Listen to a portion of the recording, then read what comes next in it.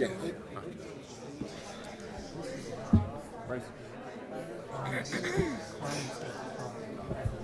All right, good afternoon. Good afternoon. We're going to come to order. Thank you. Good afternoon and welcome to the October the 20th convening of the Baltimore City Board of Municipal and Zoning Appeals. A few house rules before we get underway here. First, if you have a cell phone, a pager, anything that makes any sort of audible electronic noise, anything that plays a ringtone, anything that chimes, beeps, or anything like that. We ask that at a minimum you turn that to a vibrate only if not off position. Similarly, if you need to have a conversation with someone, we ask that you take that conversation out the double doors to your rear. And the reason for those rules is pretty simple. You'll note that there are a number of microphones that are arrayed around us up here. Those microphones are all very sensitive. They're not only for the purpose of amplification, but they're also for the purpose of recording these proceedings. And those of you who are in front of the wall can, if you turn around and look up, you'll see that there are 3 video cameras mounted on the wall behind you there. There are 2 video cameras mounted on the walls up here behind us. And these proceedings are being recorded and broadcast live in the city's cable access network, including apparently streamed live contemporaneous with these proceedings via the internet. So if you wanted to look at yourself on your phone, you can do that. So in order to maintain just decorum of the proceedings as well as to not interfere with the recording of these proceedings, we ask that you take the conversations out the double door or turn off your phone. Well, we'll be voting at the end of the day, and you're certainly more than welcome to stick around and enjoy a civics lesson if you so choose. But if you have other things to do with your mid-October afternoon, that's certainly understandable. And you can call into the zoning board office in the morning and find out how we ruled on your case. I'll read this number off a couple of times, but if you take out a pen and paper, the number for the zoning board office is 410-396-4301. That number again is 410-396-4301. You will, however, need to wait until you receive the formal written outcome of your case. That should be forthcoming in about 3 to 4 weeks. We ask that you not build in the city of Baltimore, of course, without first obtaining proper permits. If you're not already done so, if you're here in opposition to any case today, we ask that you please sign in on our signing sheet, being held up there by Mr. French. Our signing sheet allows us not only to know generally which cases have opposition, but also allow us to know who needs to receive those aforementioned written notices I just talked about. Additionally, if your case gets postponed for any reason, we need to be able to contact you to let you know when your case will be rescheduled and when it's going to be heard. And for that reason, we need to know who you are and where to reach you.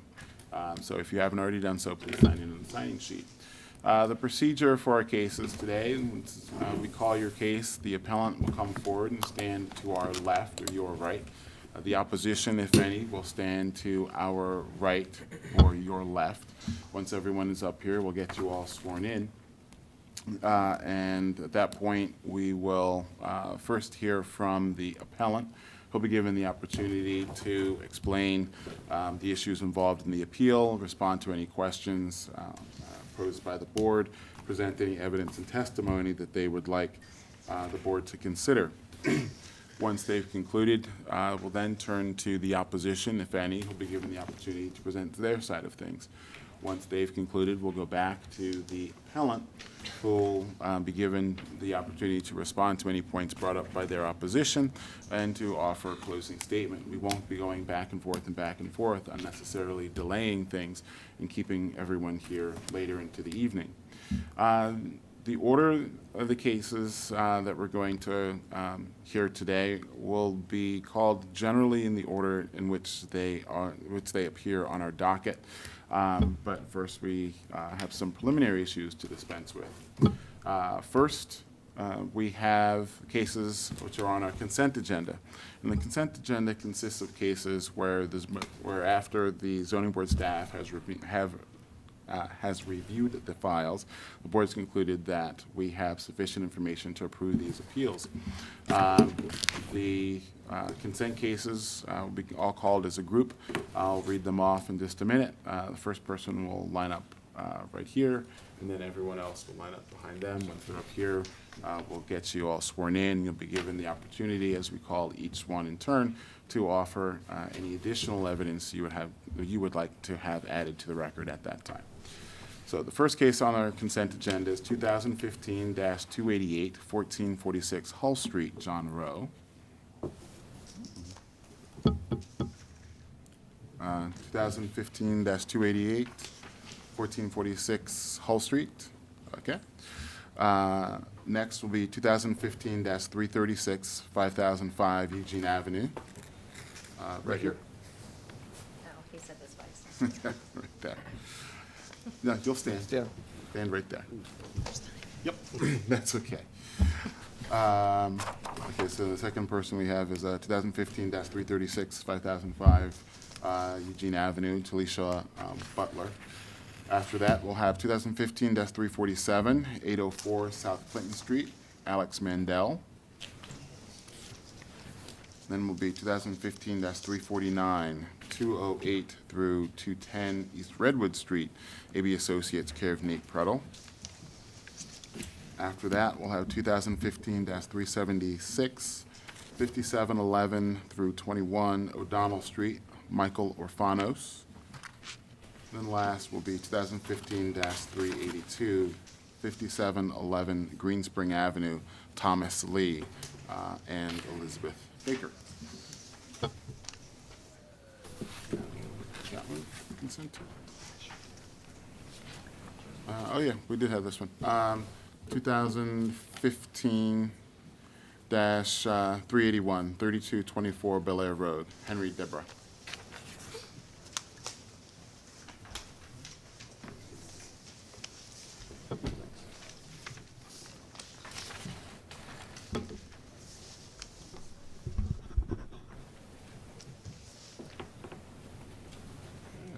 Last person.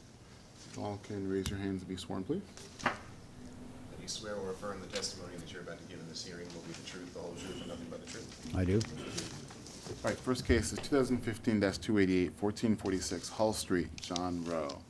Ma'am, you are? I'm Gina, representing John Rowe. Gina Campbell. Campbell, okay.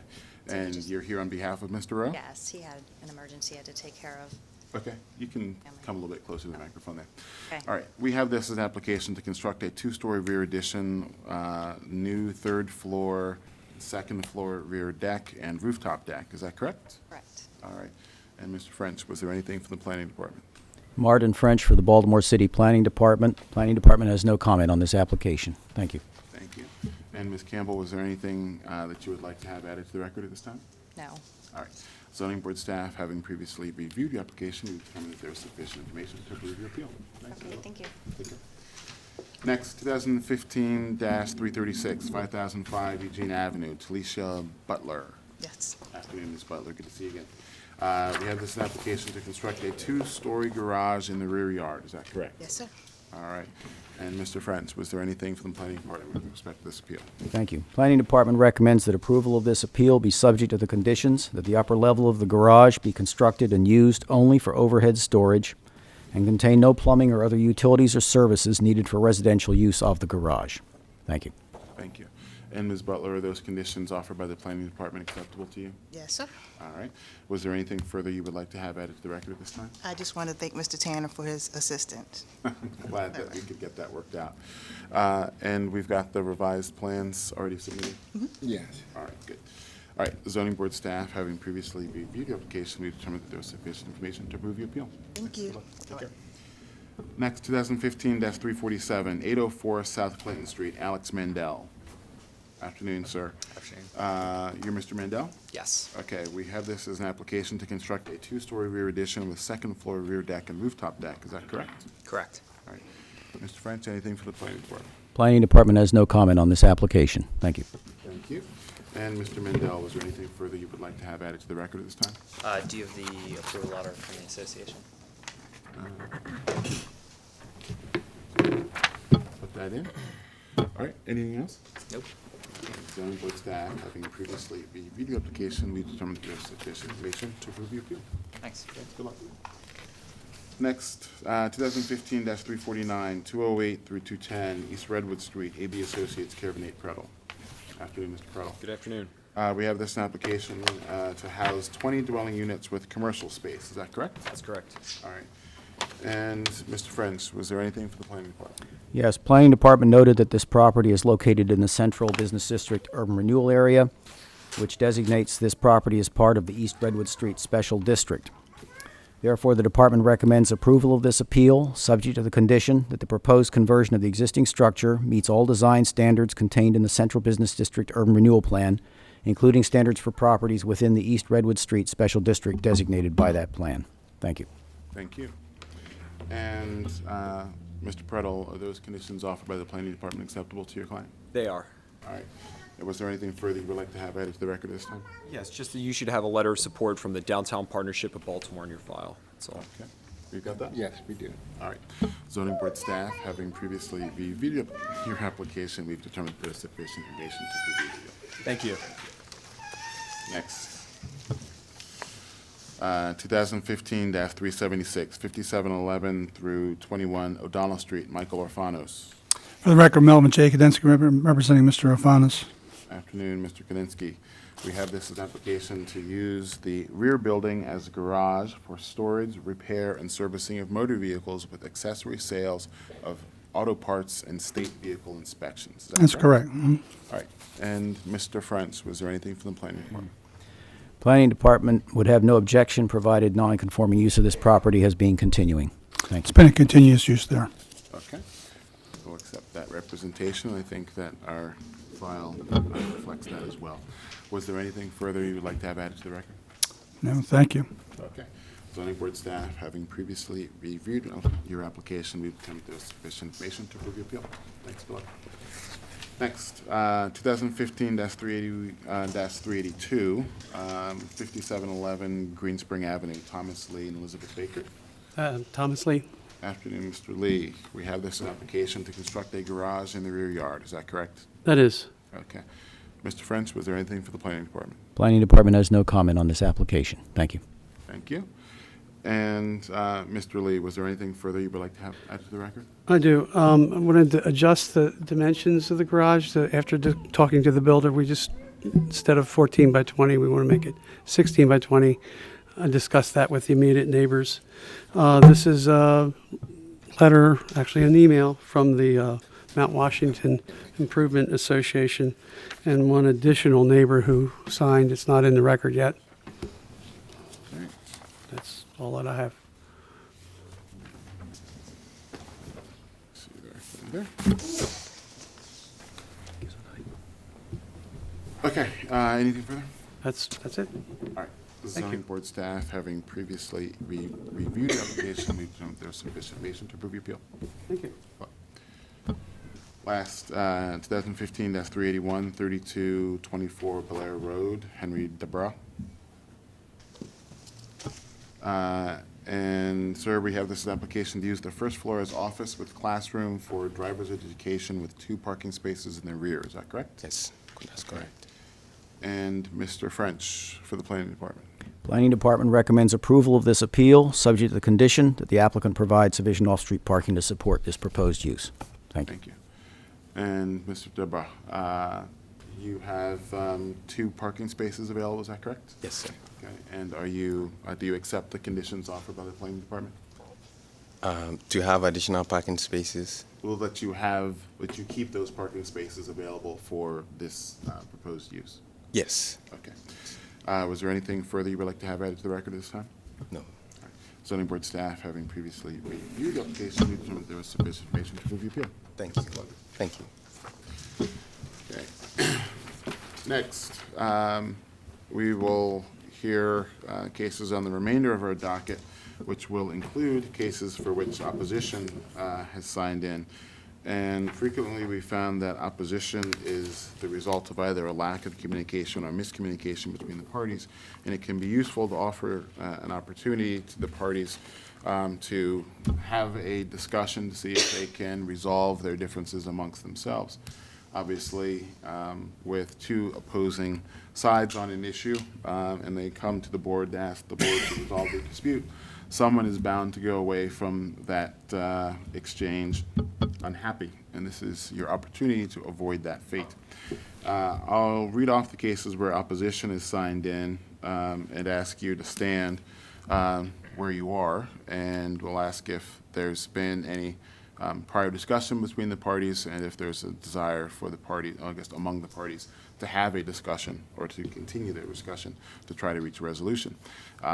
You're certainly not obligated to accept the opportunity to have a discussion with your, with the other side of your case, but we certainly do encourage and appreciate it.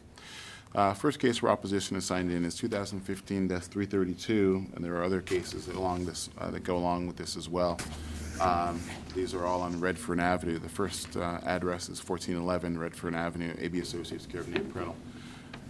Mr. Berry, as I understand it, there's, this case is coming back from 2 weeks ago. There was some, I guess we asked for there to be some documentation discovered or obtained regarding a subdivision, and as I understand it, that's been obtained. Has there been any further discussion between the parties since then? Just some discussion this morning, but I think we're ready to proceed. Okay, all right, have a seat. We'll call you in turn. Next, 2015-345, 3300 Gwynn Falls Parkway, Harold Baskerville. Okay, and who signed in that case? Okay. And folks, have you had an opportunity to talk before? No. No? Okay. And would you like to have an opportunity to talk now? Yes. Okay. So would you like to have an opportunity to talk with the other side of your case? We don't know who's the other side. The gentleman who's standing up. Okay. Well, we never had the opportunity, we never knew. Okay, well, now's your opportunity. Okay, we want to state our case first. Well, we're not calling the cases right now. Oh, As I okay. just said, this is just an opportunity to see if the parties have talked before and to offer you an opportunity to talk now. So they're here. I think they said that they would like to talk. Would you like to talk with them? Yeah, if they want to talk, we could talk. Okay, just step outside and let us know when you're ready to go forward. And the last one I'll skip because I know that. All right. First case is 2015-346, 316 South Broadway, Paula Gale.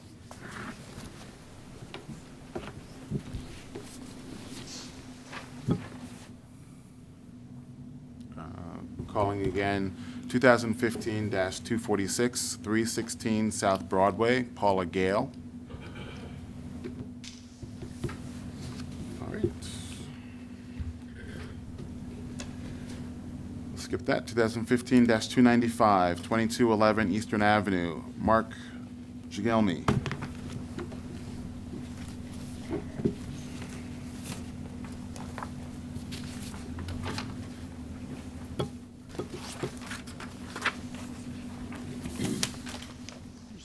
Afternoon, sir. Good afternoon. All right. And both of you can identify yourselves for the record? I'm Mark Guglielmi, Okay. owner of 2211, and this is my friend. Louis Shaliga. Okay, and sir, can you spell that last name, please? Szeliga. Lewis. Lewis. That's okay. All right, and gentlemen, we have this as a application to add one rooming unit to the existing 3 dwelling units and beauty salon. Is that correct? Yes. All right. If you can raise your hands and be sworn. Do you swear or affirm the testimony that you're about to give in this hearing will be the truth, the whole truth, and nothing but the truth? Yes, sir. First, do we have staff reports? Planning Department reviewed this application, noted that this property is currently authorized for 3 dwelling units and a beauty salon. The applicant is proposing to add 1 rooming unit. The department has no objection to this application. Thank you. All right. Gentlemen, why don't you tell us what it is you're seeking and what your plans are? Just to use it for my personal use, and Mr. Liu, we had bought the house together 15 years ago, and then he turned the house over to me, and he retired in Delaware, and when he wants to come up here, it would be a place for him just to stay overnight or over the weekend when he comes back to Baltimore. Okay. We've been friends for 40 years. Okay. I'm seeing that the current use right now is 3 dwelling units, a beauty salon and warehouse, is that correct? Yes, All right. And you're seeking to add the rooming unit? yes, just for us to have a place to sleep, Okay. if, you know. And the dwelling units are all rented? Yes, Okay. and the 3 tenants that are in there do not drive, and they do not even have a license. That's why they love that area, because they just take the bus everywhere. All right. What we've got here is that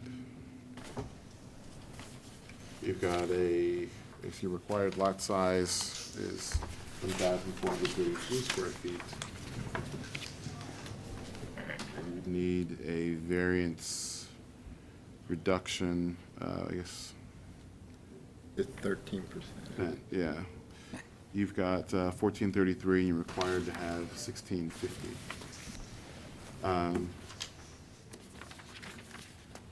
And this would be a unit for your personal use, it wouldn't be rented? Yes.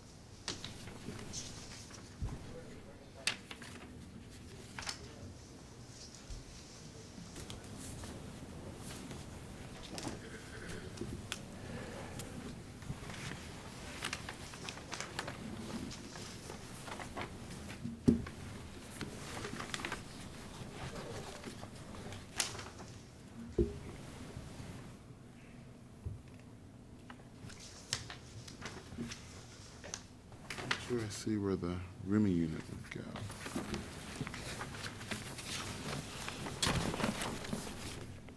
The drawing isn't real clear.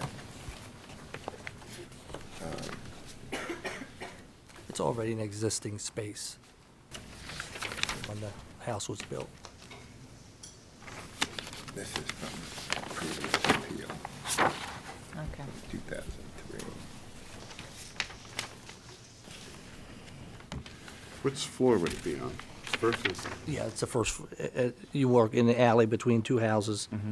It should be, So I've got the first floor in the rear. okay, yeah, it's the rear. It's basically that building in the rear that, it's attached to the house. It's always been attached to the house. It's just an existing space. Okay. Let's see.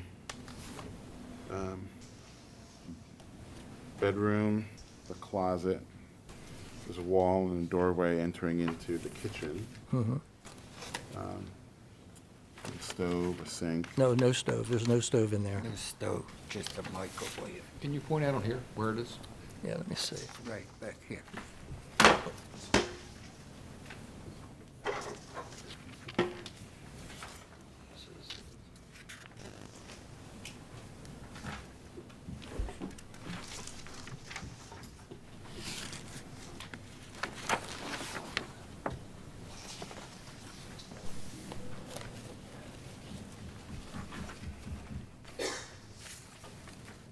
Those are plans from an old appeal.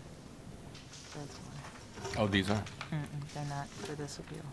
It just happened to relate back to this property. Oh, okay. I don't think these are current plans. They're Yeah. from 2003. Oh, okay, okay. This? That's attached to the house. Okay. All right. it's And this it looks one. like there's an open space here consisting of a living room and a closet, a sink, a washer, dryer, and a refrigerator. Okay.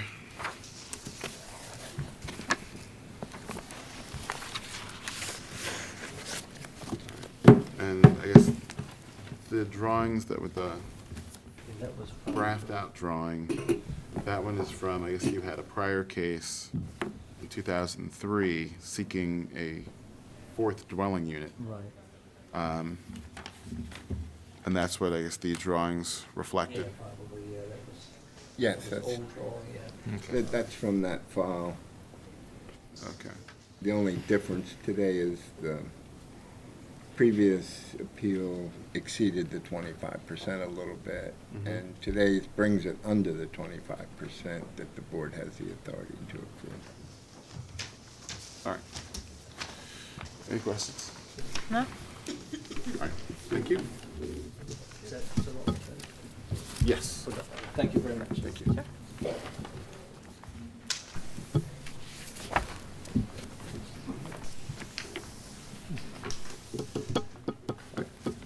Next is 2015-320, 2708 Steel Road, Lisa Junker.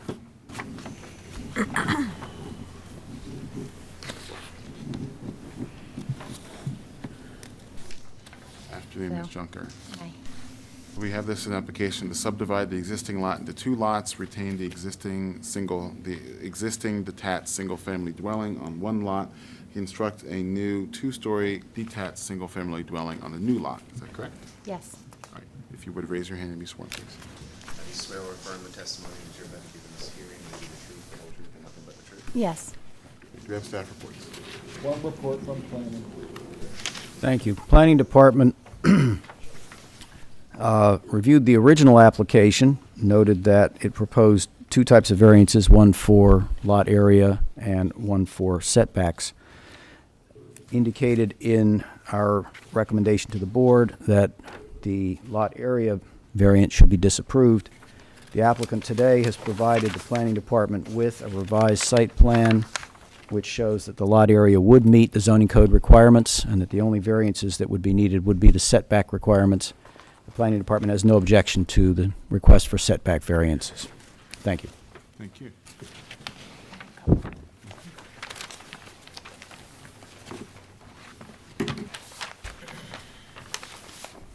Only have 3. That's okay, we can share. All right, why don't you tell us what we're looking at here and what's being proposed? Okay, you are looking at an oversized lot at the corner of Steel Road and I believe Berkeley. I gave my other copy to Mr. French, so bear with me. You're correct so far. All right, so far so good. Originally, we were proposing subdividing what would have been the rear of the Steel Road property to create a Berkeley fronting new site. I think I'm 2 for 2 now. And that second lot was originally proposed to be 6,300 square feet to maintain a 30-foot rear setback on the original lot. Based on the Planning Department's review and recommendation, we have moved the lot line now to create a 7,300 square foot lot on Berkeley. And therefore, it now triggers a 20-foot setback for the Steel property, which introduces now a rear variance requirement for the Steel Road property, but it eliminates completely the lot size variance for the proposed new lot on Berkeley. Okay? We also have a structure that's being proposed to be built.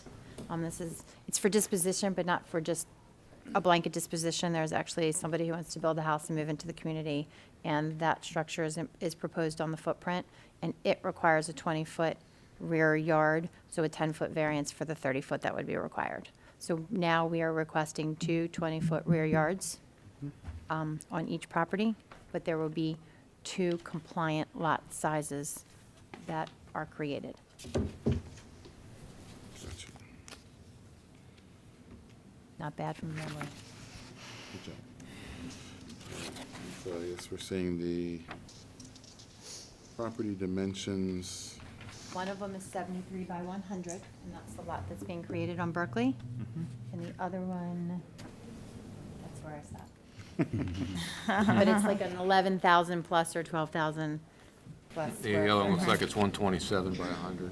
Okay, so 12,700, and that's still good.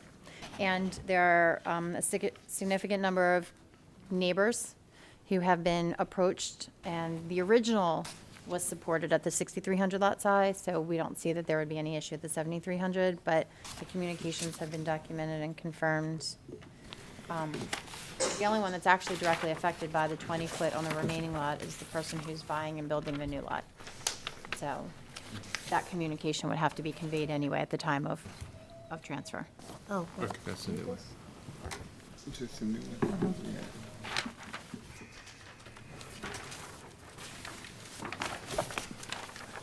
And as we've discussed on other cases that I've been here before in that general community, Cheswell, Glen, Cross Country, there's a significant preference to move into that community due to the nature of the proximity between residences, occupants, and houses of worship. And so what this does is it creates another opportunity for another family to move into a neighborhood that's preferred for community preferences.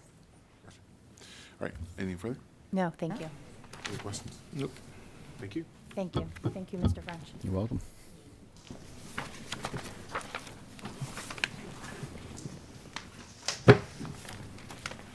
I am going to skip down to 2015-346, 5509 Matfeld Avenue, Peggy Israel.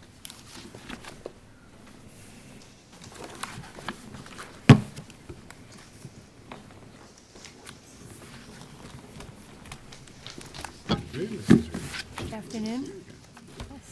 All right, we have this as an application to construct a two-story rear addition at this location, is that correct? That's correct. All right, if you could raise your hand to be sworn, please. Do you swear or affirm the testimony that you're about to give in this hearing will be the truth, the whole truth, and nothing but the truth? I do. Do we have staff reports? No staff report. Planning Department has no comment on this application. Thank you. Okay. All right, Ms. Israel, why don't you tell us what it is you are proposing in your appeal?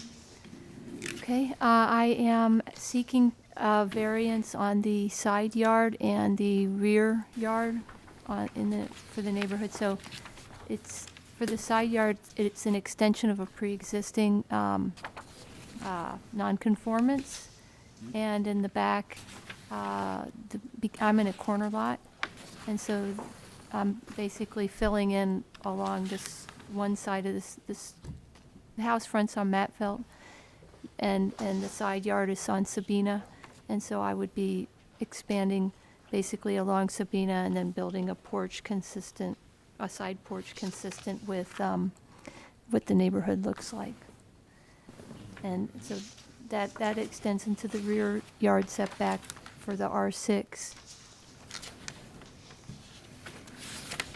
Okay, and from your boundary survey, it looks like the addition is going to be this hatched area over here? Yes. Yes.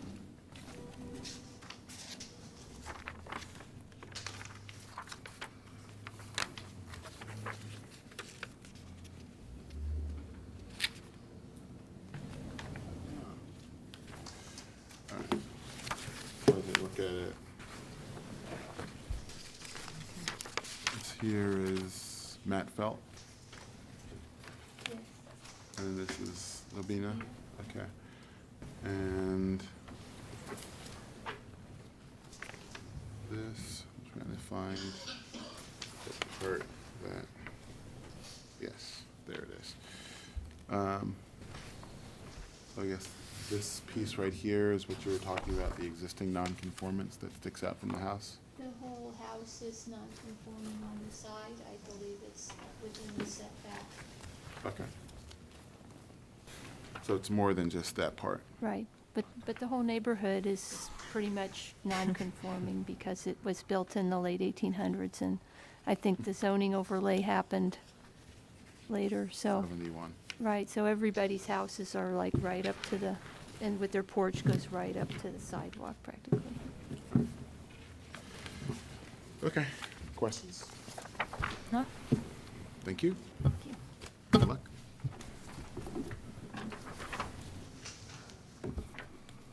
All right, backing up. 2015-345, 3300 Twins Falls Parkway, Harold Baskerville.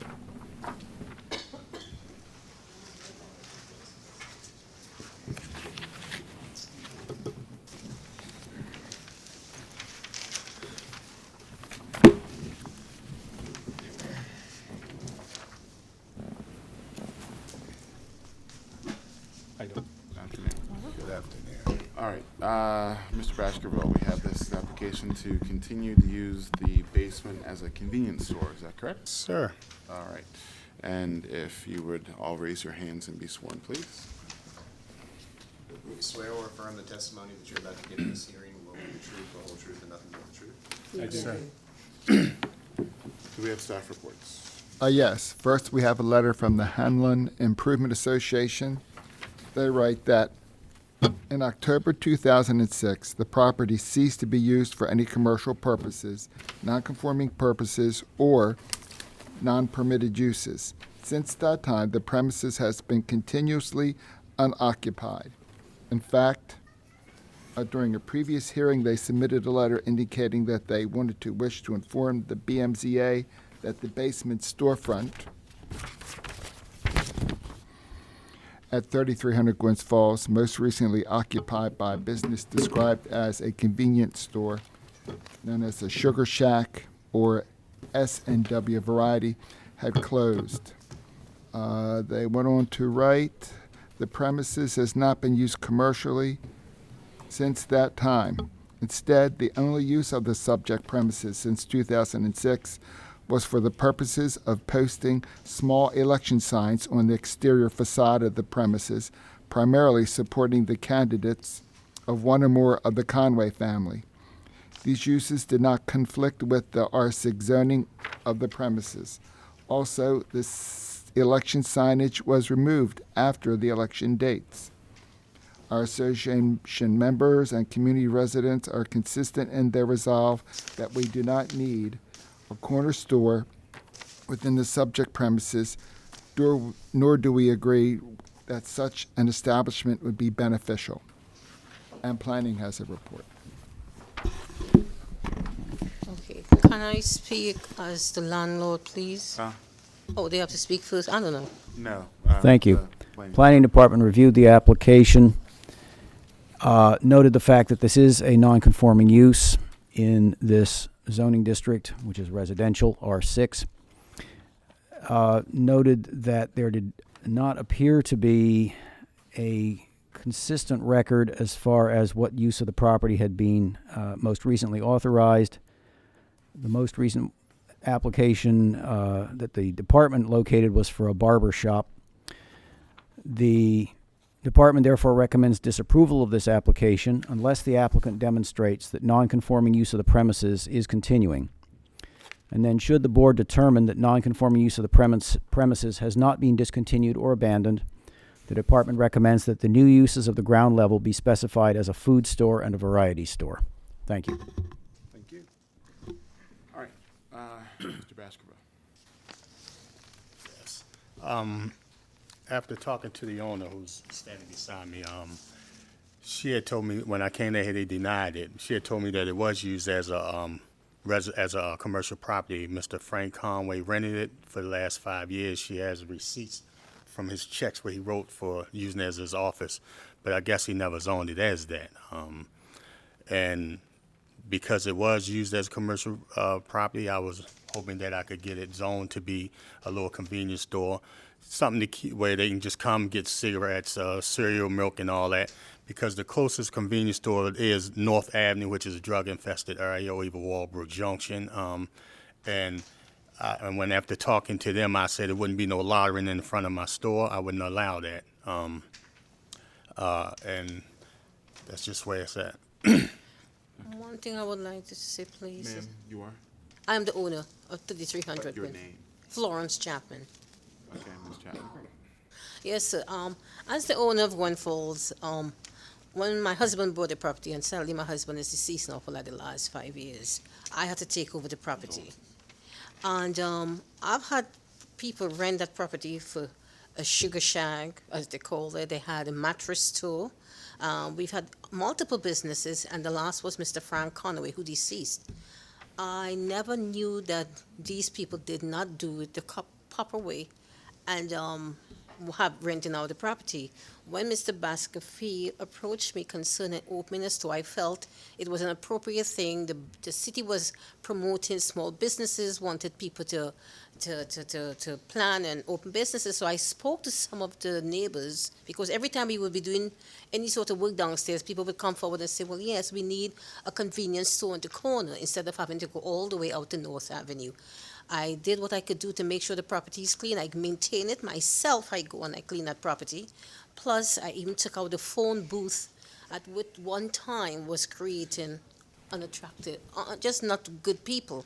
Mr. Baskerville here, he's a black belt karate instructor. We have both spoken about what we're going to go and what we're going to do to maintain a safe surroundings. I can guarantee you, please, sir, that we please be given a chance, because it is going to be beneficial to the community, beneficial to me, beneficial to him, and it's not going to be as bad as people might anticipate it being.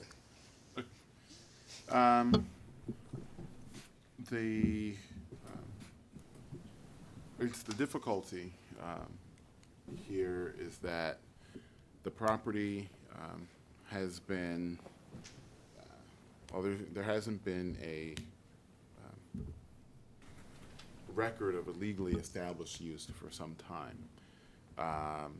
And that's significant because we have record going back some years at this point, I think back to 2007, that indicate that the property had been vacant. Well, look, I have to Well, the issue, though, I understand Mr. Conaway would use it to post election signs on the exterior. Even if he were making a use of it, that's not a legally established use.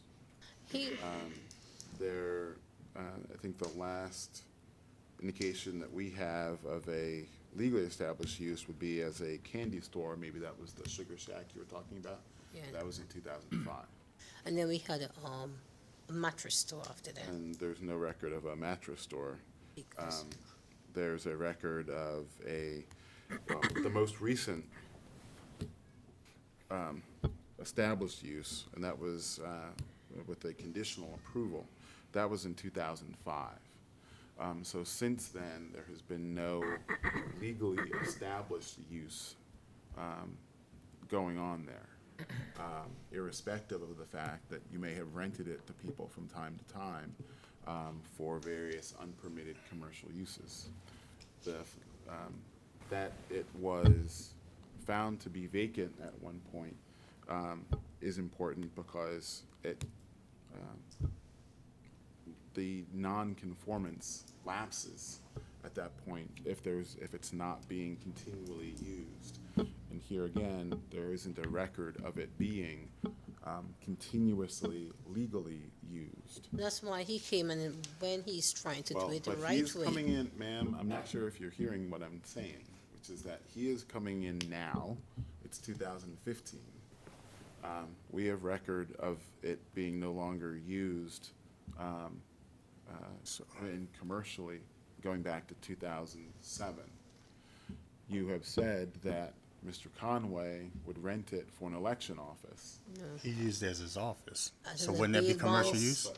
No. That's a question. If The you bail can bond show me, office. how about this? We'll end the discussion with, if you can show me a permit showing that. If he does not go get a permit It's We on to didn't the do know it, that. it's on the owner? It's on the owner. I mean, because it's like, okay, if I had went on and opened a store and I came to you to zone and to get zoned, what you would have did? I would have had a corner store there and it would have been fine?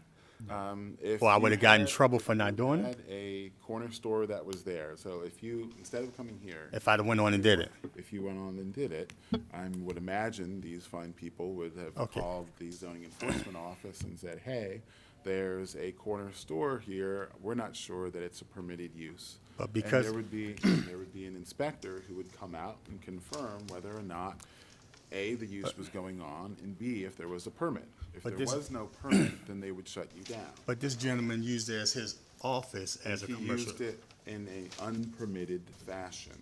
Oh, okay, but they didn't bother him. I just, Regardless, Okay. because as Alright. I understand it, Okay. the use wasn't continuous, so that's. but he used it all the time, and for election time, he would put up His the office was in election there, he sign. sat up in there, he used it as his office. I met with them all the Again, time. They didn't bother him, Again. why? Again, the response is very simple. If you can show me a permit, Well, I didn't know it was on me, I'll be honest He with you. did it illegally, it was no permit, he paid rent for it. If I knew, I'll be honest, so after my husband died, I was left with the property. I did not know. They might say ignorance of the law is no excuse, but I did not know that it was on me. Well, I at one time had asked Mr. Frank Conway, I say, do you have your permit and everything? He said, yes, everything is fine. I don't run behind people. Probably now I've learned something that I should run behind. So when he contacted me, he said he went downtown, he wanted to do everything right. And that's when these issues came up. And he realized, I have to do it such and such a way. And that's why we've been trying and coming and trying to do it the right way. And I could say, I apologize. I really feel as though a convenience store in the neighborhood will be helpful for after hours.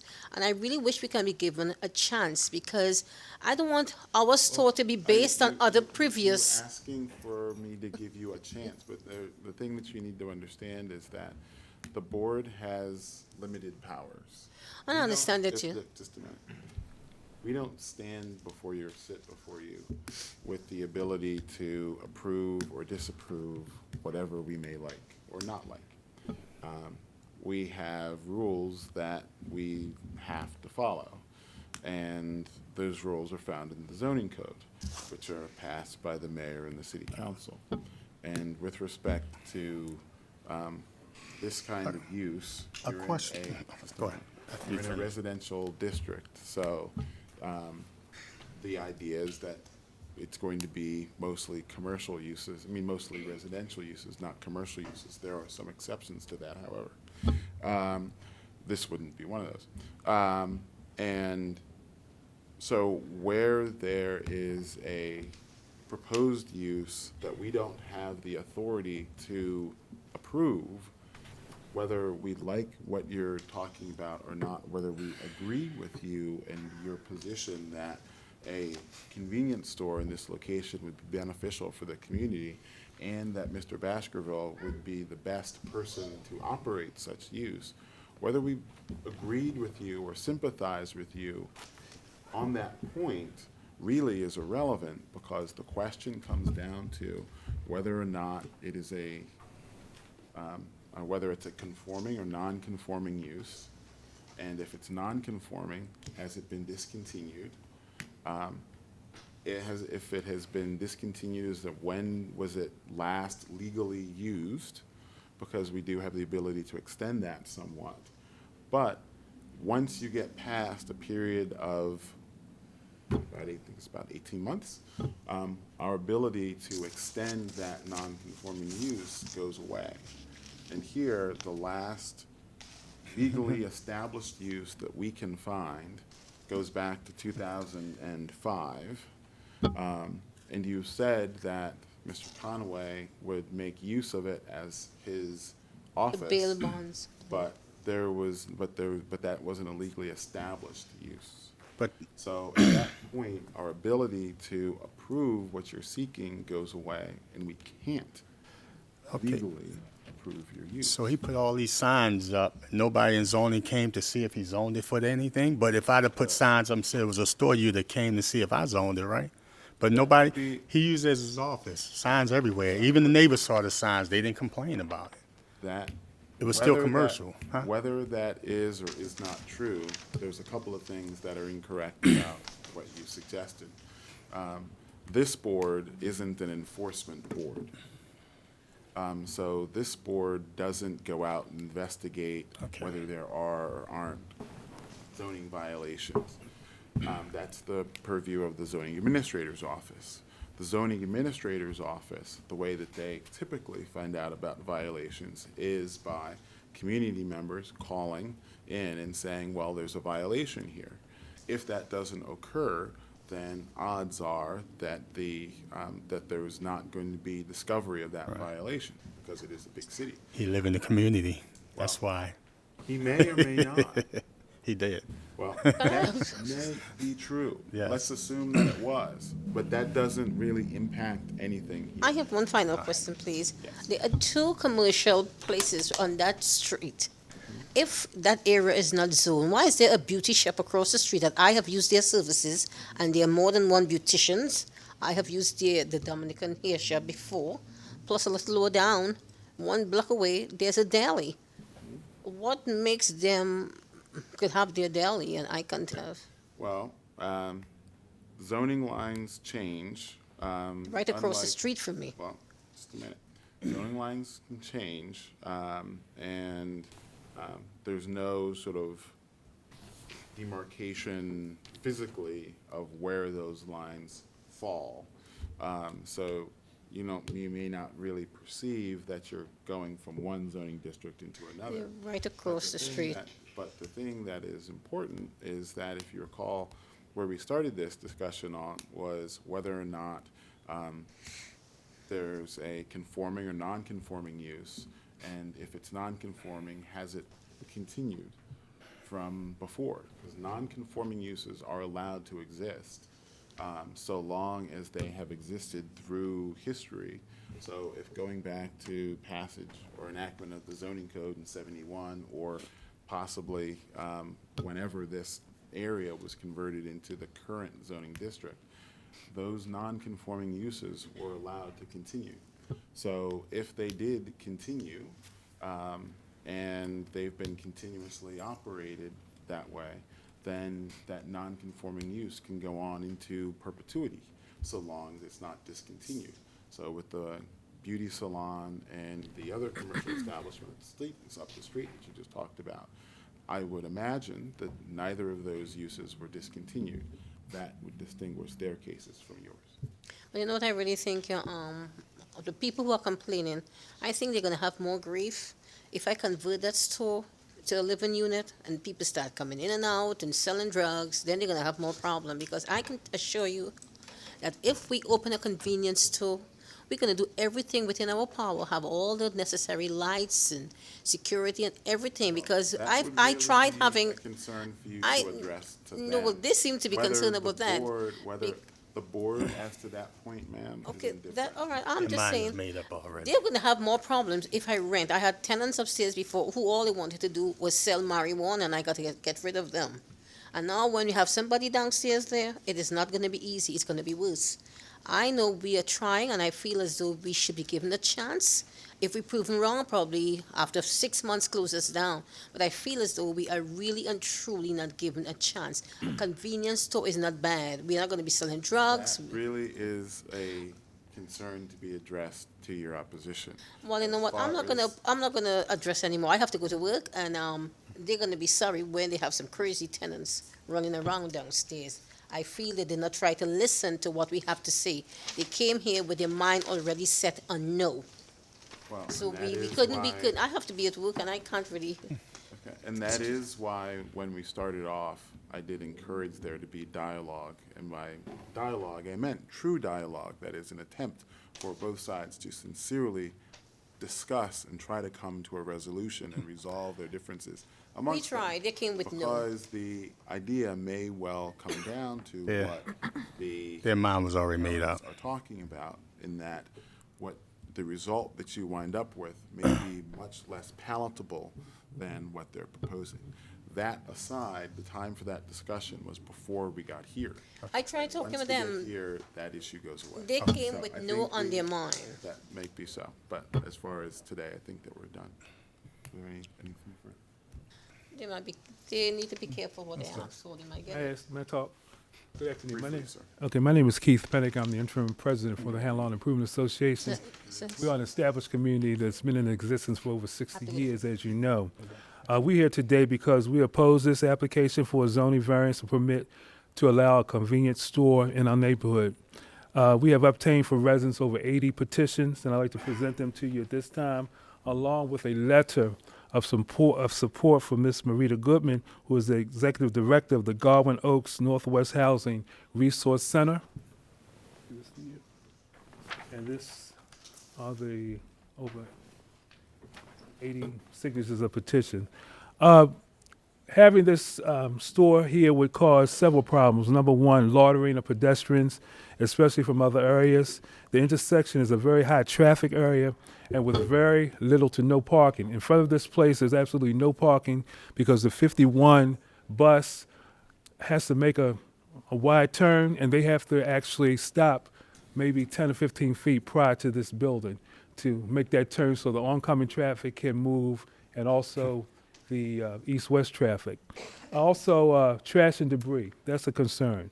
This is a residential area and area with... If I can interject, sir.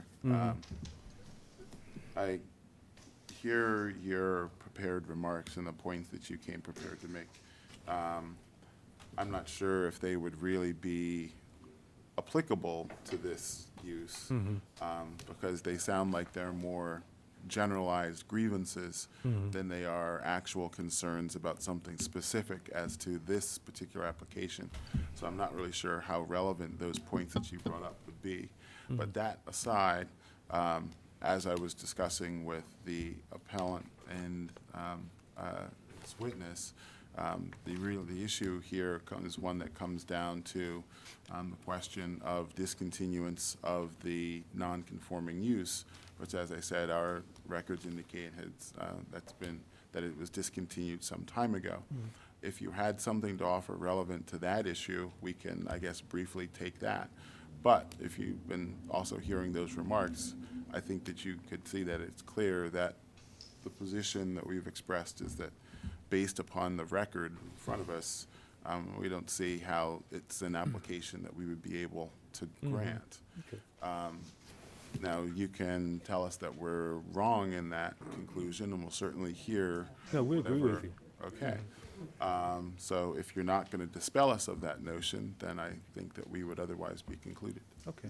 I just like to, this is some photographs. Have a nice one. Y'all take care. Have a nice one. All right. Best wishes to you. Okay, thank you.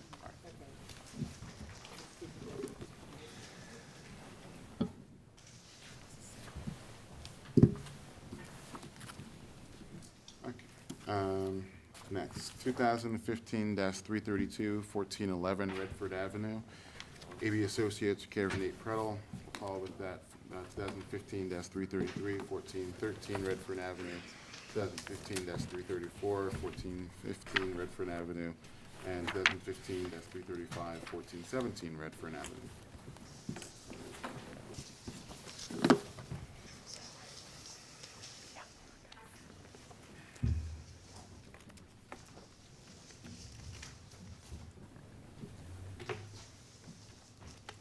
Afternoon, Mr. Berry. Good afternoon.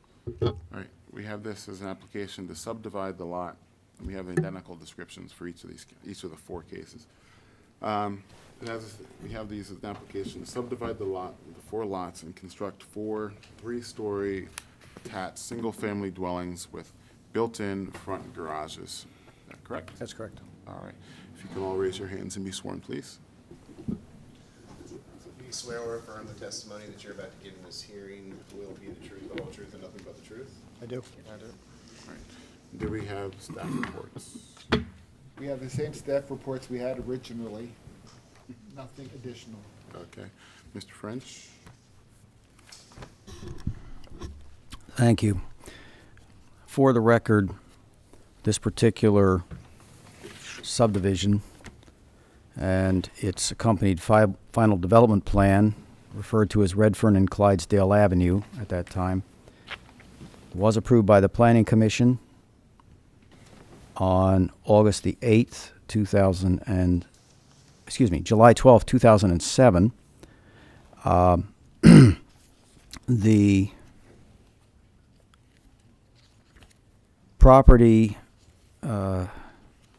applicant at that time was represented by a gentleman whose name was Kenneth Mumaw, and he was advised by letter dated October 12th of 2007 to record the subdivision and also that the final development plan would be subject to possible review and revision based upon comments from various agencies concerning on-site improvements such as grading, drainage, utilities, paving, landscaping, and lighting. The recordation of this development plan, the recordation of this subdivision, I apologize.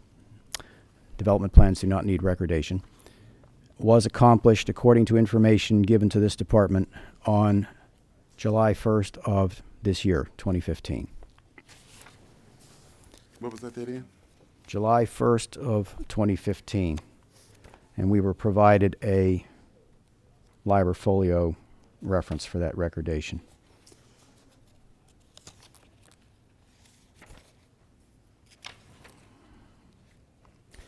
The development plan, as it is now over 2 years old, technically must be resubmitted to the Planning Commission for approval.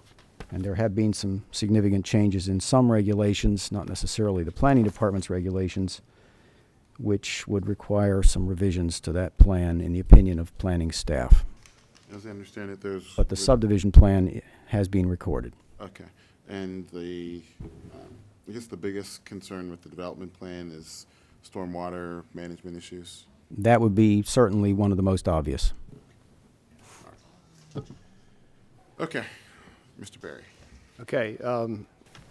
Members of the board, good afternoon again. We'll try to be brief and give a summation of this project, and you're going to hear from past president of the Improvement Association who may elaborate on that past discussions with the neighborhood. This is a project that started in 2005 with two property owners making application to the city for a subdivision plan and a development plan that started out for 20 units.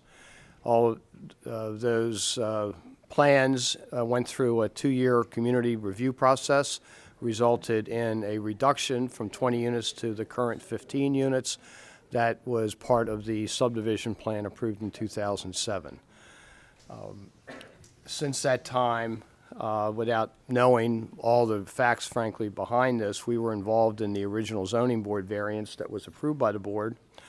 The owners, for whatever reason, perhaps the recession, decided to put the project on hold and subsequently found a new developer to purchase the property and basically resurrect the original approved plans.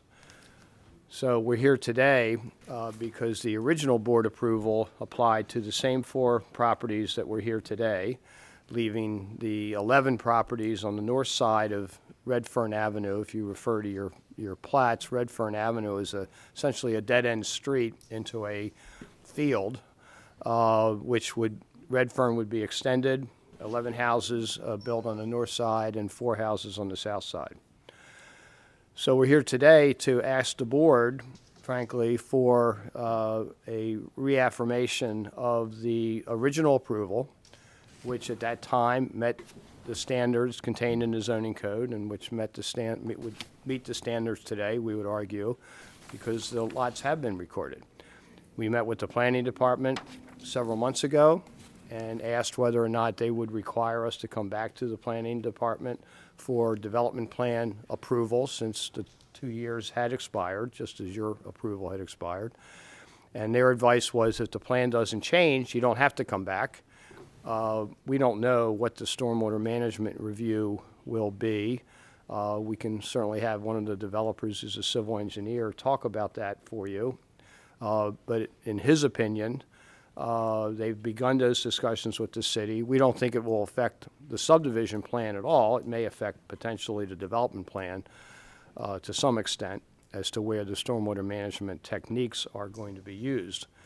As Mr. French indicated, the techniques in 2007 and the techniques used today are somewhat different, more onerous, frankly.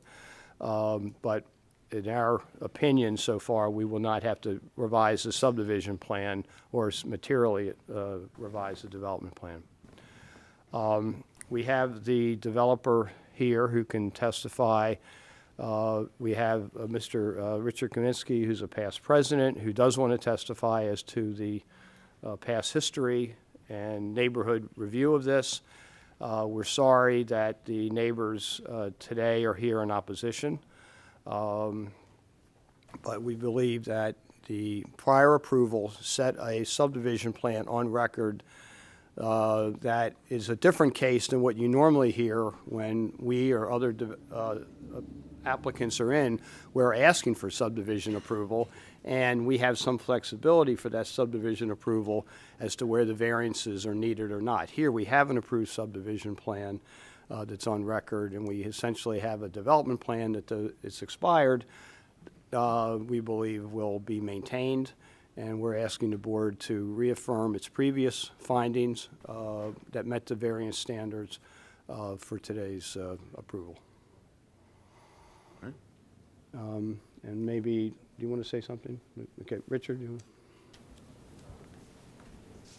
Richard Kaminsky, former Medfield president, 2004, 2011. I'm a resident of Medfield for 20 years, 1343 Walden Avenue. We were approached in 2005 for approximately 20 homes on the two parcels, Redfern lot, known as Redfern Avenue and East Clydesdale Avenue. What we originally did was we set up a Redfern Impact Committee, which was represented but not limited to 31 homes in the immediate impacted area. That immediate impacted committee met with the developer's representative on 2 occasions on the lots. The lots were staked. During this process, the developer did go through 20 homes, again down to 15. The variances on the south side of the lot were discussed. The impact committee also contained 3 members of the Medfield's board. And at the direction of the Medfield's board, the Redfern Impact Committee, the Medfield's board, and by way of vote in the community at large, I wrote a letter to the Board of Zoning Appeals on August 20th, and I have that letter right here. I can submit that to you. I also brought a letter that I also wrote the Planning Commission that I was directed to write at direction of the community at large by way of vote.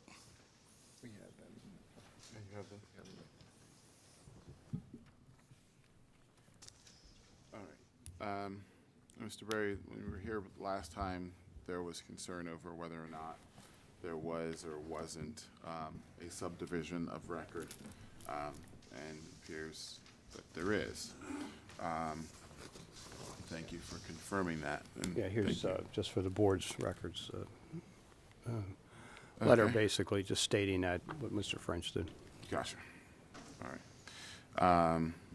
And I guess you've indicated that the plat is recorded at LGA 4223. And just to refresh my recollection from the last time, you're here on, I guess, 3 variances. And from looking at the subdivision,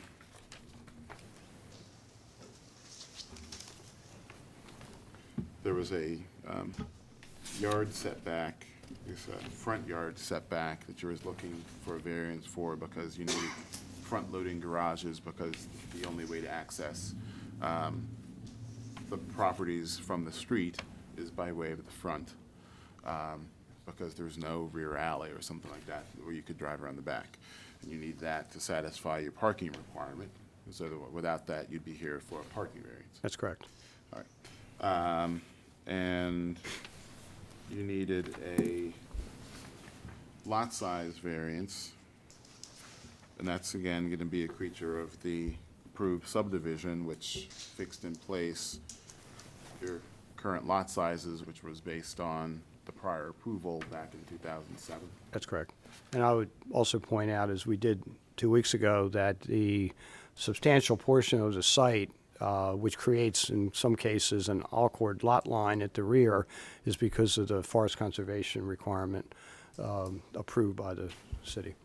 And that was going to be my last issue there, was that there was, that as I understood it, the properties were somewhat, well, the houses were also somewhat pushed forward by way of that conservation easement. Pushed forward to some, yes, that's correct. Okay. And then you've got a lot coverage variance that you're here on. I guess that was also, well, I guess it's not really entirely fixed by the subdivision plan, but I'm going to imagine that to get that, you probably had some sort of plat that you presented to the planning commission reflecting the location of the homes. Yeah, there were plans submitted to the planning commission, and the developer is proposing to not increase the size of those houses for today's hearing. All right. Okay. Was there anything more right now?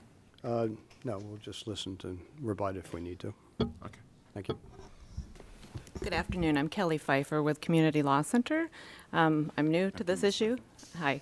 I was not here last time. I've since been retained by the Community Association to assist with this issue. So I know because the hearings are so conveniently recorded, I watched the hearing from YouTube. Very helpful. And I know that the bulk of the conversation last time, I think all of the conversation was surrounding the subdivision issue. And I know that we're here to talk about variances. We do want to note regarding the subdivision issue, we understand that has been recorded. We also believe that the Planning Commission's approval of that plan has expired 7 to 8 years ago. So I think the Planning Commission is in a situation here where they have a recorded subdivision that does not carry their approval. I understand from talking with the staff yesterday at the Planning Commission that they're in talks with the Law Department about that. So I think there are still questions that remain about how to proceed with this subdivision from that perspective. So I wanted to make a point of bringing that up. Mr. French, was there anything as to that point that you're aware of? As I understand it, you're planning in position on behalf of the department that the subdivision was approved and is in effect?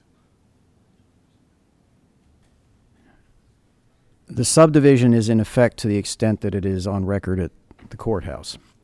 The Planning Commission's subdivision regulations require that a subdivision be recorded within a certain period of time or the approval lapses.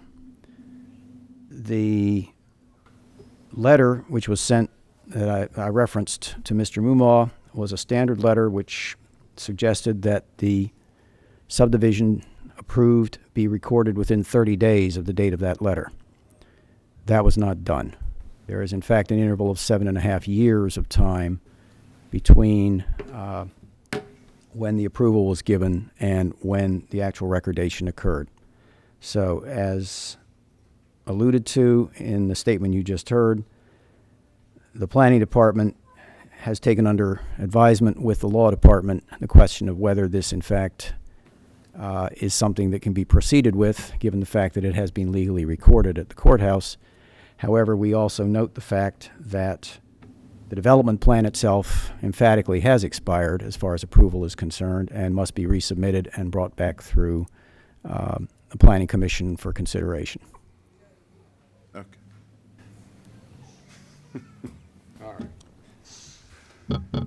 All right. Please continue. So this is an unusual situation. I think everybody can agree on that part. But when we're talking about these variances, and as you have already stated, Mr. Chairman, the variances are directly related to where the subdivision lines occurred, the lot lines occurred, and the choices that were made in dividing that lot up into 4 lots. I guess it was 2 big lots divided into 5 lots. I think it makes it really tricky for us to talk about these variances now when there's this big question about whether the Planning Commission's approval stands or not.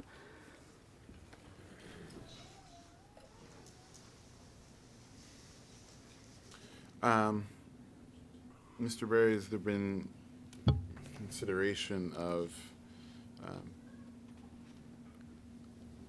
going, since you have to go to the Planning Commission for approval of the development plan, to going to the Planning Commission at the same time for approval of or confirmation of the subdivision plan? Well, so that you're getting that part addressed first. Having talked to the Deputy Director of the Planning Department on Friday about this very question, we were advised that we did not have to come back to the Planning Department for approval. So this is new information. We asked Mr. French before the meeting whether he was going to have a new staff report that would elaborate on this, and we were told no. And so, again, disappointed that he chooses to, again, make some statements that contradict what we were told on Friday, that we did not have to come back to the planning department or planning commission for approval. For approval Of the development plan or the subdivision plan. I was also informed, and this is hearsay, but I was told that the law department and the planning department agreed that the recordation, late as it might have been, was not enforceable by any statute and would not affect the subdivision approval. And so I would ask that the board at least not consider this an open question, as has been stated to you, and that we proceed with the variances if the board decides to get something more formal from the planning department on this, including having us go back and having a reapproval, which I've been told that we will get, at least from the staff. They're not recommending against the development plan. They're not recommending against or even for a new subdivision. So, as I said, I'm surprised by the comments, disappointed that we were sort of misled, and I'm not against going back and having that, if that's what it would take for the board's consideration to make this easier for you. That's up to you. I'm not. All right. And I'll pose a question to you as to the issue of planning commission approval. Couldn't we simply condition, if we were to approve it, couldn't we condition that on there being, that the applicant go to the planning commission for approval of the development plan and confirmation of the subdivision plan, such that they, if they don't do that, then they would be in violation of their permit. They do that, and they go through the planning commission process, and they either get or don't get those approvals. Then if they get it, then then it's not an issue, and then if they don't, then Start our over. prior approval We start over. is wiped out by their subsequent action. Yeah, I was going to suggest that one approach to the board, if that is an option for you, just as you normally hear zoning appeals for variances before the subdivision is approved, and in fact, many times you condition it upon subsequent subdivision plan approval. Here we have, maybe a different situation, and an unusual one certainly, but that would be fine too, from our standpoint. Yeah, I think in this situation, because the arguments related to the variance are directly related to the subdivision of the lots, I think it's really important to get clarification on that first. So, and I understand we're in this position where the planning commission doesn't know how it's going to act on that. So to write to say you were to go ahead and approve these variances on that condition, and part of the condition is something you don't know what it's going to I be. guess the difficulty we have is this, it's certainly how I see it, is that one thing that's not really open to debate, and that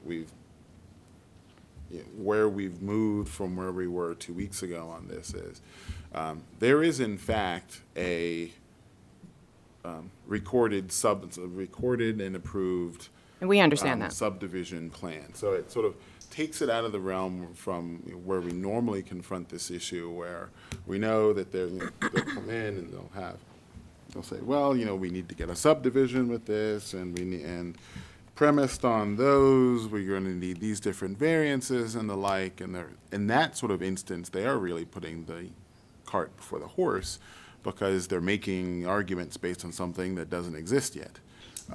They would like us in those situations to make our approvals conditioned on those sort of maybe to happen things. But normally we don't really like doing it that way. But here, what separates this from those sorts of circumstances is that we do have an of-record and approved subdivision plat. Now, there's a question as to whether within the Planning Commission's regulations, for Planning Commission purposes, if that approval is still valid, but we're not really the body best to interpret or apply or really understand, because we're not really familiar with their regulations. What their regulations are, how they apply in certain circumstances. They're the ones who have the expertise on that. So as to the resolution of the question of, is this plat still in force? I think that is a question for the Planning Commission to resolve. But as to the question here, there is a subdivision that's on record. It was approved, it's on file, it's there. I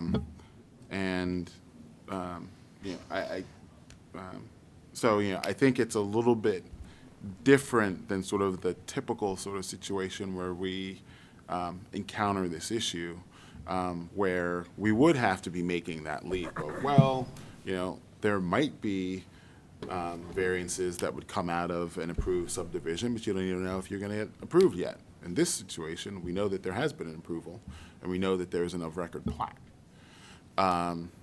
Whether those things are still good or not, that's for the Planning Commission to resolve. That's how I'm sort of currently thinking about it. But anyways, so I see what your argument is on that, but I think that it's really something for the Planning Commission to decide. And I think that ultimately they're going to have to. And the resolution of that question, I don't think places your clients in any better or worse situation. It just puts this dispute really where it should be, which is in the Planning Commission. As to those issues, as to the variances and things like that, that's something else. But as far as, are there interests compromised if we approve these particular variances? I don't think that they are, because they've got the Planning Commission as the forum to resolve that issue. I think that the Planning Commission is probably going to be looking this in a view towards, how do our regulations apply, and B, as far as the development plan approval process, they're going to be applying their own different set of criteria, where they're going to get into things of overcrowding and transportation and access and parking and those different sorts of things, where I suspect most of their concerns lie there. That is, your client's concerns lie. Okay, well, we've noted our concerns for the record. Just from the community perspective, it's frustrating that a total disregard for the subdivision regulations led to the filing of a plat that's expired. And so it's just very frustrating. If by chance, so we'll move on to our variance arguments, which I know that's what we're here to talk about today.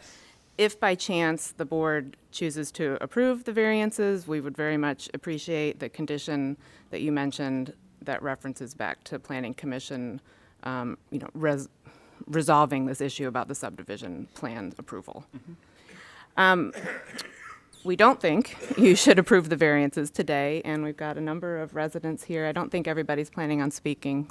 But the overarching concern about these 4 lots is that the scale of the development is greatly off from the surrounding neighborhood.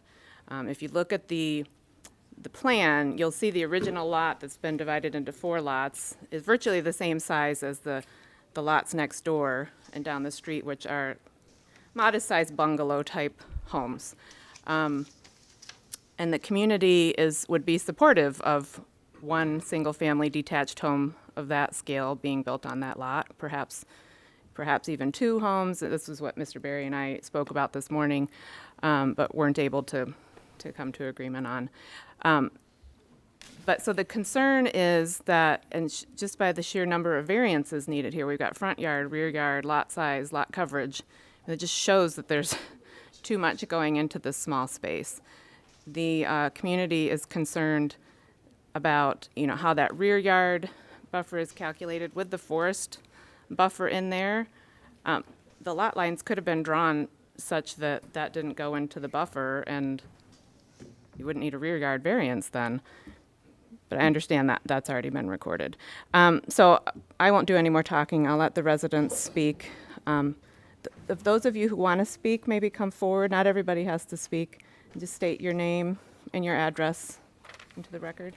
You want to go first, Shepard, or no? Go ahead. Raymond Simzak, 1412 Redfern Avenue, resident for 11 years, past vice president of the Medfield Community Association. I led the Redfern Impact Committee in 2005 to 2008-ish when we made the decisions.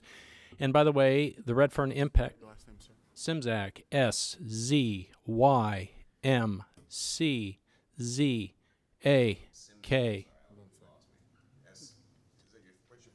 Raymond, R-A-Y, S-Z-Y-M-C-Z-A-K.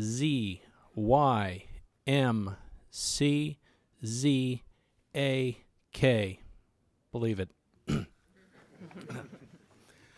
I'm here to testify, the Redfern Impact Committee at the time did, in fact, approve the plan for the development, okay? We made the best decisions we could at that time to reach the best compromise that was possible with the most elegant solution to, this development. However, that was a very different Redfern, and it is a very different Medfield. Now, there is nobody that I'm aware of that made those decisions at that time who is either a member of the community association and certainly not an acting officer. In fact, I know some of the people who actually voted on this. I know at least one member is deceased. So a lot's happened in 8 years. Okay, the housing market went up, the housing market crashed, etc. In the meantime, there have been a lot of changes in Medfield, in Redfern, mainly to include a lot of elderly people who've been moving out, a lot of residents that were single car or no car that are now becoming multi-cars. Okay, a lot of younger people in here and a totally different community association. In that time, we've also absorbed the Skyview development.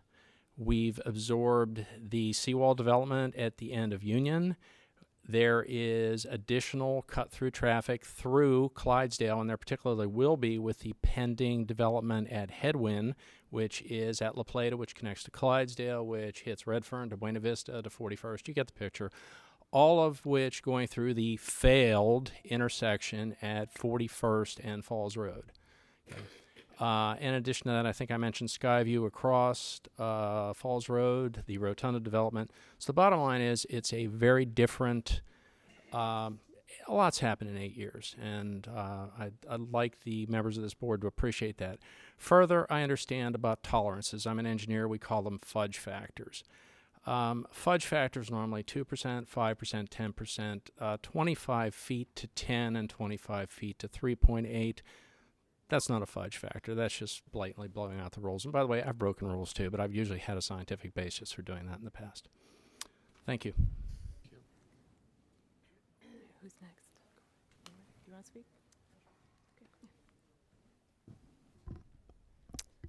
Okay. My name's Lydia Gelston. I live on Clydesdale, which is just sort of adjacent to the lot, 4282 Clydesdale Avenue. I've been a resident for 16 years, grew up here. I just want to throw in that I also feel like I want to see the plan go through the board again and be revised, because I feel like a lot of things have changed since then. And it's too many residents on the single lot. Like, she said, we wouldn't mind 1, 2, maybe a duplex, but 4 just seems like it's too much. And specifically to make sure that they're up to code is really what I'm worried about. Thank you. Thank you. Hi, my name is Mimi Cookier. I live at 1422 Redfern. Can you say that last name again? It's Cookier, and it's spelled Cukier. Okay. First name was Mimi? Mimi, M-I-M-I. So I wanted to describe Redfern Ave the way it is right now. So when I talked to it about other people, I described it as kind of a spur, right? So you can only get to it from one way, and there's this very sharp curve as soon as you enter it. right now there's no garages or anything, so there are cars parked on both sides of the street. And so if you're driving through, especially on that curve, it's almost impossible to have two cars, one car going one direction, another going another direction. The aerial that we have reflects that. Okay. Is that how it looks? I'm not great with direction, but Sure. let me see. So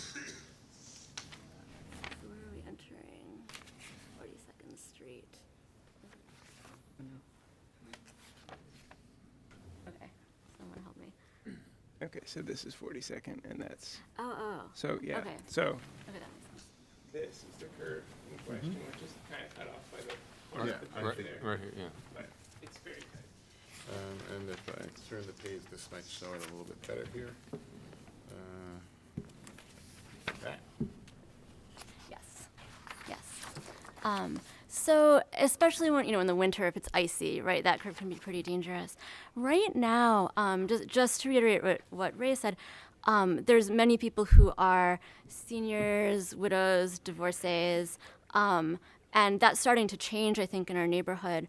But I was just thinking about, I'm about in the middle of a 10-house strip where everyone in that strip, and that's about a third of the houses on my side of the street. I live on the side with row houses. People either own 1 or 0 cars in every single one of those houses. Okay, that's not true of every single house on the street, but it's true of many houses on the street. And I'm really worried about having more houses at the end of the street, which are much bigger in scale. Okay, if they're 2,000 square feet instead of 1,000 square feet, it's hard for me to believe that each of those houses will only bring with it 1 or 0 cars. I think it's going to really contribute more traffic to our street, and it makes me nervous about maybe not parking if they're going to have their own garages, but just getting in and out of the street. It's a little bit of a dance, and I think it would be more of a dance with more, younger people who are not retired, and people who just have more cars in their household. So I don't think that those houses need to be as big as they are. If they were more on the scale of the Redfern houses, I think it would be less likely that each house would bring with it, 2 or even 3 cars per house. So I'm not in favor of granting the variance because I think it's going to impact traffic negatively. And I think the houses could be smaller, and I know that in order to grant variances, the reason can't be sort of for profit or conditions created by the person requesting the variances. And I do think that by creating 4 really large houses on those lots, I think that they're doing that. So thank you. Thank you. Justin Haas, that's Haas. I'm also live on Redfern. I'm next door neighbors with Ray, and I represent that change, that younger demographic coming in. And actually, to contradict Mimi, we actually just acquired our second car.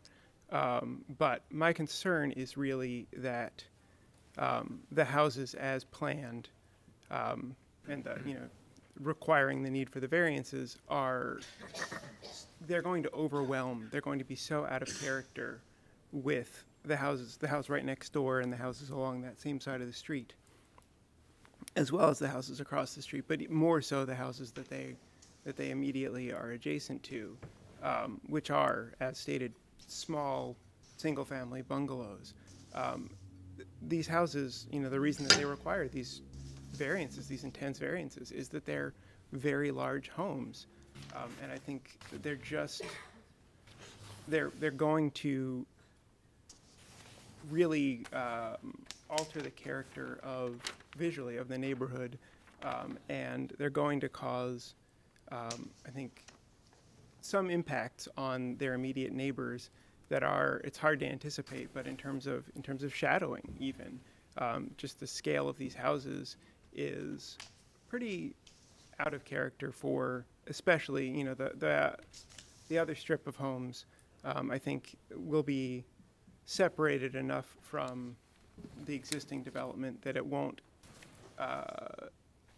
be as stark a contrast in terms of the character place to place. But these 4 homes on that single lot is a lot to put ha ha ha, is a lot to put in a place where they will be completely out of place. It will look like they were dropped from a spaceship onto an existing single home, and it just, I think it's going to really have a negative impact on the feel of the community. Thank you. Hi, my name is Catherine Sloat, S-L-O-A-T. I live at 1450 Redfern Avenue. I'm the third house from the end, closest to the lot. I have lived in that house since 1953, with the exception of 6 years. While I was married, we lived elsewhere. When my mother needed help, I moved back in. I have seen all the Folks changes. there all along. I have seen it all go through, even the remainders of the building and so forth as a child, the Quonset hut that was allowed to disintegrate with building supplies inside and the rest of it. A portion of our land is also landfill, which you find out if erosion takes place and it gets down, you find concrete blocks and everything else dug, and they just put dirt on top and hope that, it would stay secured. I have several concerns. I agree with the previous two people's testimony in regards to the situation with the variances and with the association's stance on the variances.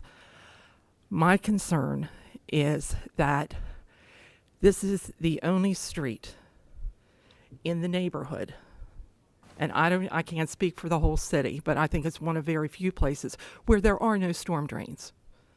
We get the runoff on a dead-end street from the front of Redfern Avenue and from the alleys between Medfield Avenue and Redfern. Instead of draining all the way down to the foot of Clydesdale and draining off into what the developer had told us was a stormwater management situation, which was in regards to the road at Clydesdale, that portion of the alley is actually banked, so the water comes down, hits the corner, comes down the side alley by the end house, and it pools right there. We're approaching winter. Every winter, my neighbors and I end up out there, and I'm not supposed to shovel. I'm out there breaking up ice. I'm out there shoveling melting snow off of the road so that we can put salt down so that we don't have accidents. In addition to the cut-through traffic that we already have, we have had very limited, if no success, in dealing with Baltimore City on traffic issues in the neighborhood, trying to get traffic calming issues through to try to slow traffic down, control the flow of traffic through the neighborhood. And all this development coming in and the potential traffic that we're looking at from this project and the others that are coming is going to wreak havoc on our street, our safety, and our kids' safety too, because they come barreling down around through the neighborhood because they don't hit any stop signs that way. Rather than follow the normal course of traffic and so forth, our street is going to take the brunt of any of the damage done by the construction equipment. We're going to take a hit from the parking from the construction people. And when whatever happens with headwinds happens, we're going to end up with the overflow from all of that as well. Okay, so I just wanted you to be aware of the situation. Headwind, by the way, is a manufacturing operation, which, as I understand it, recently is shut down operation. Exactly. Full disclosure, my brother formerly worked there. That's why I know. Well, full disclosure, my uncle's aunt and uncle were the original owners of Headwinds way back in the day when it was founded. And they used to make plastic place settings when people lay down place settings at their tables and so forth. But I appreciate your time and your effort. I just wanted you to know some of the issues and the impacts that we're currently dealing with. And in addition to this, we're going to have to deal with the additional impact of the developer and their people as well. And so far, we haven't gotten too far when we ask to meet for dialogues, to discuss issues, to try to find out what they're willing to talk to us about. Okay, we find out after the fact, after things are done. So I thank you for your time and your consideration. Thank you. Thank you. My name is Betty Crew. That's spelled C-R-U-E. And I live at 1405, which is basically 2 lots prior to the one he wants to build on. In an event, my home will feel a lot of the effects. And I can't afford to find another home as I am 83 years old. This is going to be a hardship on me as well as my neighbor, who is not in a very good condition either. And I don't think these men are taking any of this into consideration, let alone the fire department. The fire department has a hard enough time now getting down the street, taking care of us, let alone with all this other traffic and this development that they want. They have said to me personally that they cannot turn around in a very small space. The road will have to go all the way through. You said they. Who is that? The fire department said that they cannot turn around. And it's hard enough for them to try and take care of the people that are on the street now. In bad weather, they have to stay up at the end of 42nd Street and walk down to take care of us because they can't get us out. I thank you very much. Thank you. Drew. Is that everyone? Yeah.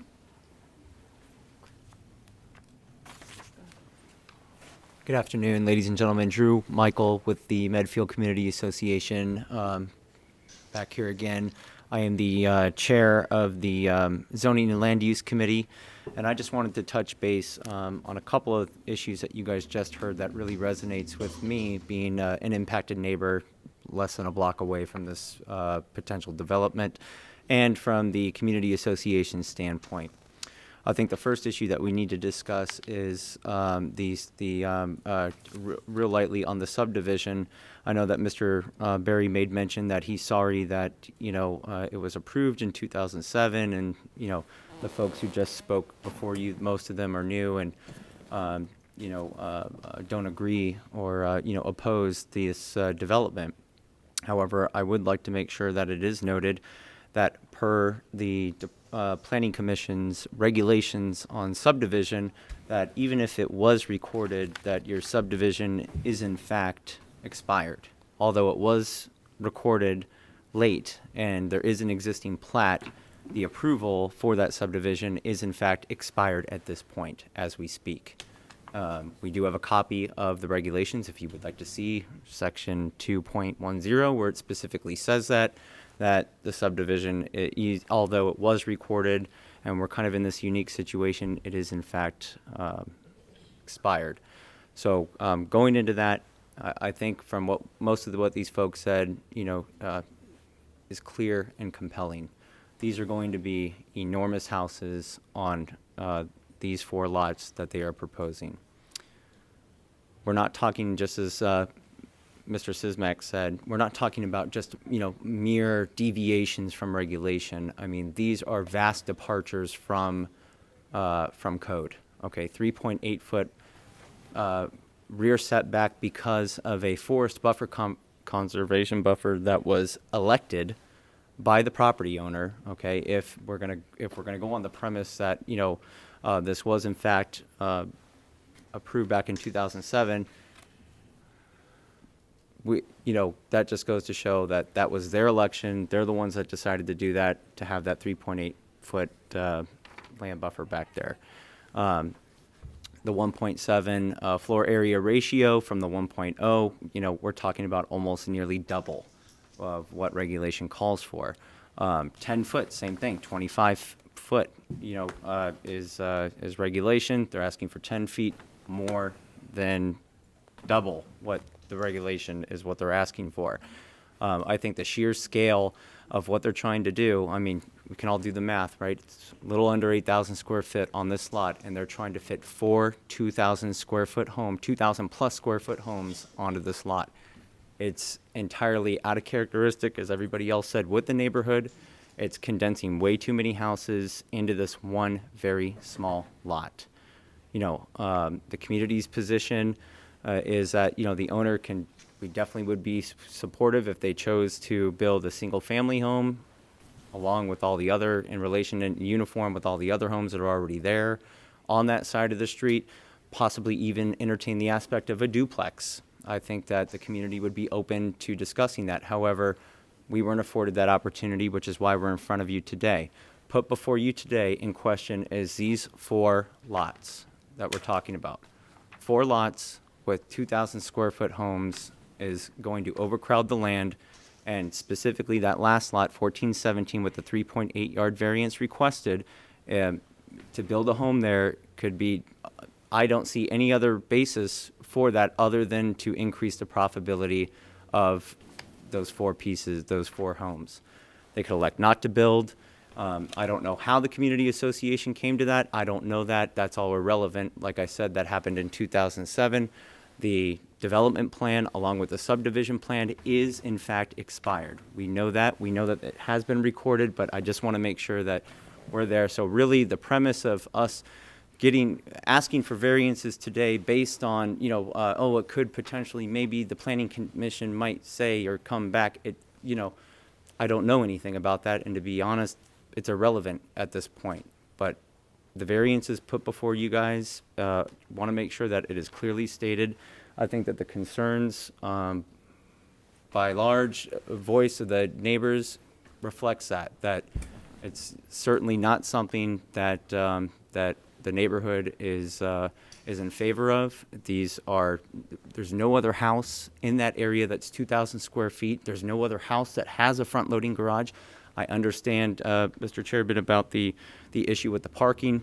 You know, they're electing to do that by building these houses. You know, we could have came back to the, we could discuss and would be open to negotiation of changing that at this point, which we should be. The neighborhood should be afforded the opportunity because both plans are in fact expired.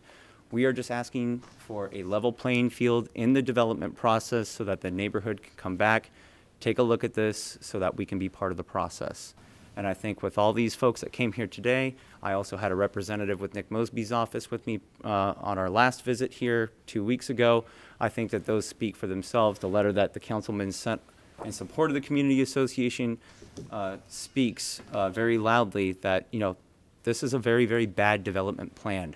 Squeezing 4 houses on this particular lot isn't good for anybody, and it's also going to have possibly could have detrimental effects on our value of our homes in the neighborhood because they're so out of characteristic with every other home in the neighborhood. Not only with the front-loading garages, but just the sheer size, 2,000 square feet. There's no other home in that area that's that big on that block. Thank you very much. I appreciate you taking this under consideration. So I think Drew did a good job of summing up the community's opposition to the variances, and so we respectfully request that you deny them. Thank you. Mr. Berry?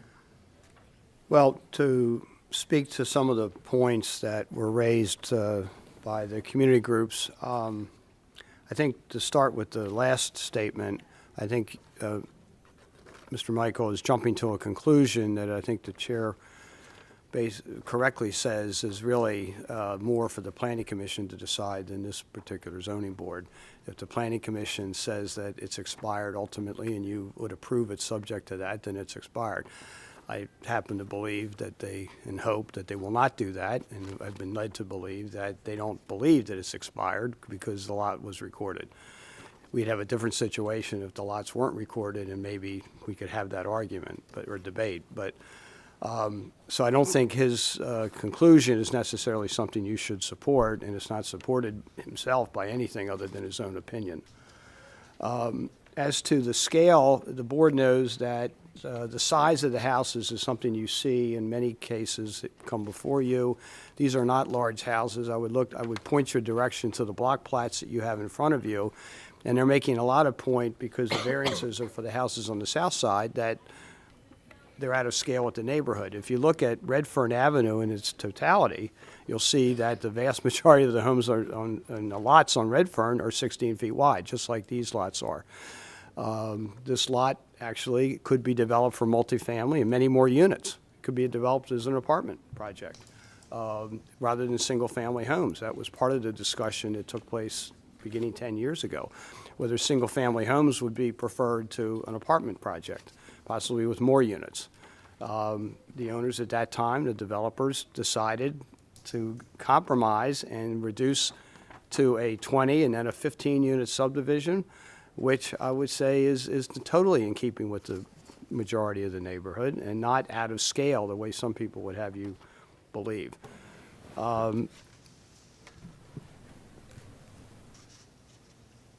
The stormwater situation that was brought up is something that was considered back 7 years ago and would in fact be improved because the grading of the site and the extension of Redfern is going to have storm drains, is going to have stormwater management, and I'm not familiar, and I don't want to dispute the claim that there is some ponding that takes place now because of a dead-end situation.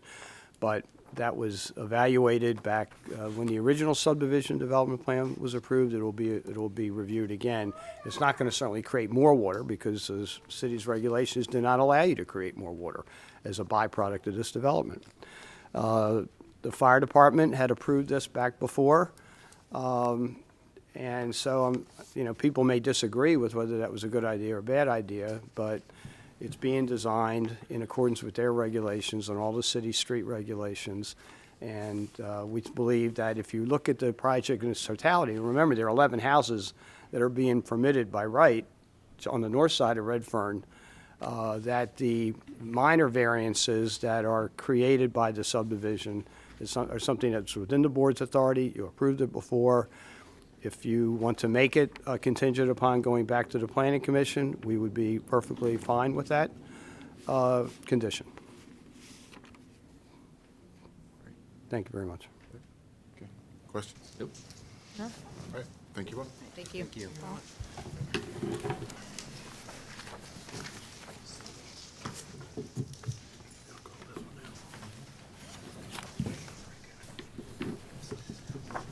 Right. 2015-246, 316 South Broadway, Paula Gale. Sorry, that's me.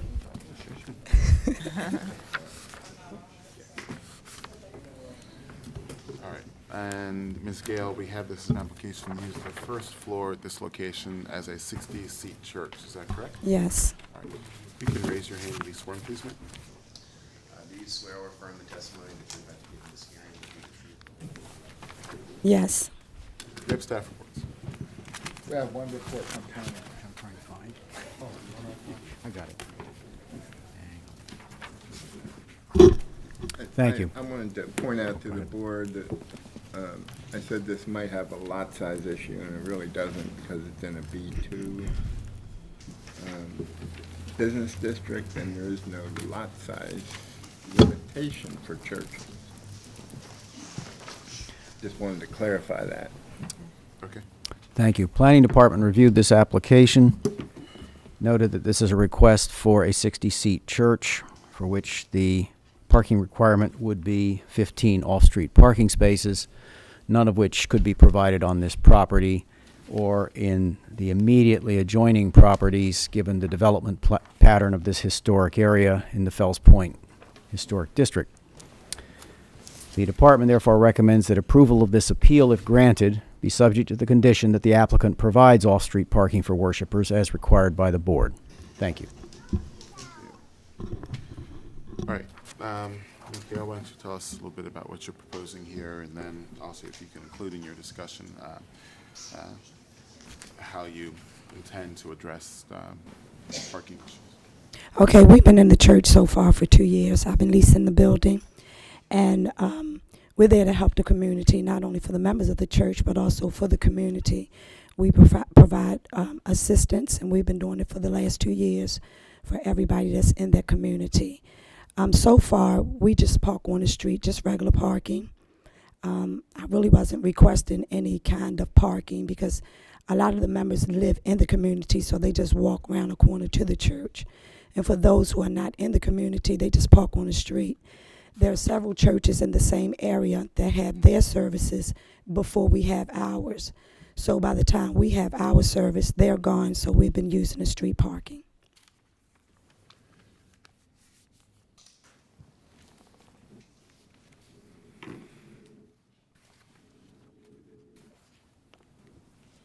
All right. You said that you already been operating in the location? Yes, we've been there for 2 years.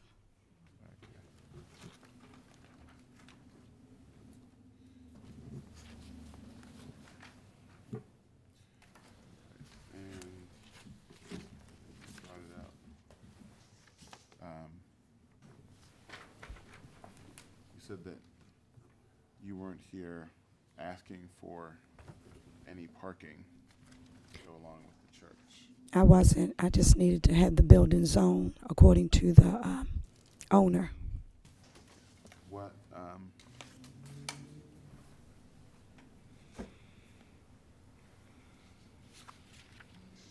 we show the regulations for religious institutions as far as what their requirement, what the law requires of you, so whether you ask for it or not, that's what's required. This is in 10.405 of the zoning code. It says off-street vehicle parking spaces must be provided as follows, and for religious institutions.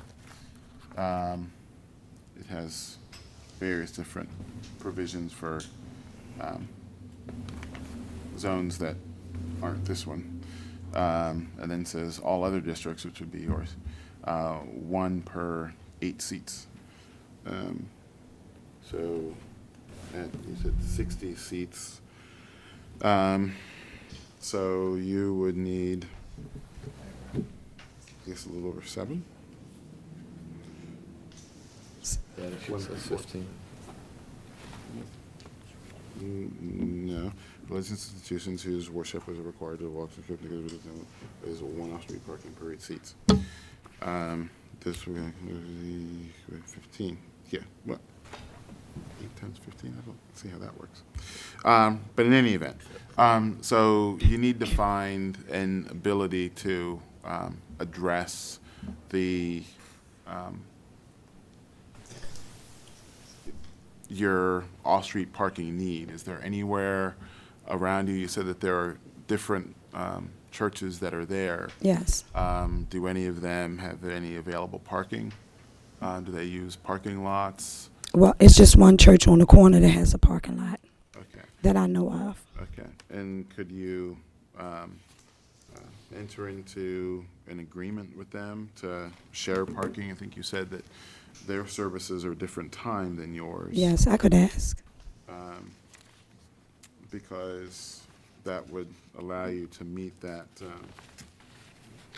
that requirement. I see that there's this field in the back there. Is that where they use? Is that where they use? I have no idea. Okay. It's just a church that's on the corner, so I don't know. This building right here.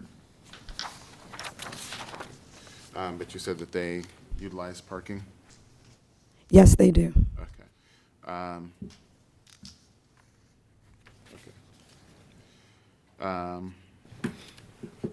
That could give you, if you shared space with them, that could give you an ability to meet your parking requirement. Okay. Any questions? No? Okay. So that's all I need to do is ask them. Yes, you would need to you would need to enter into some kind of agreement either with them or someone else. Okay. That would give you access to their parking facility so that you could share that with them and to satisfy your parking requirement. I'll give you Mr. Tanner's card there, so if you can, if you need to, you can contact him to find out what form that agreement would need to be in. Okay. All right. We can do a conditional on it. All right. That's it? Yeah. Okay, thank you. Thank you. All right. We're going to take a 10-minute recess.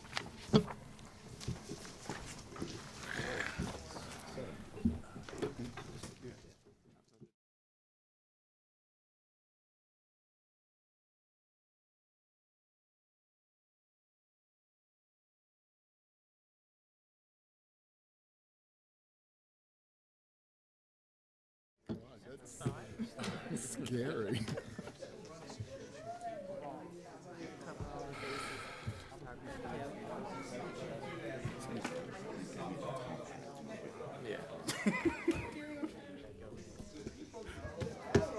Whoops, excuse me. My wire is caught in your corner. Please take no offense. Whatever for. Yeah, wonder why. He seems chummy with you guys. Well, he had this building that he built, and was supposed to rally it out there. And he got involved.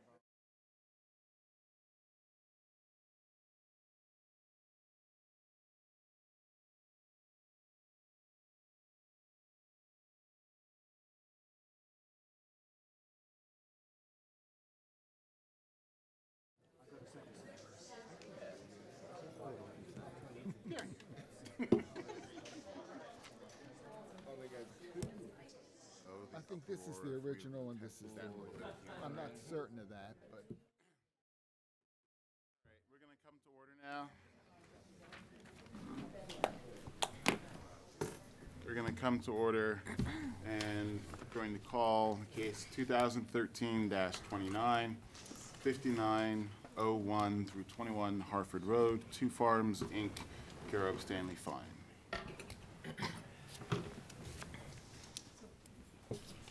Afternoon, Mr. Fine, Mr. Murphy. I have a preliminary matter, Your Honor. Sure. We're here on a remand from the Court of Special Appeals.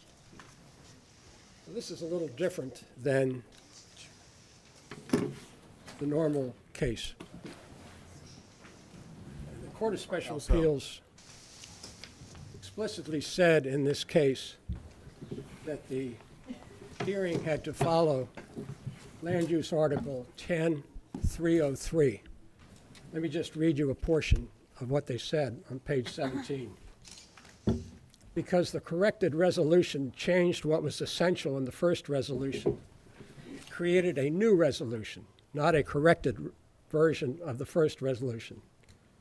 In so doing, the corrected resolution triggered a restart of the procedure and protections that should be afforded under Land Use 10-303. As the corrected resolution was actually a second resolution, it was required to be vetted by both the board and the public through a public hearing.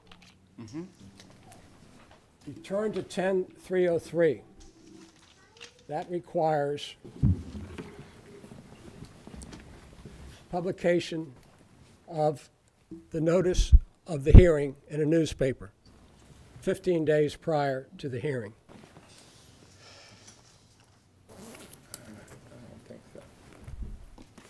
Are you claiming that there was no notice? Was there a notice? I don't know. Was there a public notice in the newspaper? Well, there's a couple of things that come to my mind. This isn't the first time that we came here. We were here, I guess, a couple of months ago. You were here and Ms. Hecker was here. And I believe, I can't recall if some of your clients were here or not. But what we did at that time was we set the date for this hearing, and I guess with the parties, and that's how we got to this moment. If there was an issue regarding notice, since this proceeding was, I guess, this current proceeding grew out of the last time that we were here. If you were going to raise an argument related to notice, you needed to raise it then. No, Your Honor. You have not raised that, and I would see that issue as having been waived, since it was an issue that you claim arose out of the court's decision, which was something that you had the last time that we were here, and you never raised notice as an issue at that time when we set this hearing. You wrote me a letter dated June 23rd, 2015. I did? Mr. Tanner did, saying that the BMZA plans to give each side 15 minutes to decide the proper scope of the new public hearing. Then they will deliberate, and then they will schedule the merits of the new public hearing. So this is the merits of the new public hearing. That's correct. And I'm when raising we were, this. And when we were, no, but you're not raising an issue about merits. You're raising an issue about notice. You're raising. I'm raising the issue of notice right now. Mr. Murphy, you have raised an issue, a procedural issue regarding notice of this hearing, which you did not raise the first time which we were here a couple of months ago. I've told you I deem that issue as having been waived. I will turn to your opponent for their position on this. I would agree with you, and I would add 2 points. One, notwithstanding the fact that Section 10303 was cited by the Court of Special Appeals, that section of the land use article actually bears no relationship to zoning board hearings or approvals of conditional uses. And I don't think that the requirements of that section apply to this procedure anyway. I also would notice that there are quite a few people here, and it doesn't appear that there was a failure of notice.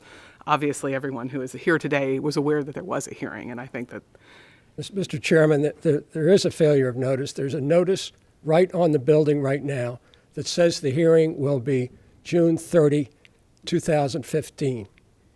Any member of the public riding past this building will not be informed of the date of the notice. As a matter of fact, will be told that the notice that the hearing has already taken place. There are 2 defects. One, Land Use Article 10303 is not followed. I hear your argument. We're going to vote. I'm going to vote to deny. I could not have waived that notice because it was a proper notice as of June 30. And you did. I could not have. I'm voting that I'm going to vote to deny your motion. As I said, I view it as having been waived. Agreed. Agreed. Agreed. Yes. Okay. Next issue? Is that your only preliminary issue? Yes. Thank you. Okay. I would just like, for the record, to say what I said before. We have a lot of people here who feel very, very strongly about this application. I object to the half hour that the chairman has allotted. Thank you. Okay. Turning to the procedural issue, as I've discussed with counsel off the record, and now, since Mr. Murphy, you brought it up on the record, I'll just repeat what I advised counsel of at that time, that there are going to be time allotments for each side. Mr. Baumgartner of our office previously notified the parties of that, and that time allotment is going to be half an hour per side, and that time allotment is going to only apply to witness testimony. That's going to be exclusive of cross-examination. And Mr. Murphy, you said that there are some public officials who you're not really calling as your witnesses, but who would like to offer statements. And we do recognize and appreciate that. And that will not be allotted against your time. Additionally, we've notified the appellant in a discussion off the record that that if there's any rebuttal that's needed to address any points that are brought up by any of your witnesses, they will certainly be afforded that. And I also told you that if there's any rebuttal that you would like to offer, you can proffer that after the end of the rebuttal, and we can determine whether or not we want to extend or whether we want to grant you that, and that will certainly be liberally accorded. The interest, as I told both of you off the record, is that I guess our hearings are a little bit unique as to other hearings that may be conducted within this building, because while those hearings certainly are public hearings, they are more political in purpose, and this is not a political body. We are a quasi-judicial body. We sit and we determine rights of property owners. And so the rules that we follow are more akin to rules that courts follow, as opposed to those which legislative bodies follow. That being that aside, Mr. Murphy, I will not call the sheriff over to confiscate your phone because it just rang during the proceeding. Apologize, Mr. Chairman. It's not a problem.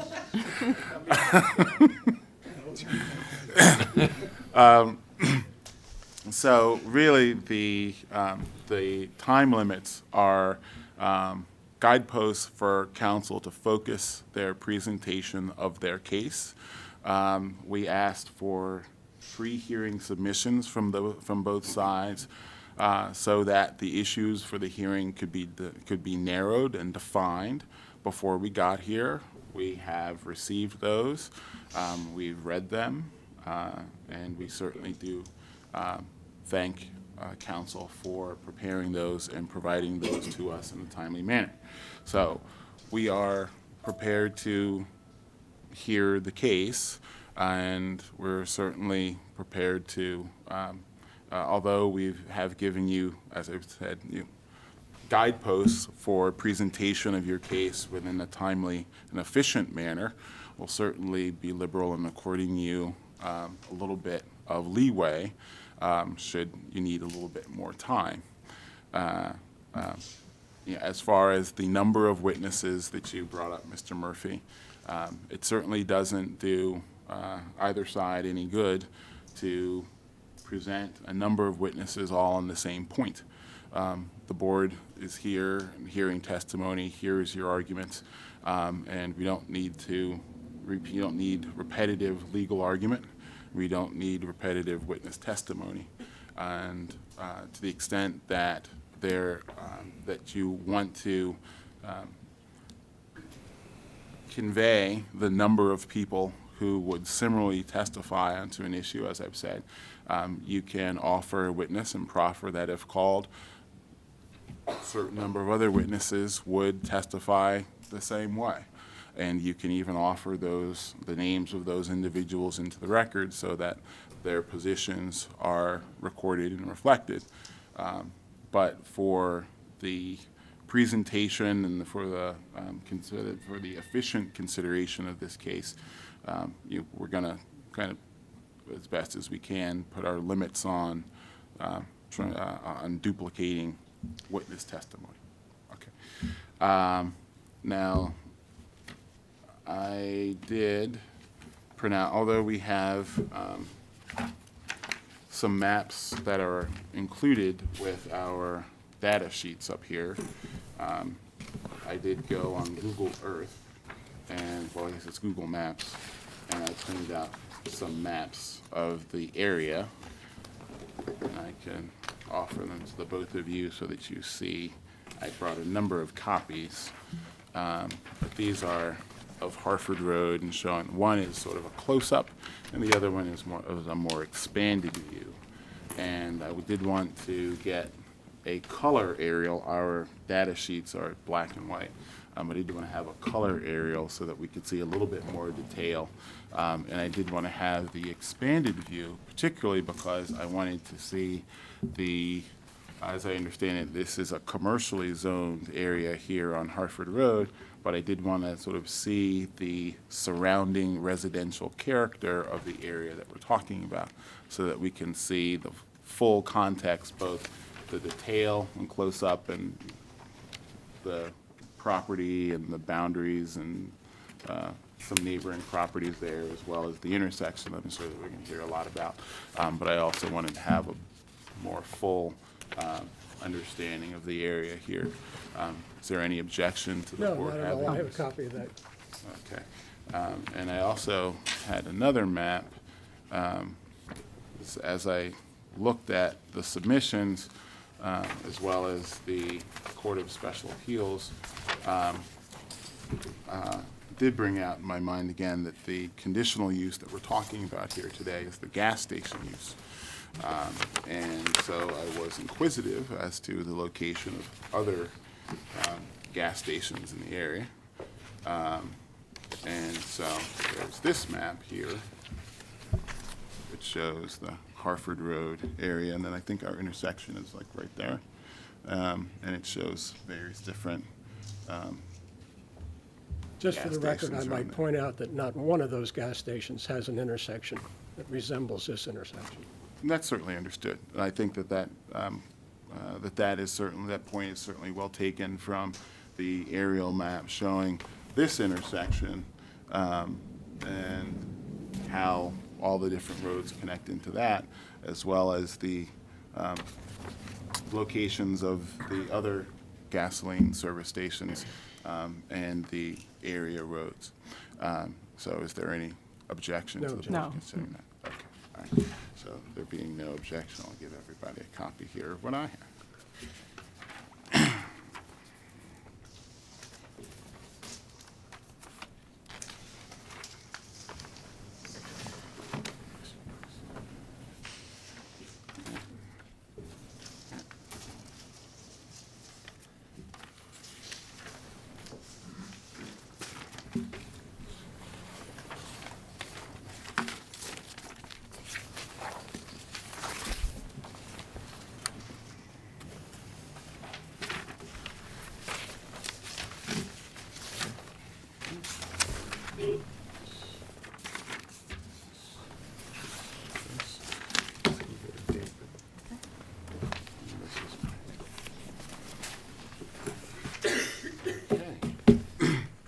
All right.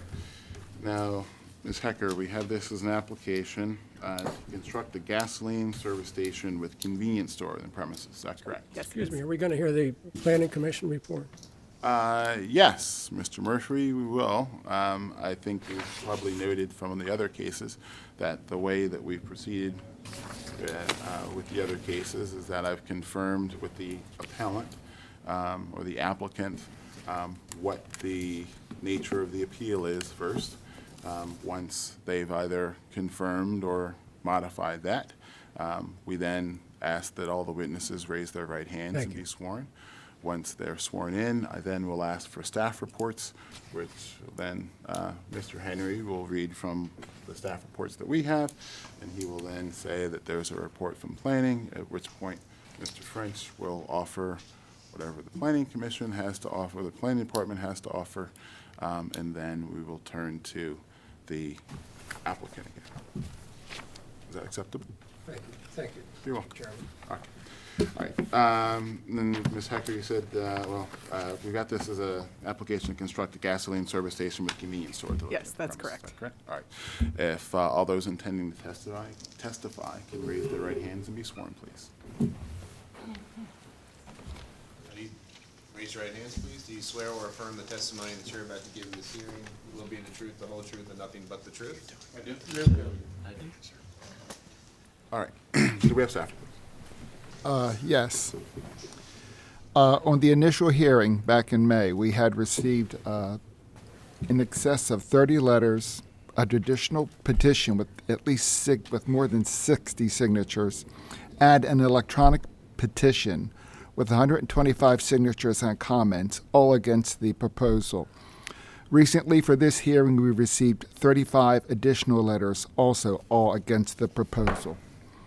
In summary, they describe the overall traffic difficulties at this irregular five-way intersection of Harford Road, Old Harford Road, and the split or jog in Glenmore Avenue, and focus on the dangers for children crossing the intersection going to and from Hamilton Elementary School and Pratt Library. They note that the adjoining Mary Avenue is not a through street and presents its own problems for deliveries. They emphasize that the proposal would expect to generate an additional 500 to 700 vehicles during morning and late afternoon hours, greatly increasing traffic, congestion, and the dangers. They evaluate that the extraordinarily large size of the proposed business selling gasoline, snacks, convenience items, and cigarettes, with 12 to 14 fuel pump stations, is better suited to an interstate and out of character with the recent revitalization plans in the Harford Road Corridor Study, which focuses on the needs of the local neighborhood and has successfully encouraged small venues to move into the area. They write that this proposal is not a renewal. There is no compelling community benefit to warrant granting a variance to the current zoning code to offset the many negative impacts. Even the B3 zoning currently is outdated. The impersonality of such a brand-new stop-and-go business will exacerbate trash, already repeating crime in the vicinity, and will have a negative economic impact on residential home values and the local, mostly small businesses selling similar but better quality products. They also point out that there are other convenience stores and small gas stations serving the neighborhood and express concern over the existing abandoned gas stations and the soon-to-be abandoned Rural Farm convenience store about 3 blocks away. One writer against the project suggested a smaller gas station requiring a smaller dumpster with limited hours, fewer parking spaces, less glaring lighting, more windows, among other suggestions, and that while becoming yet another new environmental hazard, would be better to serve the needs of the community. The opposition had submitted professional studies and documents confirming their arguments against the proposal. An adjacent property owner writes that not only is the proposal too close to their home, resulting in commercial noise and artificial nightlight, but the toxins from this property would wash into their well-tended organic garden located only 6 feet away. In conclusion, the neighbors write, given the board's May 2013 approval, they accuse the board of not listening and make the statement that the revised plan does not resolve any of the problems. We have received letters supporting the opposition from Harbell, the North Harford Road, and Laurelville Community Associations. To my knowledge, we have received no correspondence supporting the proposal, and we have planning's report.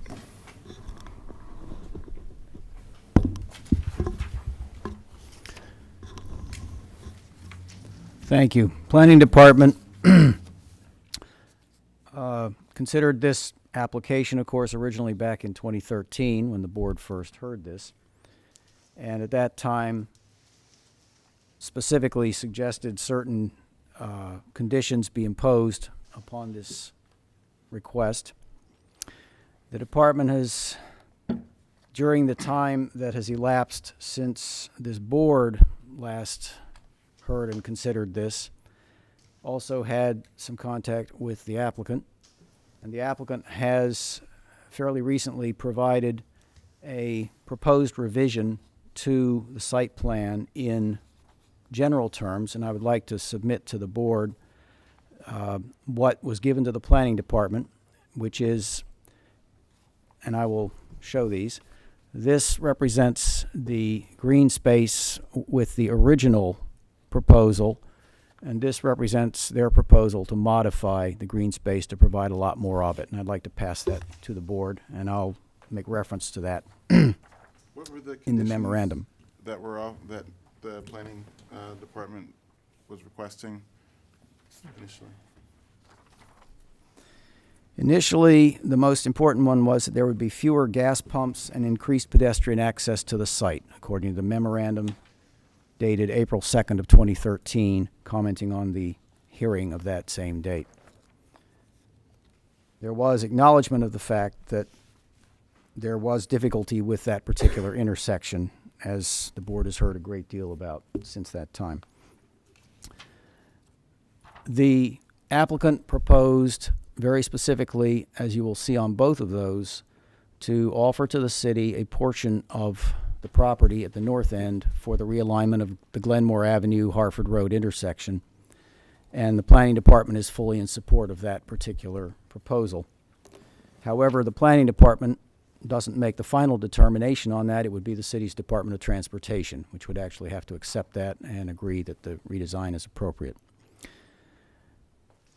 The revised site plan, which I've just presented to you in simplest form, would meet a number of the issues that the planning department was concerned about, that the northern portion of the property be used for a redesigned and realigned intersection of Harford Road and Glenmore Avenue, that the eastern portion of the property would become a green space buffer between the commercial structure in use and the residential area to its east, as was referenced in some comments you just heard.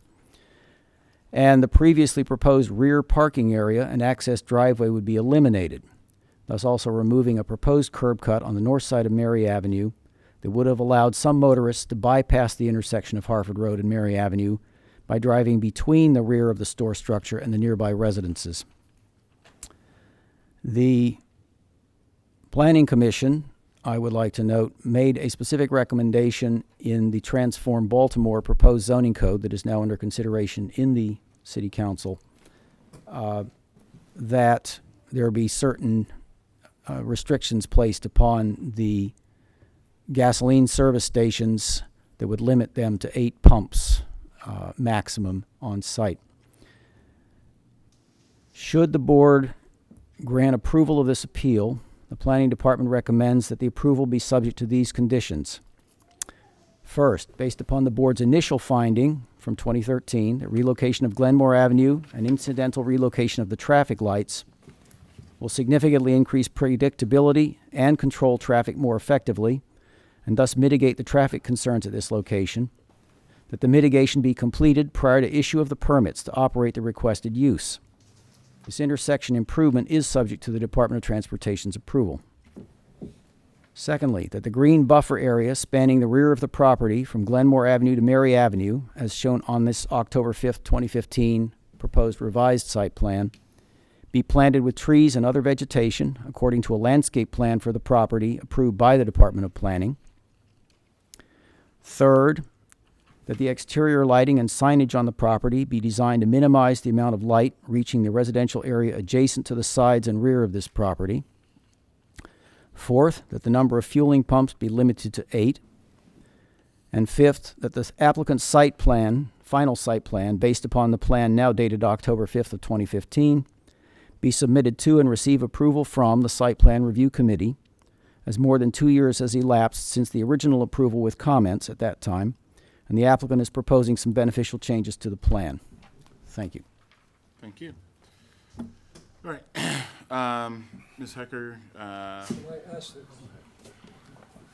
Planning Yes, Mr. Department representative some questions? Sure. Mr. French, you referenced a plan dated September 16, 2015, referenced the recommendation. Wasn't there also a recommendation earlier than that? Wasn't there a recommendation dated September 16, 2015? I believe there was. Are you Yes. aware of that? Yes, I'm aware. I have a copy right here. Is that still in force? That has been replaced by portions by the memorandum dated October 19th of 2015, as noted in that memorandum. I'm reading the final recommendation. It says, this is only 2 months ago. The Department of Planning recommends disapproval of this appeal because establishment, location, construction, maintenance, and operation of the proposed use would be detrimental to or endanger the public health and general welfare by creating enhanced likelihood of vehicular accidents, including those involving personal injury or death at the intersection of Harford Road and Glenmore Avenue, caused by increased in and out turning of customers' vehicles visiting the gas and go fuel stations or the convenience store or both. That is in here. Does that recommendation still stand? That recommendation does not stand longer because at the time of that particular memorandum, there was no specific agreement on whether the completion of improvements to that intersection would precede the operation of this station. Since that time, the applicant has indicated that they are willing to commit to having that intersection improvement completed prior to the beginning of the operation of this proposed station. And that is the fundamental difference between the situation as of September 16th and the situation as of today. Thank you, Mr. French. I have another question. Mhm.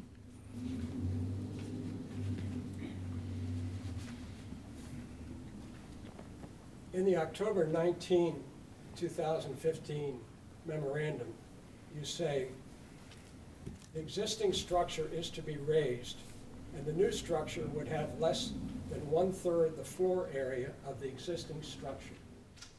Thus, there is no increase in intensity of use of a structure or premises. Correct. Are we to believe that there's no increase in intensity of use by replacing the office building with a gasoline service station and convenience store? Won't there be far more vehicles entering and exiting the site than with the existing office building? That may be the case if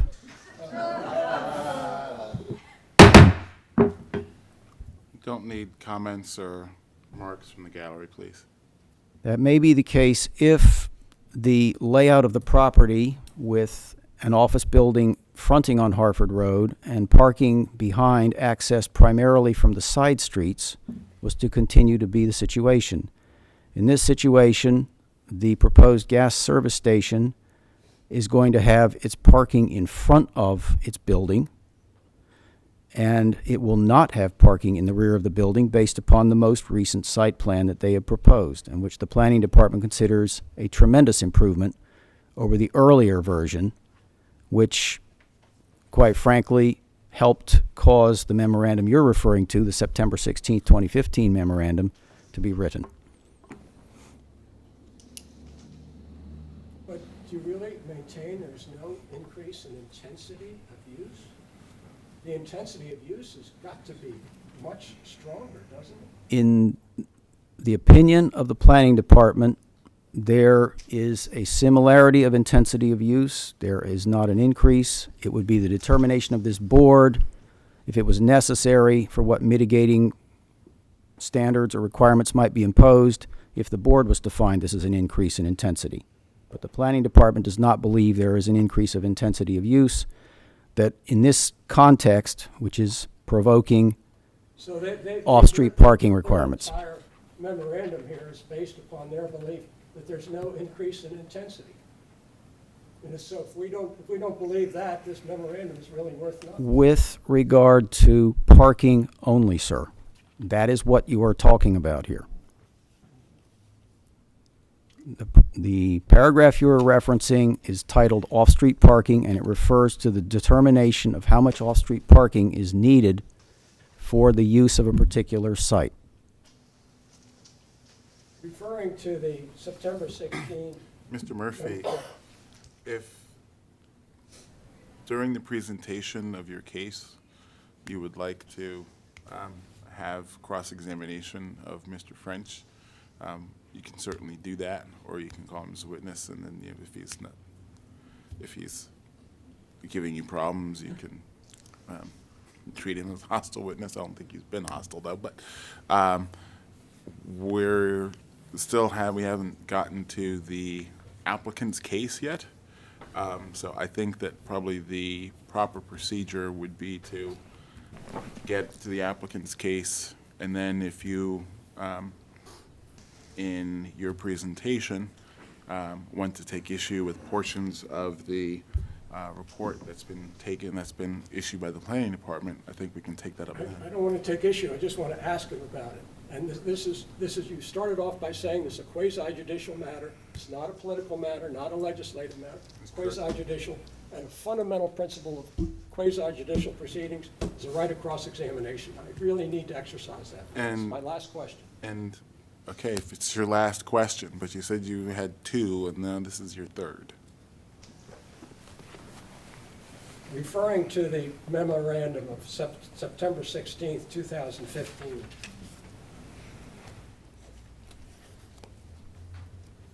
you state that given the relative narrowness of the corridor, that is the Hamilton and Harford Road corridor, and its surrounding large and economically stable residential neighborhoods.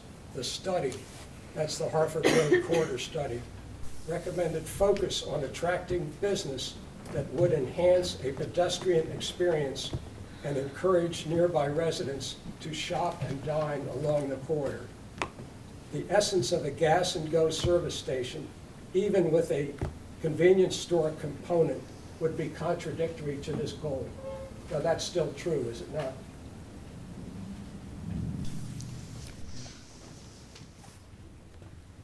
That would be true, quite frankly. Yes, in relation to the study you mentioned.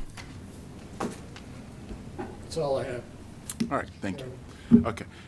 And Ms. Hecker, the conditions offered by the planning department, those acceptable to your client? 4 of the 5 of them are, and we'll go into a lot of detail about the revised plan and what Royal Farms is proposing now. The one that we have an issue with is the restriction to 8 pumps. Excuse me, I didn't hear that. I said the one, we're agreeable to 4 of the 5 conditions. The one that we have an issue with is the limitation on 8 pumps. Okay. Now, may I just, for the record, ask something?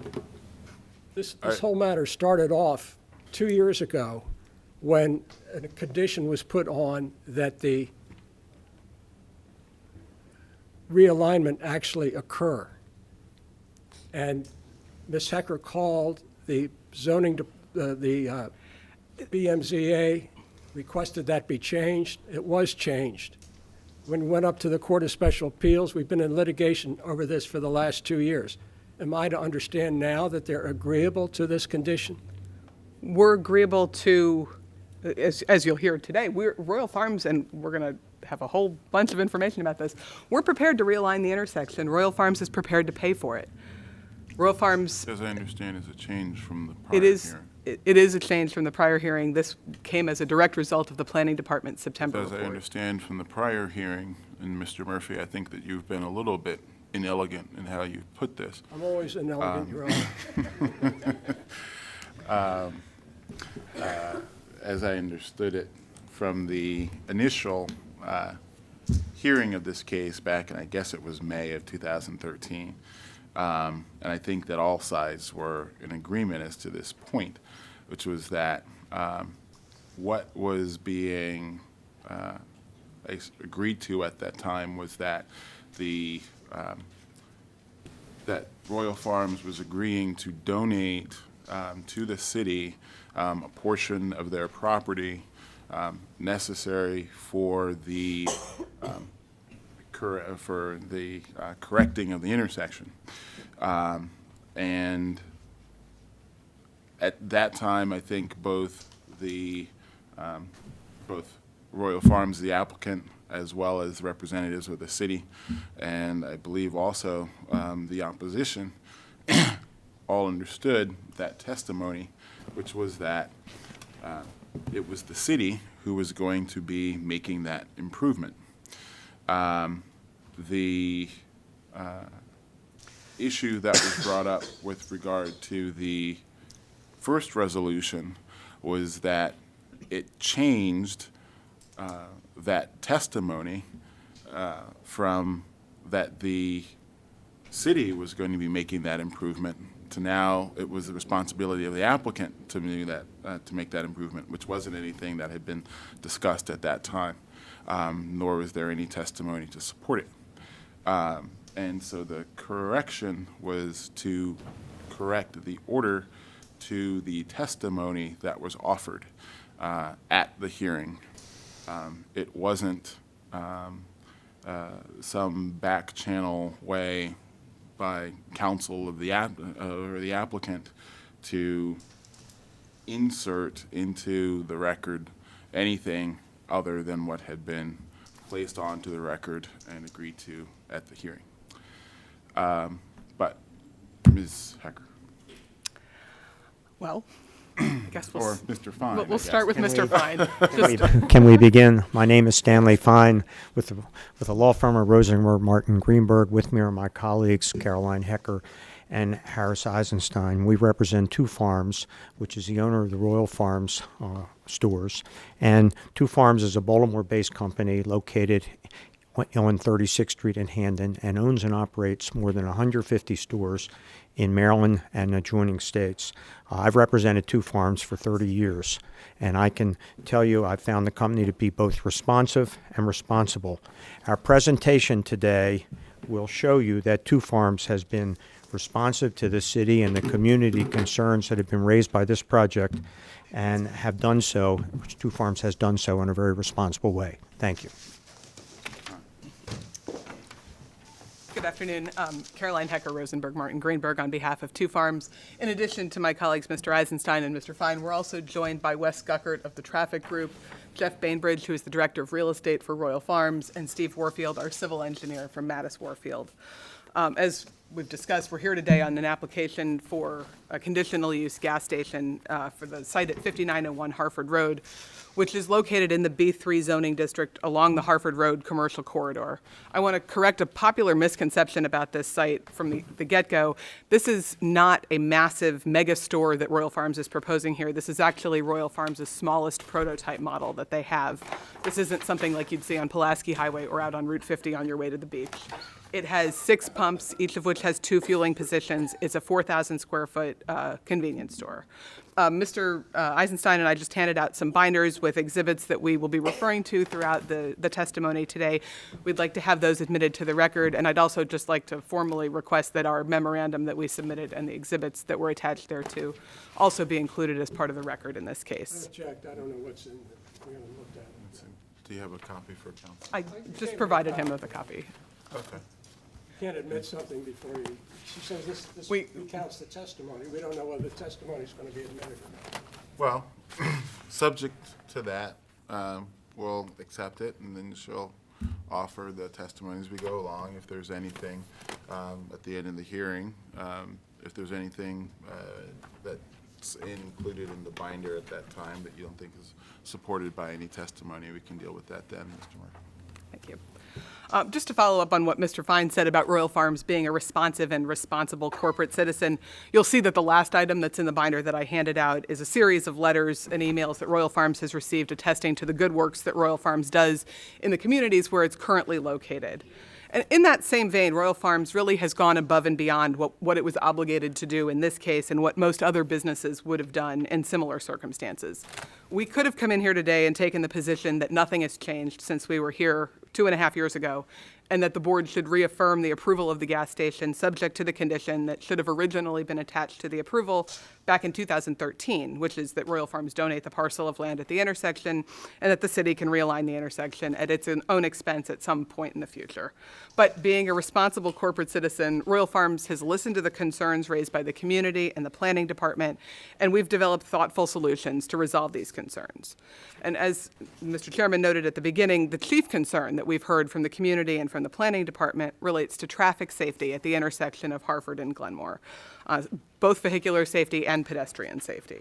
And after the planning department issued its September report, which recommended disapproval of the application absent mitigating improvement of the intersection, we engaged the traffic group to take a look at it and to see what, if anything, we could do that would mitigate the traffic safety concerns. And today you're going to hear from Wes Guckert, who's a professional transportation planner and a principal in the traffic group, who will explain Royal Farms' proposal not only to realign Glenmore Avenue, but actually to reconstruct the entire intersection, improving its geometry and its functionality, which will improve both vehicular and pedestrian safety.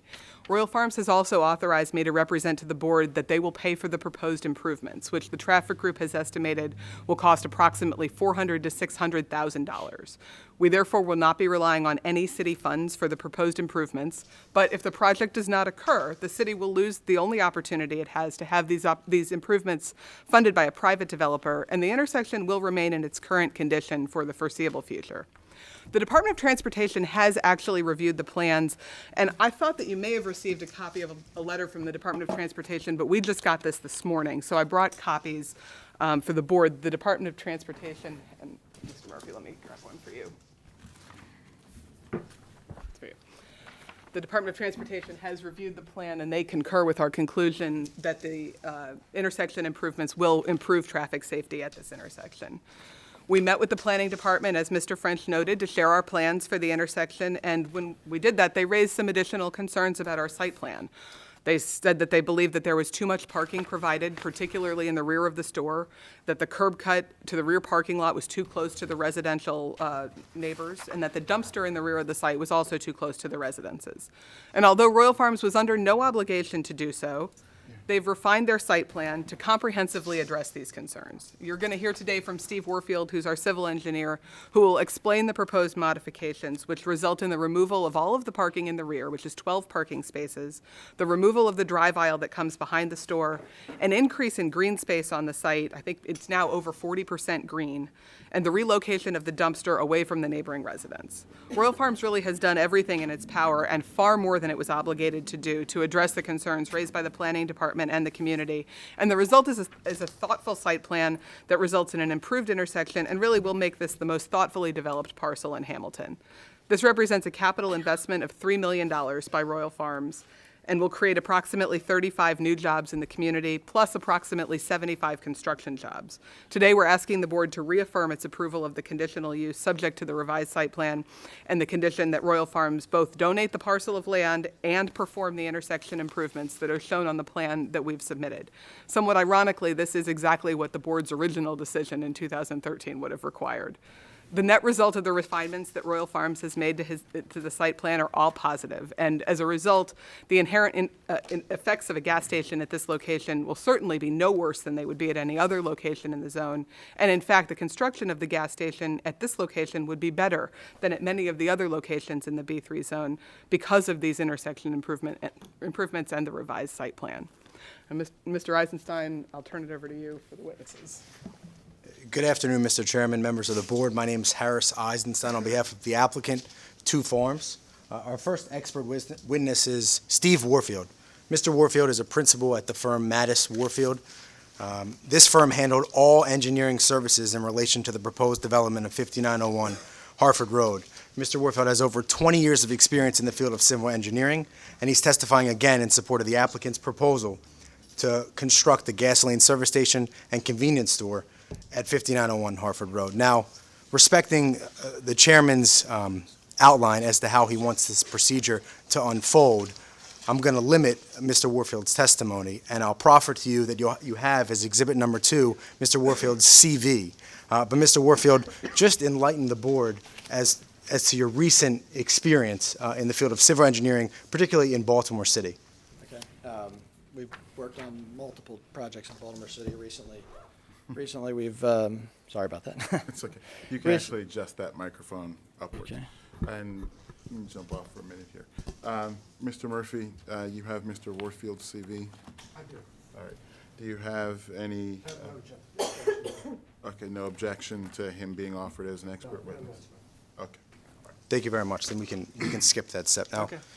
Mr. Warfield, again, for the purpose of expediting your testimony, I'm first going to ask you to express the conclusions that you've reached with respect to the proposed development, and then I'll ask the basis for those conclusions. Now, number one, with over 2 decades of experience as a civil engineer, have you become familiar with the zoning code, and particularly Title 14 of the zoning code? Yes.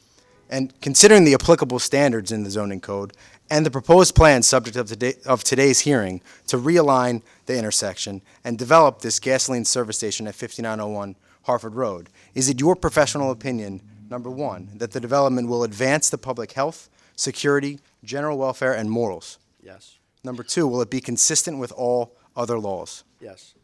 Will it be in the public interest? Yes. And will it be in harmony with the purpose and intent of the zoning code? Yes. So I take that your recommendation is that the board approves this development? Yes. Okay, now let's get to the basis for your conclusions. I think that's very important, and I want you to discuss the specifics of the proposed development and the applicable zoning code standards. Let's start, and I'll direct the board's attention to what's been marked as exhibit number 3. It's actually here on the board behind me. Mr. Warfield, can you explain the proposed development site as well as the conditions at the proposed site, and be sure to speak into the microphone? Sure. I don't know if I'm blocking anybody's view here, but you have the exhibits there, okay. So the property is on the east side of Harford Road, and it is also south of Glenmore Avenue and north of Mary Avenue. And in the rear of the site is Richard Avenue, which would be on the east side of the property. The property is approximately 1.75 acres. It is improved with and commercial building on the corner of Harford and Mary, which is that orangish kind of color. And then there's parking in the gray color around the back and the sides. And there is a small green strip shown along the back, away from Harford Road, which is the existing pervious area, which is the green areas on the site. The existing pervious areas total about 3.3% of the property. The property slopes from the north up at Glenmore down towards Mary Avenue and also towards Harford Road. There's no floodplains, there's no environmental features like wetlands, streams, things like that. The adjacent properties to the east are single-family residential properties. They're zoned R4. The property directly to the north is a 7-Eleven, and the 7-Eleven is zoned B31, as well as the subject property, that's B31. The west side of Harford Road is improved with a library, some church buildings, some other commercial buildings, and that is also it's B22 zone. And then the south is the Harbell Community Center, which is B31. The existing building is 31,320 square feet, and it's vacant. There are multiple entrances to the site currently. There's one on Harford Road.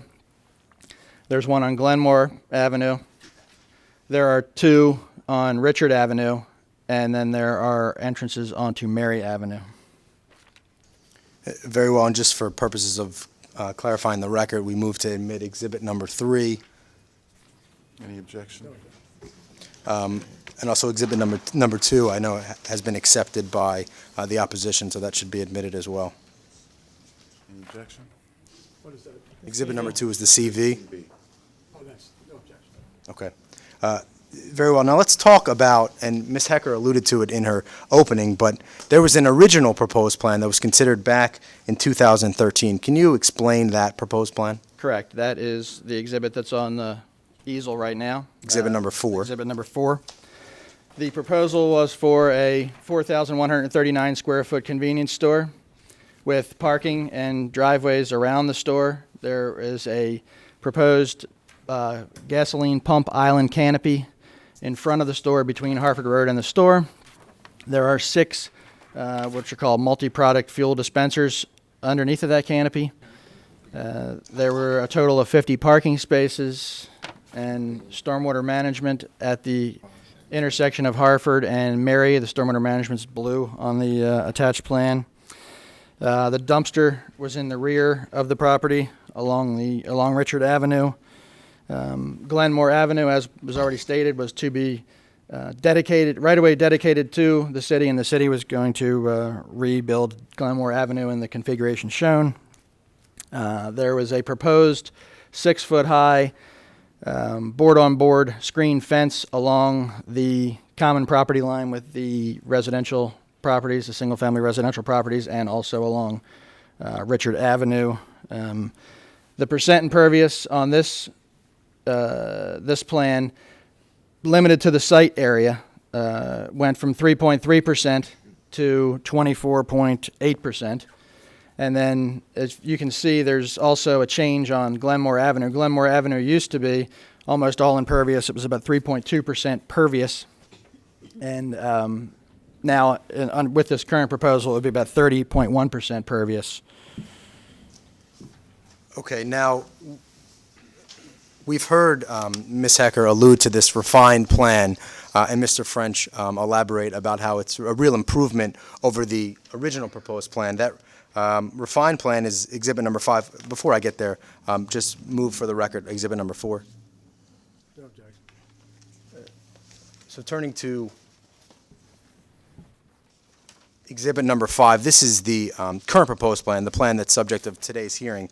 Mr. Warfield, can you explain just the differences between this plan, the improvements that have been made by the applicant? Sure. The the improvements that were made to this plan consist of increased green space. You can, if you look at the 2 plans side by side, you can see that the green space went up again from the 24 point, what was it,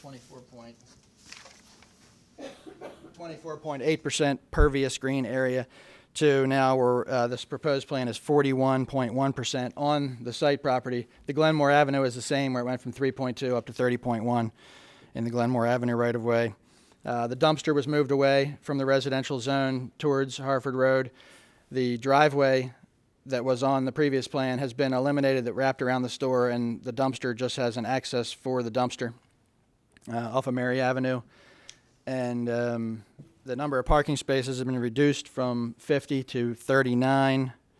And this is the current, same as the smallest prototype store they had before. This is the current footprint of the smallest prototype store.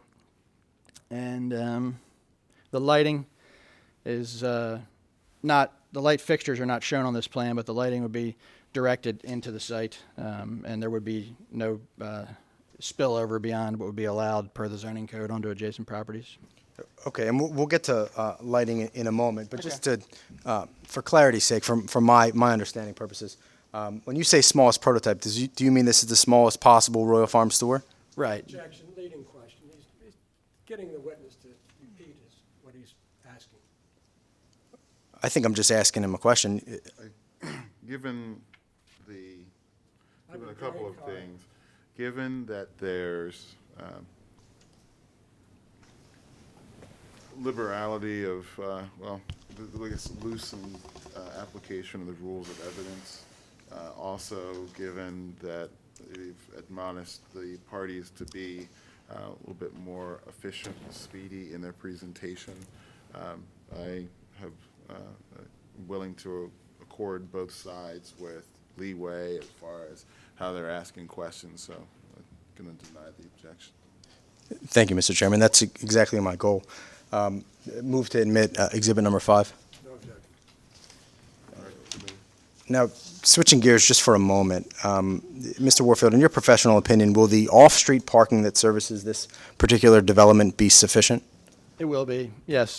For a retail building, the required parking would be one parking space for every 300 square feet above the first 1,000 square feet, which works out to 11 parking spaces being required and 39 are proposed.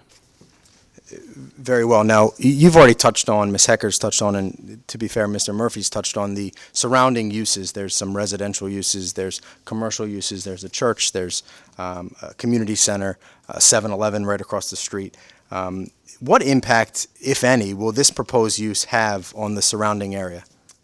The revitalizing of a vacant site would be a positive impact to the neighborhood. For the 5900 block would be an attractive area for other commercial and residential users. We're going to create a safe pedestrian pathway because some of the existing sidewalks are not the greatest and handicap ramps are not accessible, so it'll all be handicap accessible pathway around the site, trying to encourage pedestrian traffic. There's a $3 million investment by Royal Farms on the property to redevelop the site. The lighting, again, to be directed onto the site. Place for the neighbors to come together and gather. It's going to be a LEED certified building, so that means it's a sustainable site. There's going to be presence of people on the site, and security cameras would help deter crime. There's the board-on-board fence along the back to help screen the neighbors, to help screen the commercial use from the residential properties along the back. Very well. And just circling back briefly to lighting, I'll direct the board's attention to what's been marked as exhibit number 13. It's a lighting plan. I don't think I need Mr. Warfield to educate the board on the lighting plan, and I'd move it into evidence. Any objection?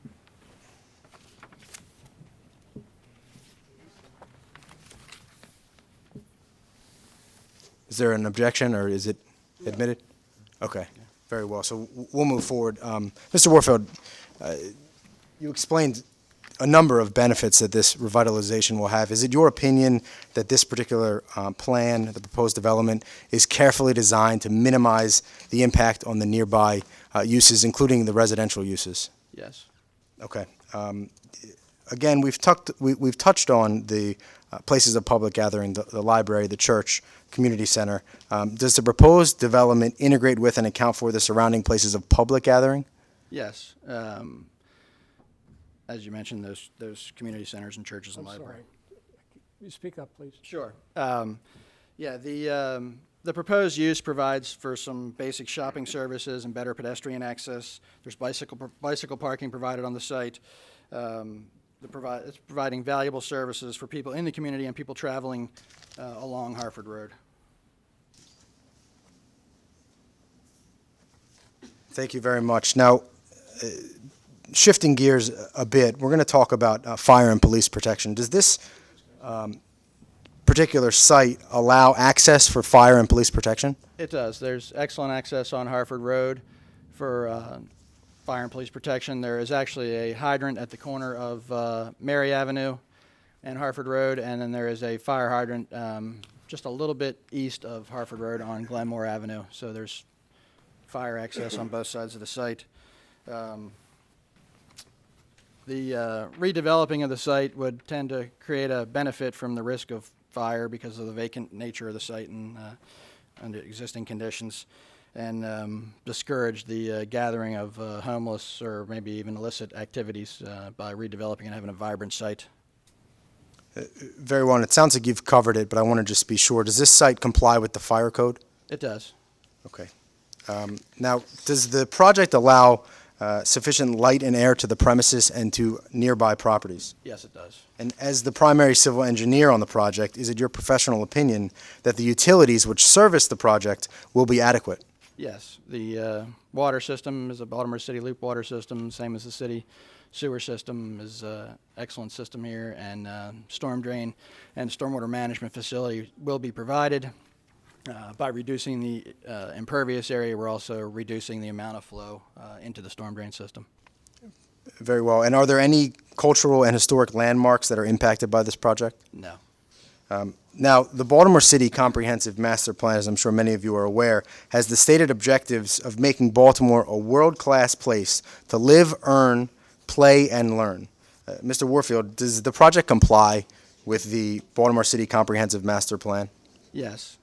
And can you elaborate on that? Sure. During construction, there will be about 75 jobs created for the site here, and after construction, there'll be a total of about 45 jobs for this store.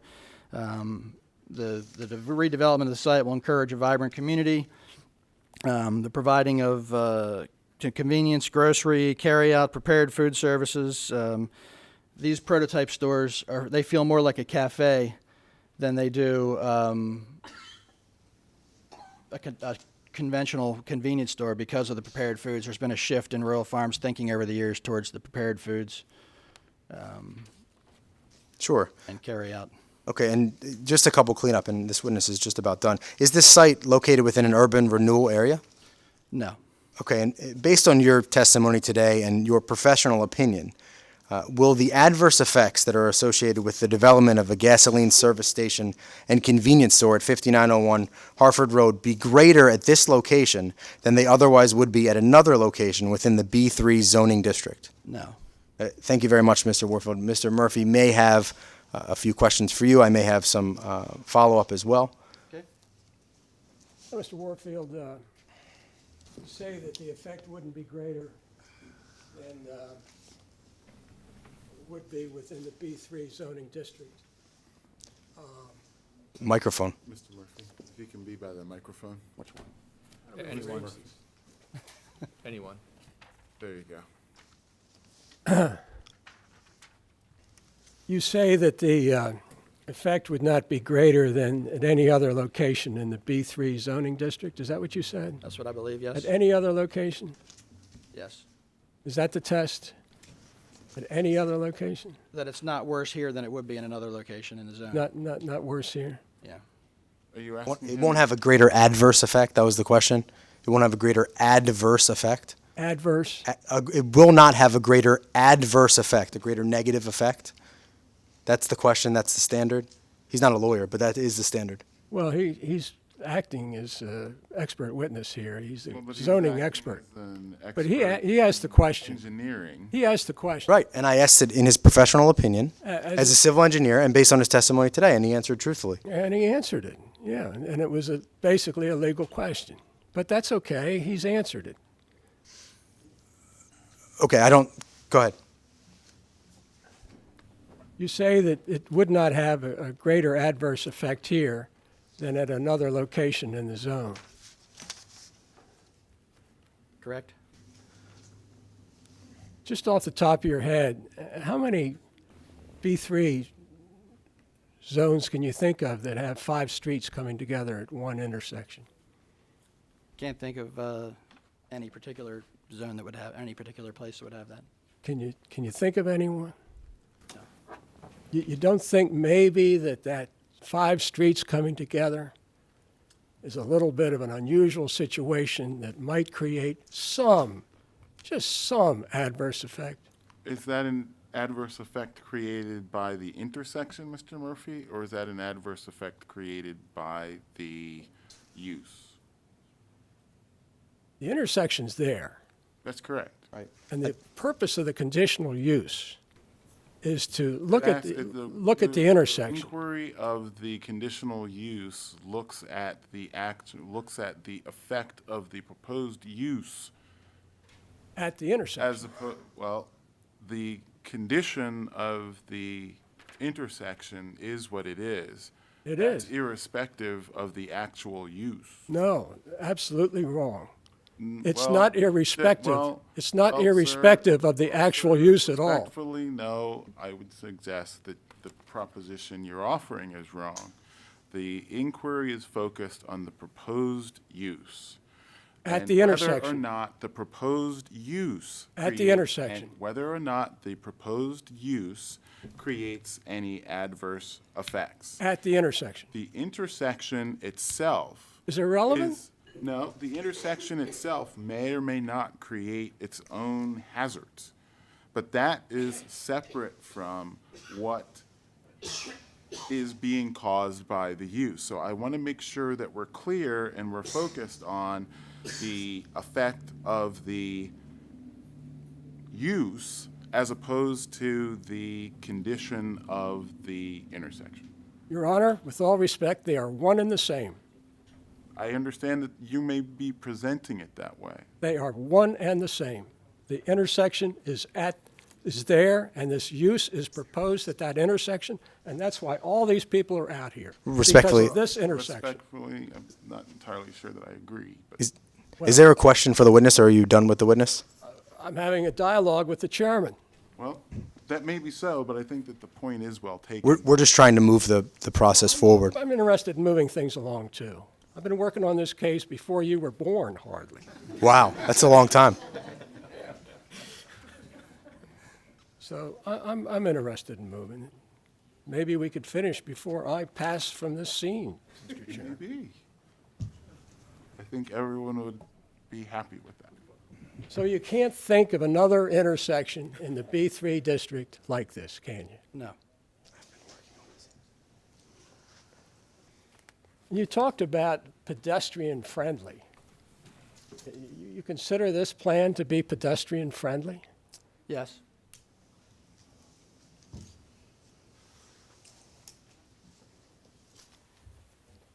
Excuse me. The portion there along Hartford Road, there's a sidewalk, isn't there? Yes. The people walking along that sidewalk, what are they going to see? They're going to see Hartford Road to the west, and they're going to see a landscape strip and parking and row farms. And the landscapes, how big is the setback there? That setback is, the landscape buffer there is 6 feet. And what's the zoning code require? The zoning code requires 20 feet. 20 feet. So you're eliminating the 20-foot setback. That's the pedestrian-friendly aspect of this plan, so that you see cars instead of a 20-foot grass area. Is that not right? The pedestrians are going to be on the sidewalk. The grass area will be a landscape strip. Pedestrians won't see it. They will. They will. Bring up the Calvary, John.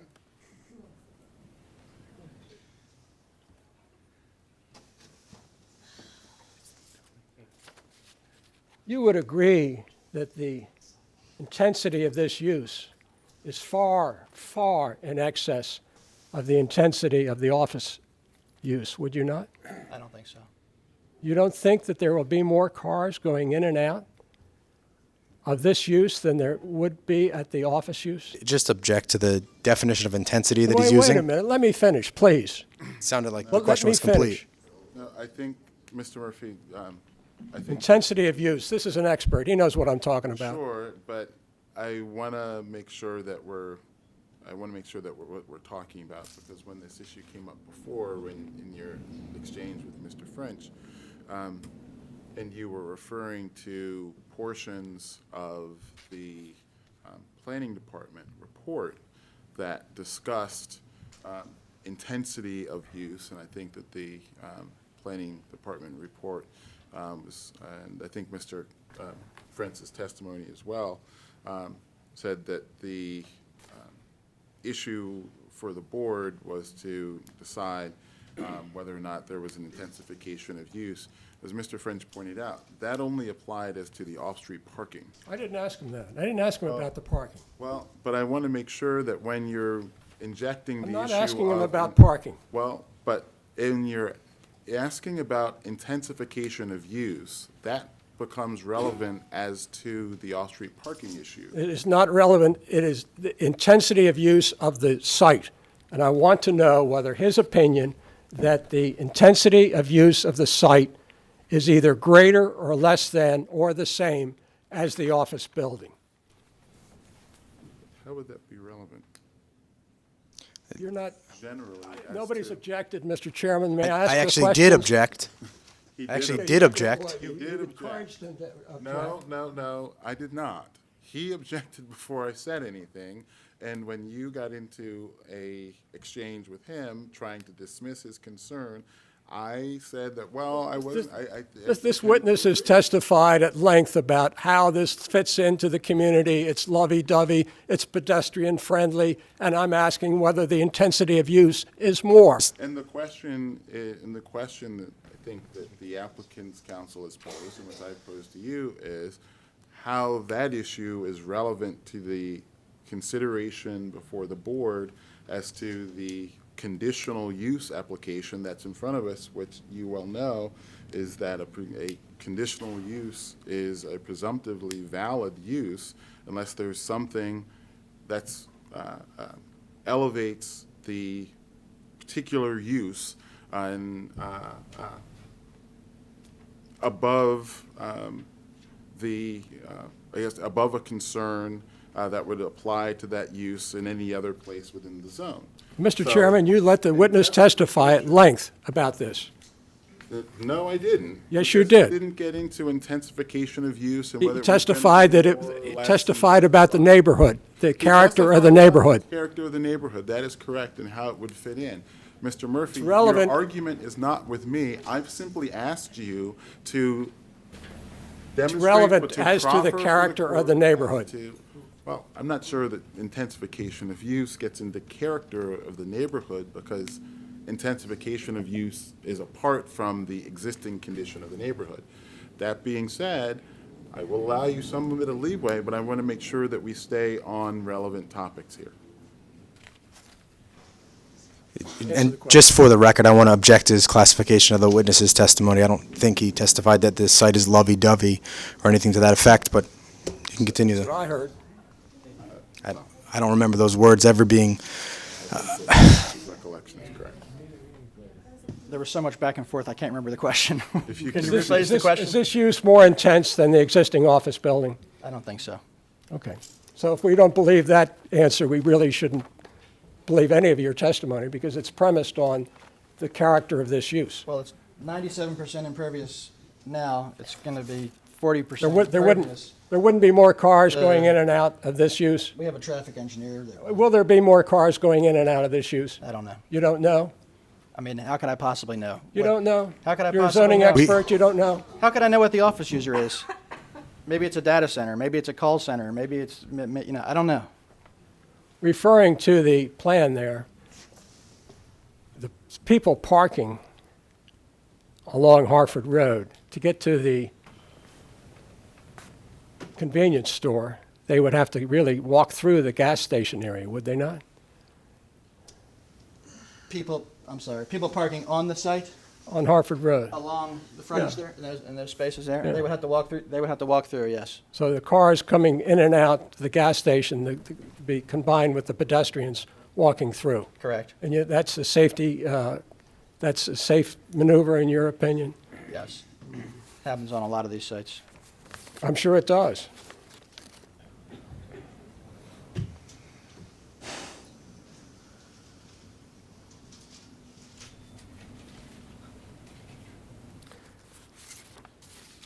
Were you familiar with the Harford Roads corridor study? Yes. And did that talk about? Just an objection, this was not covered in direct examination. I don't think it should be covered on He cross. said it was consistent with the plan and the neighborhood. We testified at length about the neighborhood, the churches, you know, the schools, everything. But we didn't talk about the study. Just, that's my objection. Do you think that this project contributes to the revitalization of Harford Road? Yes, I think it's taking a vacant site and revitalizing into a new used property. Really, to line Harford Road with gas stations would be the optimum use, would it not? Well, don't laugh at me, would it not? I would say, I would say that's probably not a good idea to line Harford Road with gas stations. You think there are not enough gas stations on Harford Road? I don't think he testified to that on direct. Well, again, Mr. Chairman, you're objecting to my questions. It's not the council's I'm free to objection. do that when you stray and you start to be argumentative with a witness instead of seeking to elicit relevant Well, that's what testimony. cross-examination's all about, is argumentative to the witness. No, it's about eliciting relevant testimony. That's all I have, Mr. Warfield. Thank you. Thank you. Thank you, Mr. Mr. Warfield, thank you very much. I don't have any additional questions. Thank you. Okay. Thank you, Board. Take a brief 5-minute recess. We have one. I counted that 12 minutes.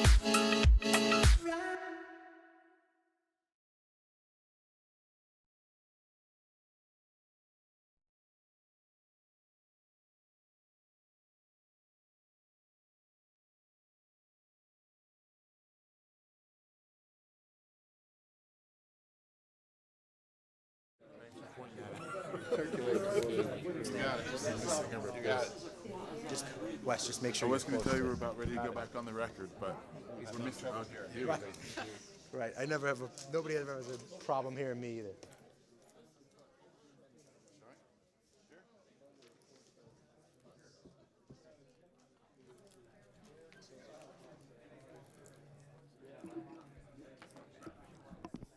Just try and get you to wait till they finish talking to talk, because the transcript's getting a little out of hand. I'm not on any side. No, those are aerials of what's there right now. The new plans, it's actually behind something because we're moving on and testing it. Okay, we're going to go back on the record. All right, folks, we're going to go back on the record.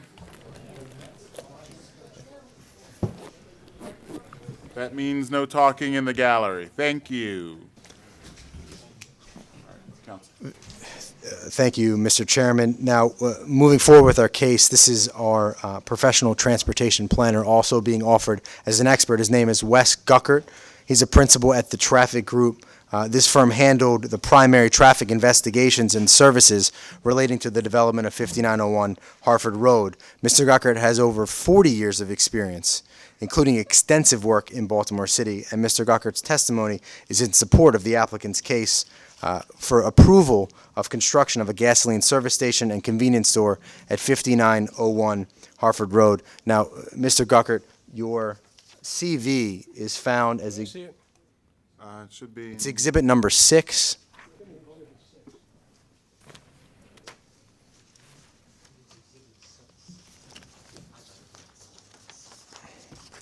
In the interest of respecting the board's conditions on time, again, I'll only ask Mr. Guckert to give a general summary of his recent experience. He does have over 40 years of experience as a transportation planner, and then I'll offer him as an expert witness. Mr. Guckert, can you briefly describe your experience in the Baltimore metropolitan area? Sure. We've conducted over 7,000 studies in the greater region over the last 30 years. I've testified as an expert in the field of traffic engineering and transportation planning about 1,000 times. We've conducted over 200 studies in Baltimore City. Most recently, provided consultation on 414 Light, the Horseshoe Casino, Canton Crossing, the various Canton apartments, St. Agnes Hospital, Johns Hopkins University, Union Memorial Hospital, just to name a few. Very well. I think the board gets the flavor. We'd offer Mr. Guckert as an expert in the field of One transportation planning. I have one question. Mr. Guckert, do you have a engineering degree? No, sir. Never claimed to. I'm a professional transportation planner, PTP, as authorized by the National Academy of Sciences and the Transportation Research Board. Okay, Mr. Murphy, I take you have no objection to Mr. Guckert as an expert? No, I know Mr. Guckert well. Very well. So, Mr. Guckert, in your 4+ decades of experience as a professional transportation planner in and around Baltimore City, have you become familiar with the zoning code and Title 14 of the zoning code? As it relates to traffic and transportation, yes, sir. And you heard Mr. Warfield's testimony earlier regarding the Royal Farms project, is that right? Yes. And do you agree with Mr. Warfield's analysis and conclusions? Objection, that's a conclusion. Overruled. Yes. Thank you very much. There's one subject that Mr. Warfield did not touch on, and that's traffic, and that's why you're here. He didn't address the traffic patterns associated with 5901 Harford Road, and he didn't address the benefits of realigning the intersection, the Harford Road, Glenmore Avenue intersection, which, again, the applicant is funding. Again, Can you- Mr. Murphy, as I previously said when you raised that issue, we're offering parties leeway. This as is the far as heart of the case. I don't really care about normal, but this is really the heart of the case. He's going to get him to say, do you agree there's no traffic problem? And as I know that as a veteran of these proceedings, that you're well aware of the fact that in administrative proceedings, the rules of evidence are loosely applied and aren't strictly But rules of followed. fairness ought to be applied, Mr. Well, Chairman. and if there are any issues that you want to get into by way of cross-examination, you certainly can.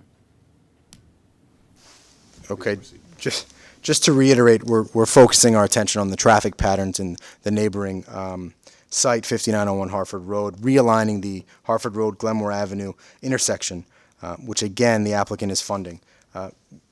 Mr. Guckert, can you please explain the current Objection. You know, traffic that's patterns? really not relevant to the professional opinion as to whether this is going to be safe or not, whether you're funding it or not.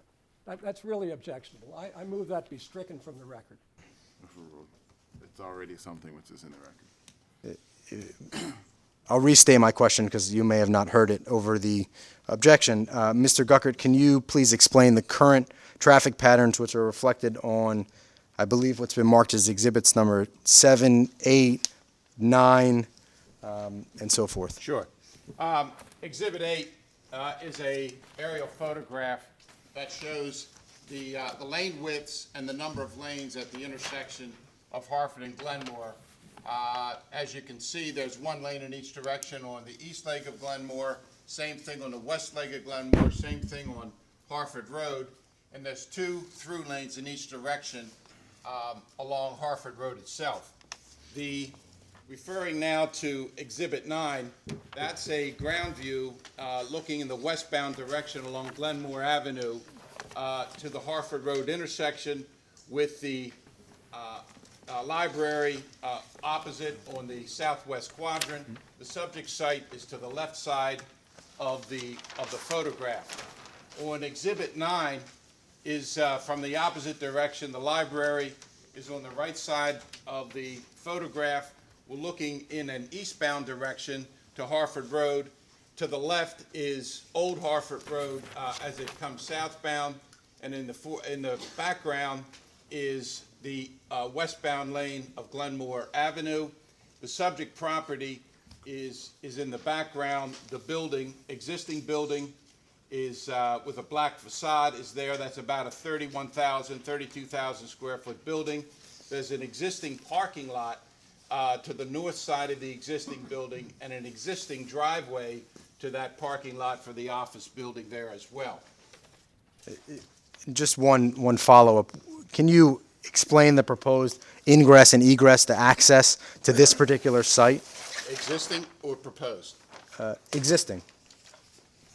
You talking about the existing office building or the proposed use? Let's do the proposed use. Okay. Simplify things. Sure. Referring to Exhibit 11, that's in the packet, shows the site as proposed with the rural farm store and the gasoline pumping stations, and shown in the dark green arrows is the access coming in and out of the site. We're showing the right in, right out on Hartford Road. We're showing full movement access on Mary. We believe the Mary Avenue access will be primarily used for cars that want to go south on Hartford Road. There's an access on Glenmore Avenue that I've recommended not allow left turns out, so it's being set up to be right in, right out, and left in only. No lefts out to go south on Hartford, to go in a direction on Hartford Road. So the primary access points are shown in the dark green on Exhibit 11. Okay, and before we get ahead of ourselves, you've discussed Exhibits 7, 8, and 9, which are the aerials and the street views that all the members of the board have, and Mr. Murphy has. I move to admit those exhibits. No, Judge. Okay, and just for purposes of cleanup, I move to admit Mr. Guckert's CV, which is exhibit number 6. Any objection? No. No objection. Okay, very well. Now, it's evident from your testimony thus far that you've conducted many studies. Can you just explain to the board the traffic studies that you conducted relating to the proposed development? It's in our traffic impact study is in the report listed as exhibit.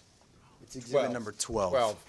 And in that report, we go through what we undertook. We undertook turning movement traffic counts at Hartford and Glenmore in September of this year. We examined traffic conditions as it relates from a capacity point of view. We then went to normal guidelines, ITE guidelines, to make projections of the amount of traffic projected to be generated by the Royal Farm Store. We then assign that traffic to the intersection. And all of those details are included in the report. Then we examined the impact of the intersection when you added the Royal Farms traffic. And as you will see, the heaviest volume intersection or access point we think will be the right in, right out on Harford Road. Those volumes are about 1 car a minute during peak hours, so it's not a heavy volume of traffic. And we've got 3 access points as we talked about, but the heaviest is the right in, right out on Harford Road, where we think it's about 1 car a minute during peak hours. We then conducted intersection capacity analysis again. Under existing conditions, this intersection operates level of service A. As you may be aware, the levels of service range from A through F. With the Royal Farm Store and with the improvements, we will still be at level of service A. So from a capacity point of view, from a congestion point of view, there is not an issue as far as traffic capacity or congestion is concerned. However, as a result of doing our study and reviewing the previous case, Rural Farm had previously agreed to donate a set-aside right-of-way for the realignment of Glenmore Avenue. When I started examining the study and the conditions, it became clear that, and we recommended that Rural Farm agree to fund and to build the realignment of Glenmore Avenue. And that's very, very important for a number of reasons. When you start to look at conditions at this intersection, and what occurs is, and I'm referring now to Exhibit 10.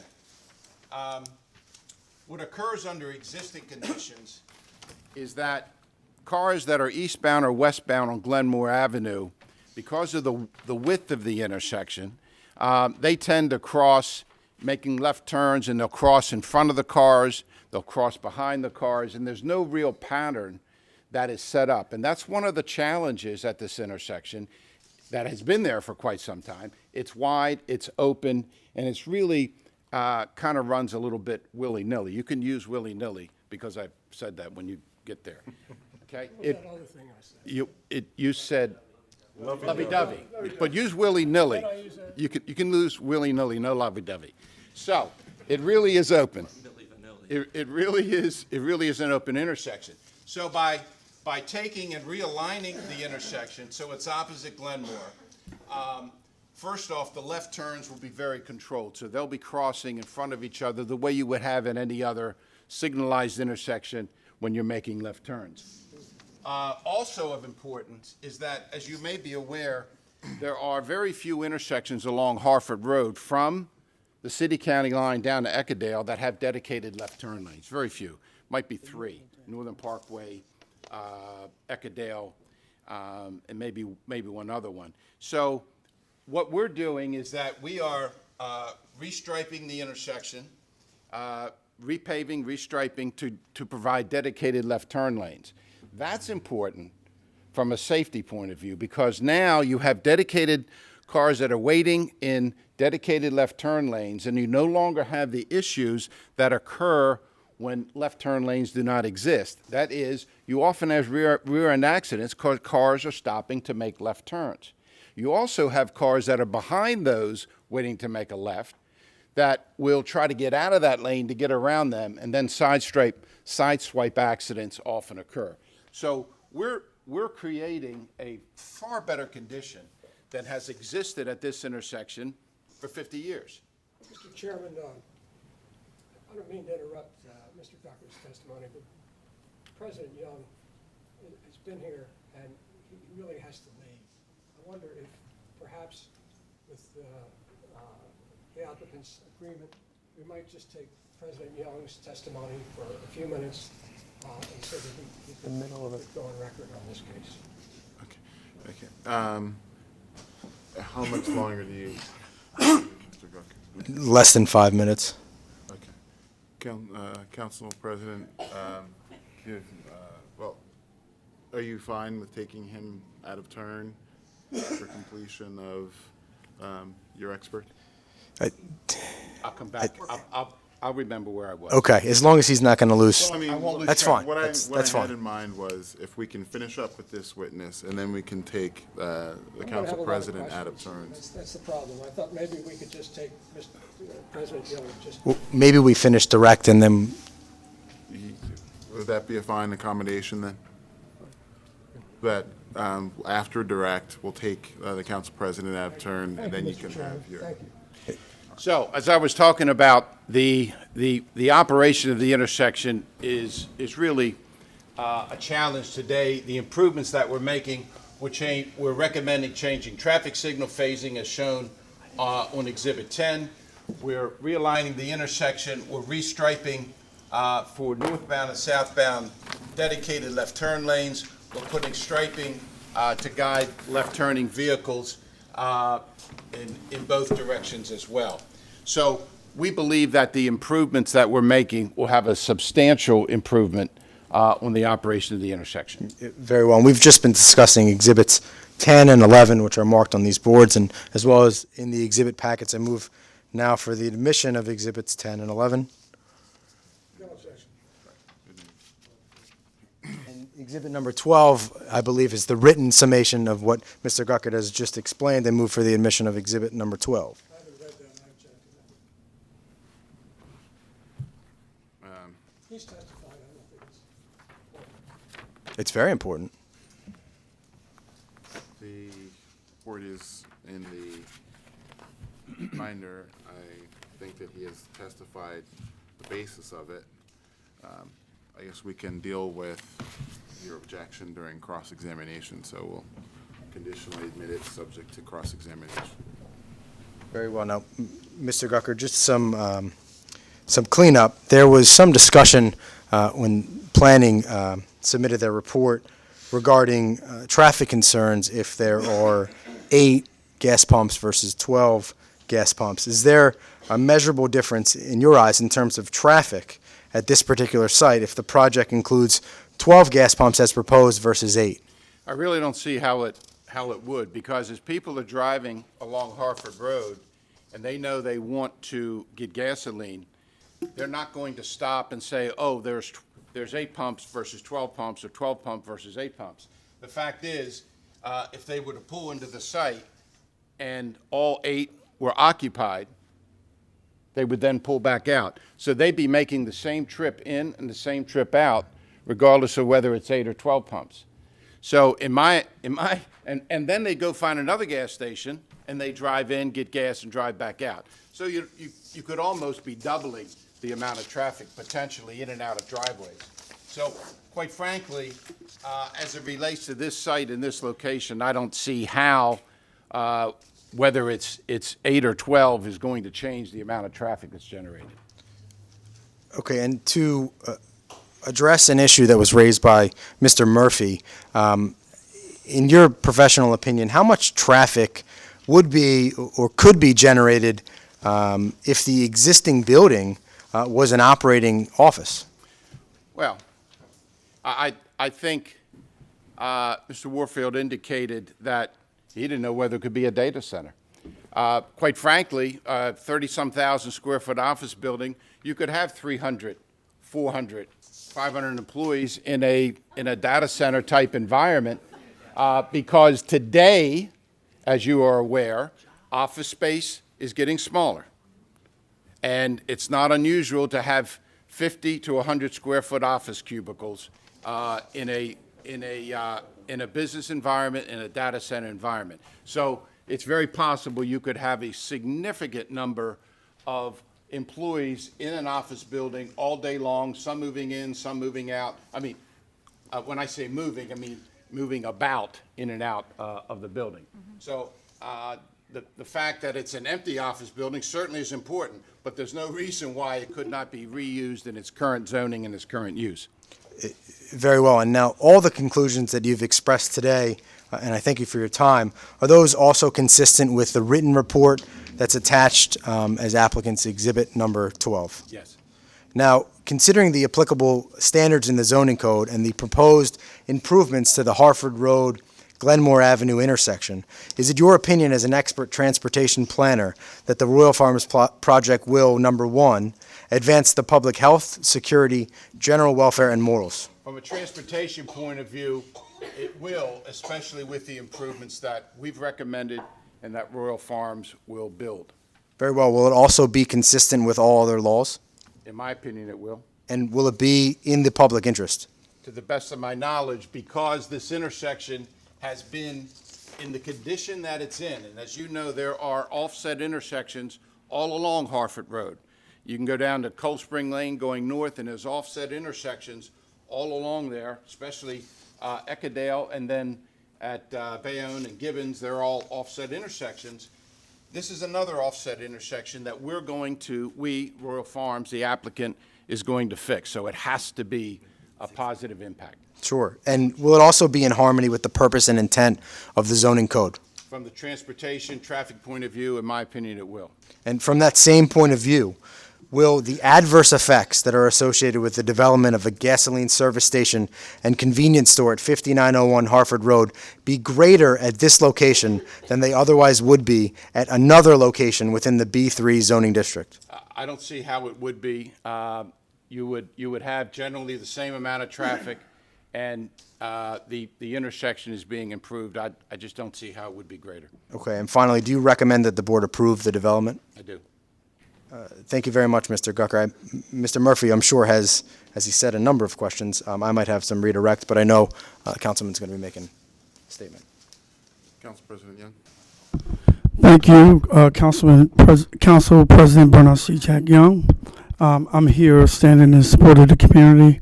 Initially, it was 5 community organizations opposed to this plan. I understand now it's 9. Their concern is the library is close to this proposed development. Also, the school and kids come and stand on the bus stop.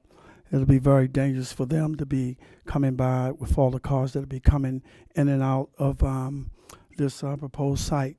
I have been very supportive of Royal Farms and some of their other projects throughout the city. I think they do very good work, but I would recommend that they go back and sit down with the community and try to come up with a workable plan, maybe reduce hours, maybe less pumps. This is just my suggestion, that they will go back to the drawing board with the community and try to work out something that they all can agree on. And I think that they probably could reach a consensus if they go back and sit down with the community. I understand that the planning department gave an unfavorable report, and then some kind of way, because I was at a meeting where the community told me I just had missed the mayor, who said that she support the community stance. And I don't know what happened with that. I can't speak for the mayor. But I know that I said that I will stand in support with the community. These are the folks who vote for me. And I know you said this is non-political, but for me, it's political. And these folk have told me they want me to stand with them, and I'm standing with them. And I'm standing with the little children who have to cross those streets. You've seen where those intersections, they call it lovey-dovey and whatever else they called it. Children walk across those. They come across the street from the library, the school. Kids who live in my neighborhood, in Latrobe, that's behind me, attend those schools up there in that area. And their safety, I'm concerned about that. I'm concerned about the traffic. Harford Road is a real thoroughfare. I go there. I travel that road. I don't think that I've seen some information where other places that are more suited for that only have 2 and 4 pumps. They want 8 pumps. Why 8 pumps here? And you can Google that. I've seen where y'all Google certain stuff. Look at some of the other areas where they have Royal Farms. They have 2, 4, and maybe 6 pumps, not 8. And this is really, I mean, I know they said that there's no homes. There are homes around it. It might not be adjacent right there, but there are neighborhoods right around this site And I hope this honorable body will send them back to the drawing board to meet with this community. Thank you. And I'll take some questions if they want, even though I have to run. Any questions? The question I would have, Council President, is as I understood it from the first hearing, and as there's been discussion of it at this hearing, the safety aspect or the condition of the intersection currently is one where it's a hazardous intersection. I recall testimony from the initial hearing where a number of community members had testified about the number of accidents that have been or that have occurred over the years at this intersection without any Royal Farms being there. So this is an as-is condition, and it's one that's persisted for some time. And the question that I would have is, what efforts are you committing to improve the condition of that intersection, irrespective of anything that happens here today? I'm committed to work with the Transportation Department to do some improvements up there. It's the city's responsibility to make that intersection safe, not Royal Farms. It's the city's responsibility. And I will work with the City Department of Transportation and Councilman Kern to make sure that the Department of Transportation go there and do what they're supposed to do to make that intersection safe for the people who live in that area. Thank you. And just one point of, I guess it's not really a question, it's just a sort of statement more so today. You talked about Royal Farms and other areas having fewer pumps. Just full disclosure, where I live is not in this neighborhood, but I live close to a heavily traveled commercial thoroughfare. I live within a block of it, and I live within a block of a Royal Farms, which is on that heavily traveled commercial thoroughfare, and that Royal Farms has 12 pumps. The streets there are wide, and it does pose challenges to pedestrian traffic across both going to the Royal Farms as well as just crossing the intersection generally. So I am sensitive to that area, and thank you for bringing it up. And I'm glad that you've made the commitment to see that this intersection is improved irrespective of this process. Thank you. Thank you. And thank you all. Anything else? All right, thank you. One, No, I do not. Thank you very much. Thank you. I do, however, Council President Young reminded me of something that wasn't addressed, and Chairman also raised it that I think Mr. Guckert should elaborate on, and that's the pedestrian experience and the improved crosswalks at this revised intersection. Mr. Guckert, can you just elaborate? Sure. Referring now to Exhibit 11, we've highlighted in orange dots the pedestrian paths that will exist at the intersection. As a result of the realignment of the intersection, the crosswalk is being moved closer and more compact. We do not have a crosswalk, and neither does the city, along the south side of the intersection, and that's because of the ongoing heavier left turns with the opposing or opposite southbound right turns off of Old Hartford Road. So it would not make any sense to have a pedestrian crosswalk for children or adults along the south side of the intersection. But there will be improved and enhanced crosswalks along the other three sides of the intersection, and we will end up today, as you probably are aware, the city has never built ADA acceptable crosswalks and depressions. That'll be done as part of this. You'll have all the crosswalks and the approaches will be ADA handicap accessible. Plus, there'll be updated pedestrian crossing signals as well. So when we talk about pedestrian, today it's not good. Tomorrow it's going to be vastly improved as a result of the work that the applicant has agreed to make. All right, thank you, Mr. Gucker. That's it.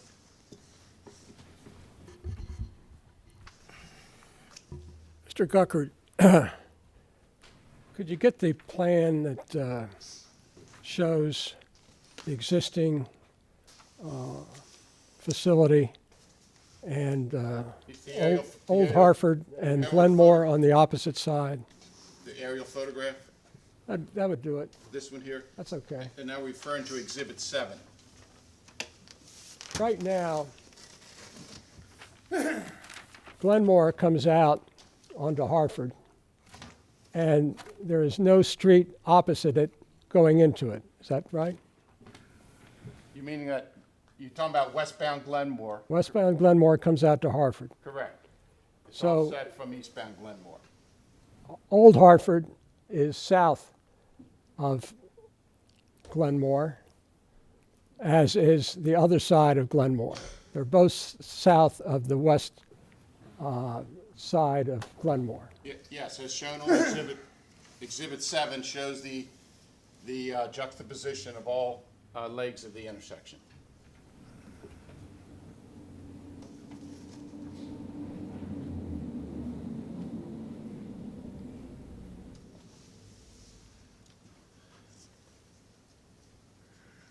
Your revised plan lines up Glenmore basically with Old Hartford and the opposite side of Glenmore. Is that not correct? Well, let's go to a different plan. Let's go to Exhibit 10. Easier to see without the green arrows. So it shows what we are proposing. It shows the realignment of Glenmore, opposite Glenmore, as was requested by all parties concerned. Let me go back to this that I was using before. Okay?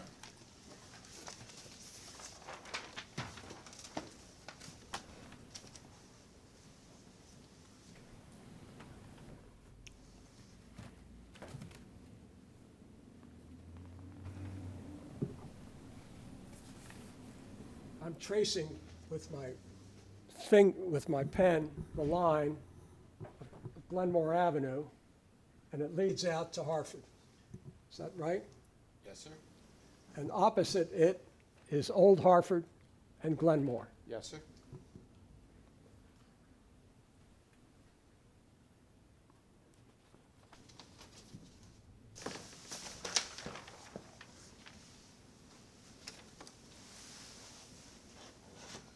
Doing the same thing with my pen, utilizing the aerial photograph, going west rather on Glenmore to Hartford. There's no street opposite it. If you carried it across, wouldn't hit any of the other streets. Is that not right? Correct.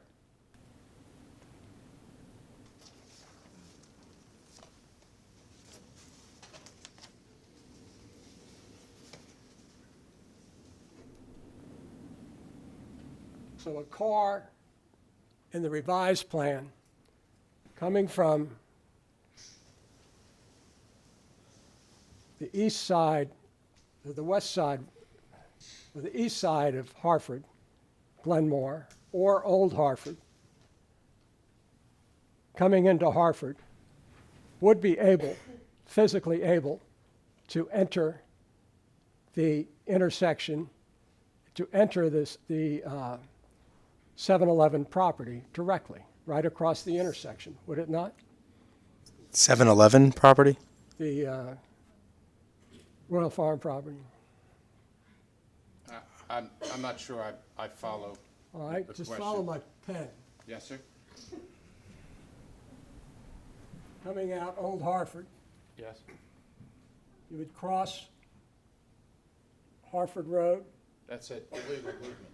enter the Royal Farm. That's an illegal movement.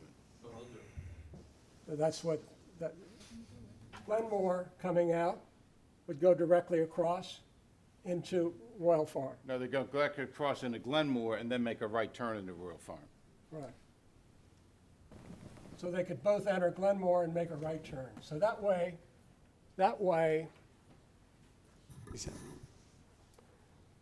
by designing this intersection this way, Royal Farm has been able to capture the traffic from Old Harford Road. Is that not right? No, it's not a legal movement to make a left turn on Royal Farm. You can only make It's a not right. a left turn, it's straight, straight across. Let me rephrase it then. You can only make a right turn That's today. on, That's before you sat down with the traffic department and designed the signal pattern. never sat down with the traffic. Well, you're going to, aren't you? I would hope so. Yeah, sure. I hope, Same way you sat down with the planning department, got the revised, This is right, exactly what the council president was saying he wants to do. that's what, but this allows traffic to enter from Old Harford Road directly into Glenmore, where it cannot now. I don't think that's a true statement. Why not? Because I'll repeat it again if you'd like. I think that the DOT will require only right turns from Old Harford Road. Coming across Glenmore Avenue. How many, well, wouldn't it be very advantageous to Royal Farms to be able to get that traffic from Old Harford Road? Could be, but I wouldn't recommend it. Royal Farms might recommend it, wouldn't they? Could be, but I Could wouldn't be, recommend it. Could be. That's what could be, isn't it? Could be.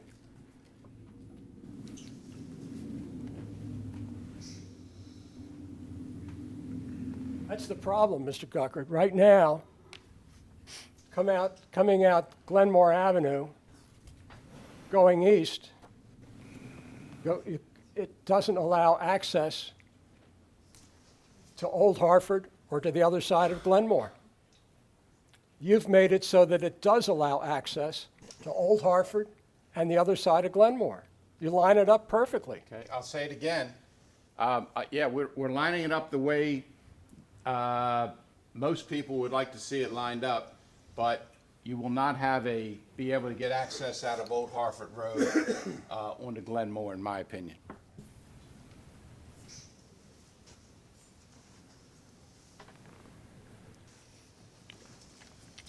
If, in fact, cars came out Old Harford Road and rode into Glenmore, would that be an adverse effect? Well, there would have to be, wouldn't be an adverse effect. There would have to be properly signalized, and I think that that's the wrong way to operate the intersection. Wouldn't it be a temptation to cars coming along Old Harford Road to want to get, suppose they're running out of gas? A Where are they going to lot stop? of temptation. So then they could come down to Mary Avenue and come in.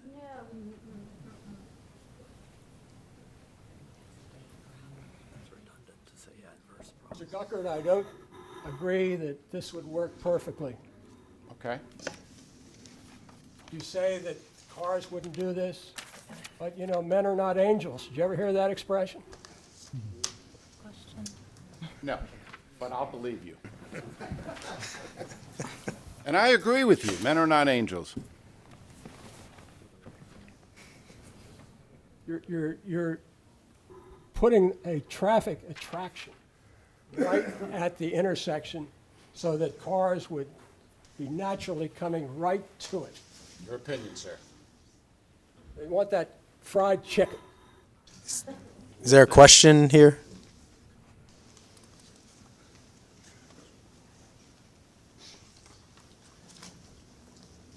You were asked by council whether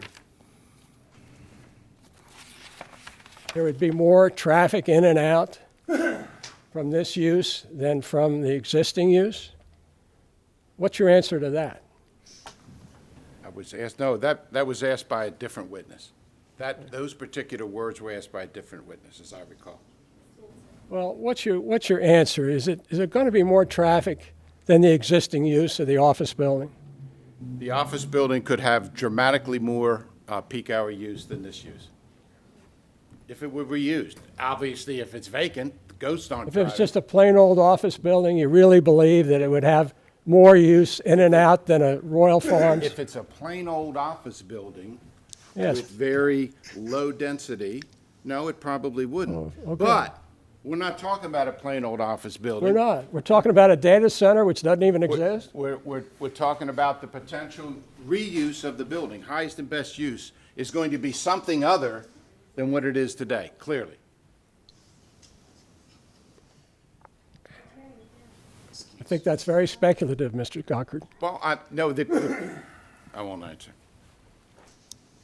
It wasn't a question. Correct. So that's why I'm not going to answer.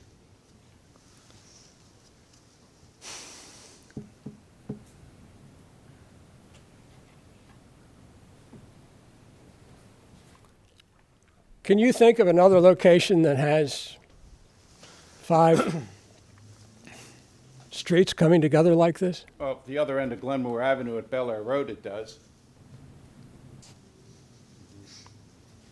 As an example. Can we maintain some quiet, please? And there are other locations. I haven't studied them to figure out if they're exact and comparable. But clearly there are 5-legged intersections. Anywhere in a city where you've got old street systems, or you have New Hartford Road, Old Hartford Road, and they end up coming together. Sure, The only one I can think of is Bologna Avenue coming into York Road. There's one. an example. It's the only one I could think of. I've been thinking of that for months. It's the only one I can think of. Can you think of another that it comes in obliquely like that? He just identified another. So I live there. It's not. Sorry. It's one Folks, we will not have people talking out of turn. If you are not a witness under examination, you should not be speaking. You should not be laughing. You should not be making noises. This is a public forum, but this forum also has to follow rules. We went over that before we started. Please don't make me have to get someone from security up here to escort people who cannot follow the rules out of the room. Mr. Guckard, you gave an opinion that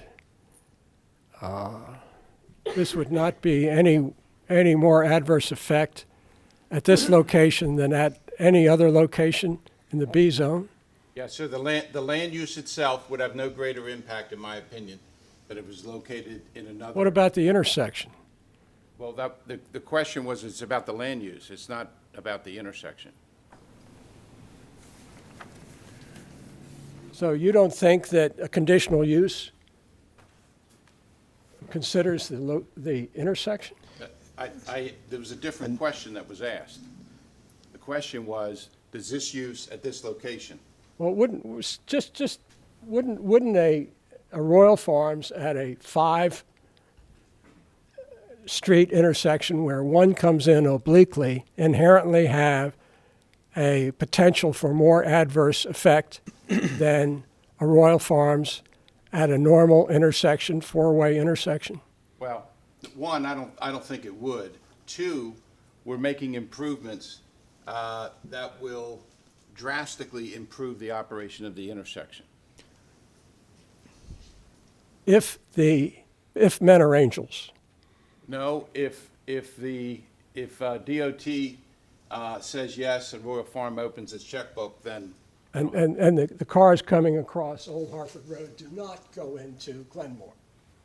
Well, if that's the case, then DOT is going to have to make some changes to the signal phasing, which they would have to do, and they could do. There's plenty of capacity at this intersection for it to have its own signal phase. All right, that's all I have, Mr. Guckard. Got anything? That's it from us. All right, thank you. We'll just reserve the right to rebuttal and to summation. Yes. Mr. Neely. Okay, Sorry. Mr. Guckert? Oh, Sorry, I did have one question for the witness. Wes, Yes. you got a question? Sorry, I apologize, I have one question. Did your traffic study consider volume based on number of pumps at all? It was based on square footage of the store, Okay, so, which is normally what ITE would normally recommend, that when you have the square footage of the store, that you look at the square footage. okay. I had a question too, Mr. Yes, sir. The issue, you were talking with Mr. Murphy about the adverse effects related to the land use. And the land use in question here is the gasoline, not really service station, but the fueling fuel position. pumps. Mhm. Yeah. Now, that's not all that's going to be going on here at this location. There's also the convenience operation that goes on inside the store that's located there. And that, as I understand it, is an as-of-right use. Yes, sir. And there, across the intersection, there currently is a 7-Eleven that's there, and a smaller size operation as far as the property. I'm not sure if the square footage of the store would line up or not, but would the operation of the service station or of the gasoline portion without a convenience store, would that generate adverse effects above operation of the as-of-right convenience store without the gasoline pumps there? I'm sorry, I'm not sure I follow that It's a little question. bit dense. If we take away the convenience store? What I'm looking at is that you can operate as of right a convenience operation there. And I think that there's another Royal Farm somewhere in the vicinity. There is. That I think operates without fuel pumps. That's correct. So if instead of having the fuel pumps there, there was the convenience store. Yes. That was operating. I'm trying to get an understanding of, would there be any adverse effects caused just simply by operation of a fueling station there that wouldn't go along with the as-of-right convenience store? Well, so that if I understand your question, if we had just the fuel pumps, would the fuel pumps at this location have an impact above and beyond that which would exist at another B3 location? Sure, relative to the operation of a convenience, because the thought that I have is this. There's, I guess the condition that Mr. Murphy has been focused on is with the intersection and with the number of trips that are going to be generated in and out of this property because of the commercial activity that's going to be going on there. But only half of that commercial activity is a conditional use. So the convenience store being located there, being there as of right, would generate, I would imagine, numbers of trips in and out just by operation of the as-of-right condition. You all have focused more on the, well, what if it stayed the same as an office? But I think that you could say, well, what if it operated as a convenience store? So my question are there any adverse effects by the operation of the convenience store, specifically focused on traffic, that would exist over and apart that which would exist with operation of well, I said that backwards. Is there any, would there be any adverse effects from operation of the fueling station there over and above that which would exist by operation of the convenience store? Well, yeah, I think I've got it now, but and the answer is, traffic in and of itself is not an adverse effect. Okay. In my opinion, it's not an adverse effect. It's a fact of life as to whether it's a fueling station or a fast food restaurant. They're going to generate traffic. They're going to generate traffic from the existing traffic stream. They're going to generate certainly some new traffic as well. So the traffic, in my opinion, in and of itself does not create an adverse effect. There has to be something else that creates the adverse effect. In my opinion, we had some issues that I think needed to be fixed at this intersection. Regardless of whether there was traffic generated by the fueling positions or the convenience store or a combination of both. But traffic from the fueling positions by itself, absent the convenience store, that traffic at this location, I don't see it's an adverse effect beyond what you would ordinarily expect. And I think that's the standard. Is it something above and beyond what you would ordinarily expect? And in my opinion, I don't see anything here, anything traffic-wise that's above and beyond what you would ordinarily expect. All right, thank you. Sorry, his question kind of triggered. So, Council President Young suggested at the end of his testimony that maybe Royal Farms consider downsizing, if you will, the gasoline fueling aspect.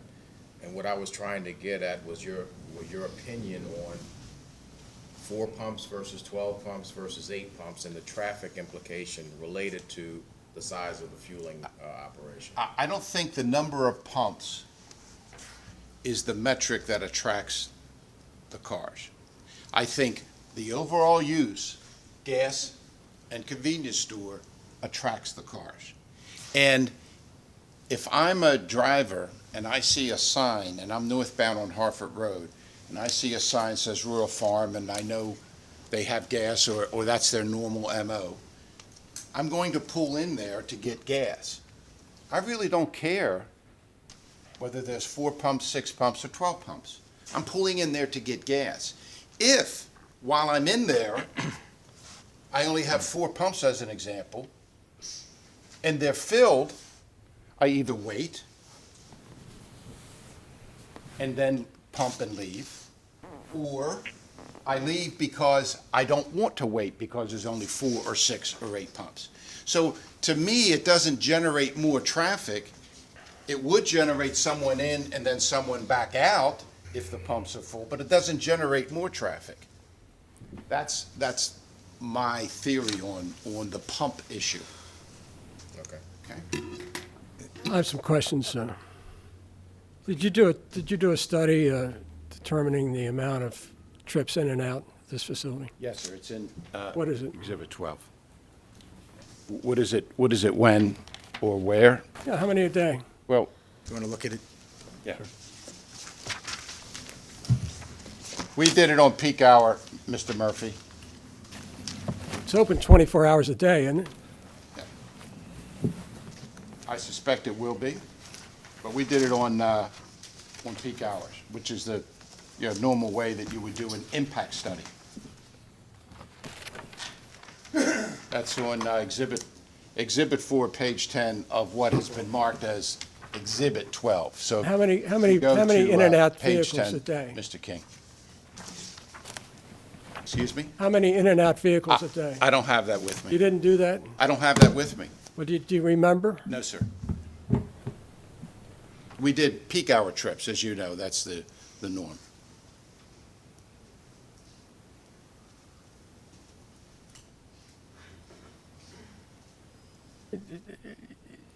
Mr. Guckert, I have trouble with you as a matter of common sense.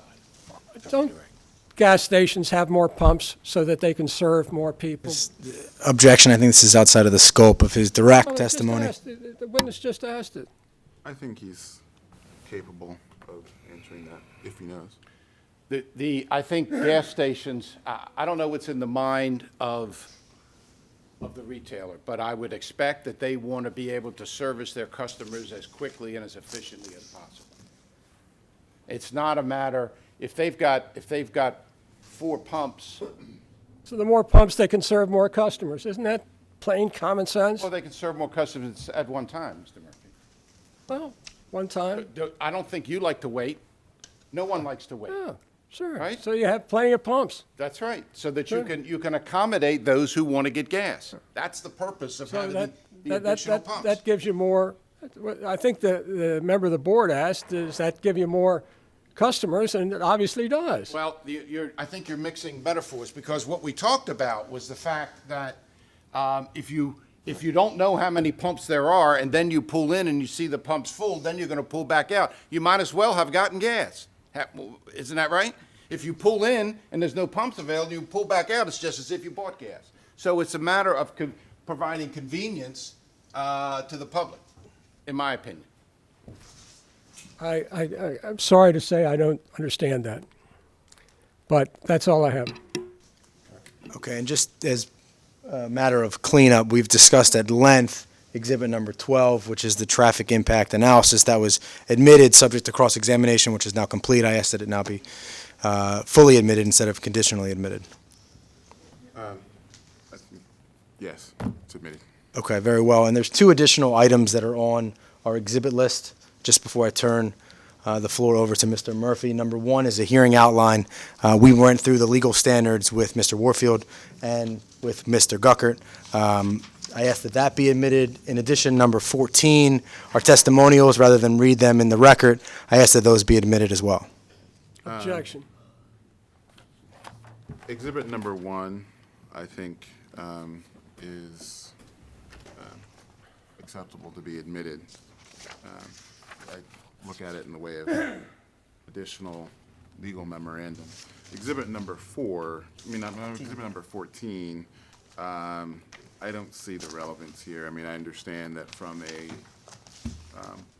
corporate messaging standpoint, presenting the applicant as a good corporate citizen in operation of other stores is sort of generally a good thing, but I don't really see its relevancy here.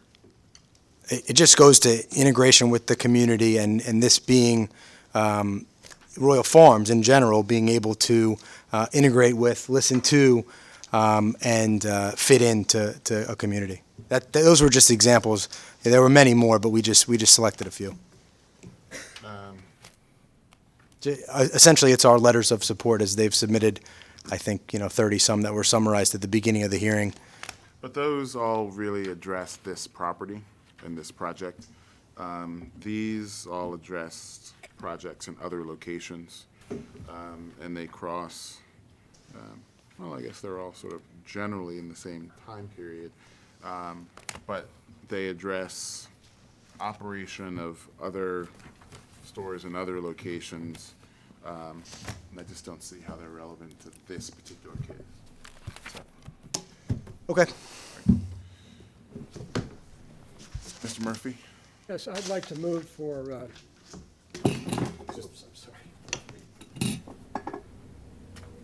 Excuse me. Okay. A negative disapproval of the variance.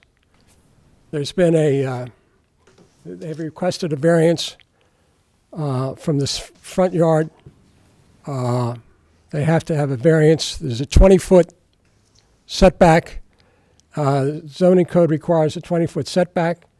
They have not provided a scintilla of evidence about the variance.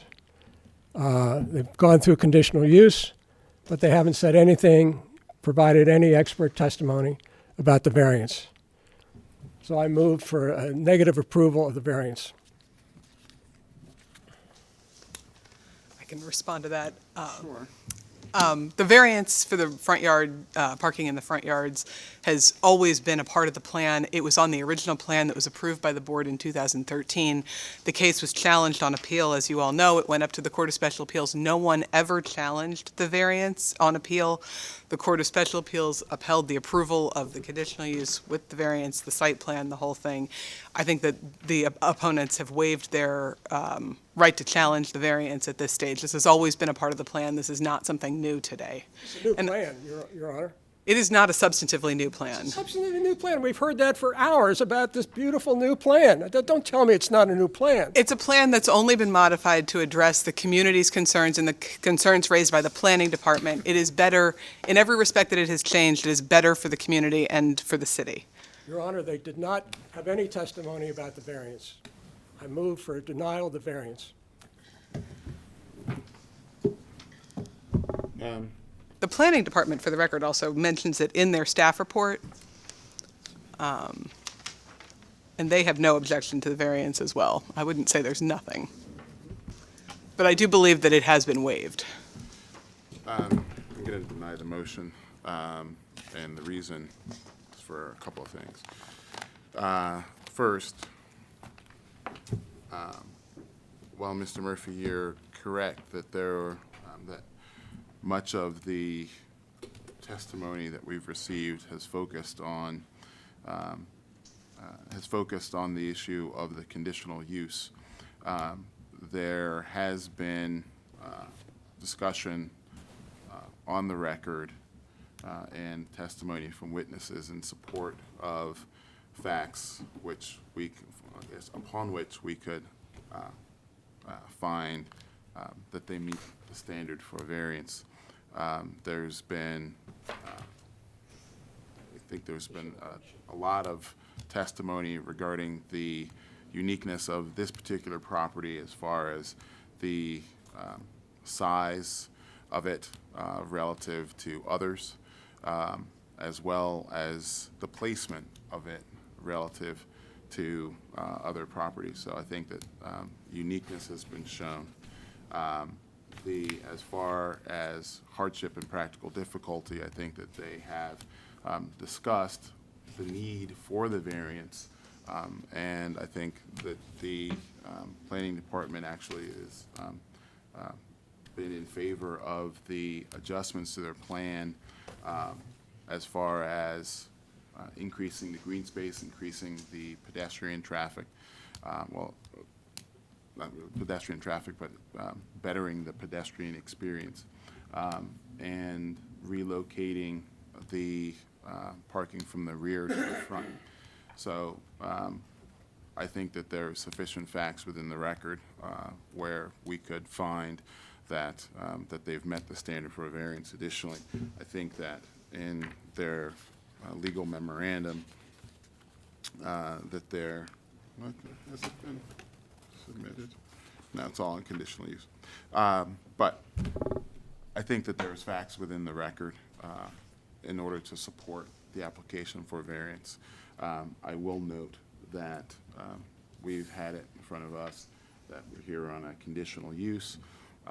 And as far as on our data sheet and as far as all of our discussion here today, and in the review of the Court of Special Appeals case, I'm not even sure that variance is even mentioned in the issues framed by either the court or the issues framed by you in your appeal. So I'm going to deny the motion. I disagree with that, Mr. Chairman. The practical difficulty, uniqueness of the property, variance, those are wonderful words coming from you, but they were not mentioned. We've been here like 3 hours.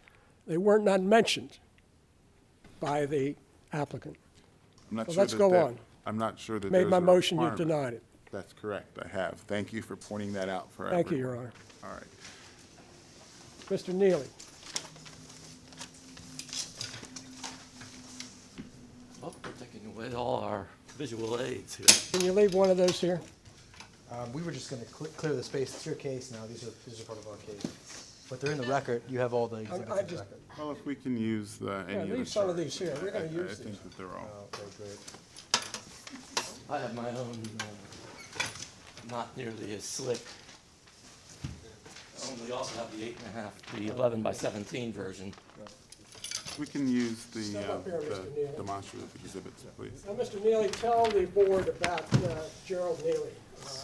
What's your education? Okay, I have a bachelor's degree in civil engineering. Gentlemen, slow down.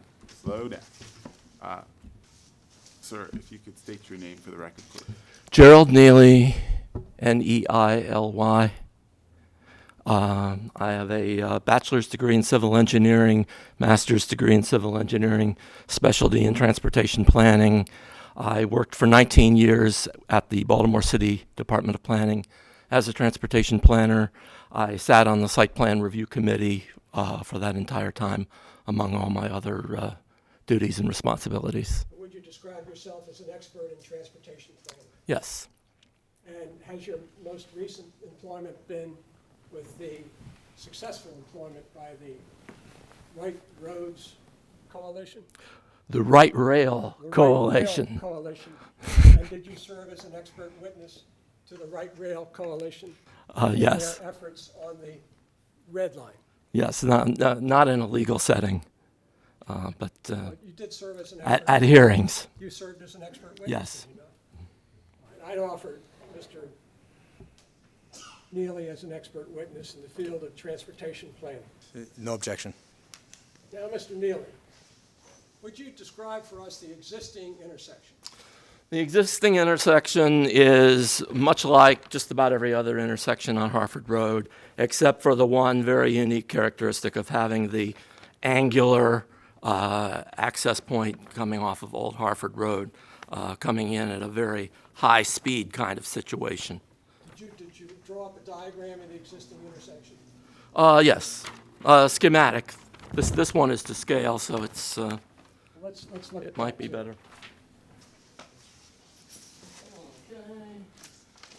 Basically, I drew up two diagrams. You guys speak into the microphone. I drew up two diagrams. Let's One, look at the first one. Let's look at the existing. existing conditions, which is this one. Mr. Murphy, I'll just mark your time. It's 6:20. Just to mark your time for the record, it's 6:20. Time flies when you're having We fun. spent 3 hours, I think, with the application.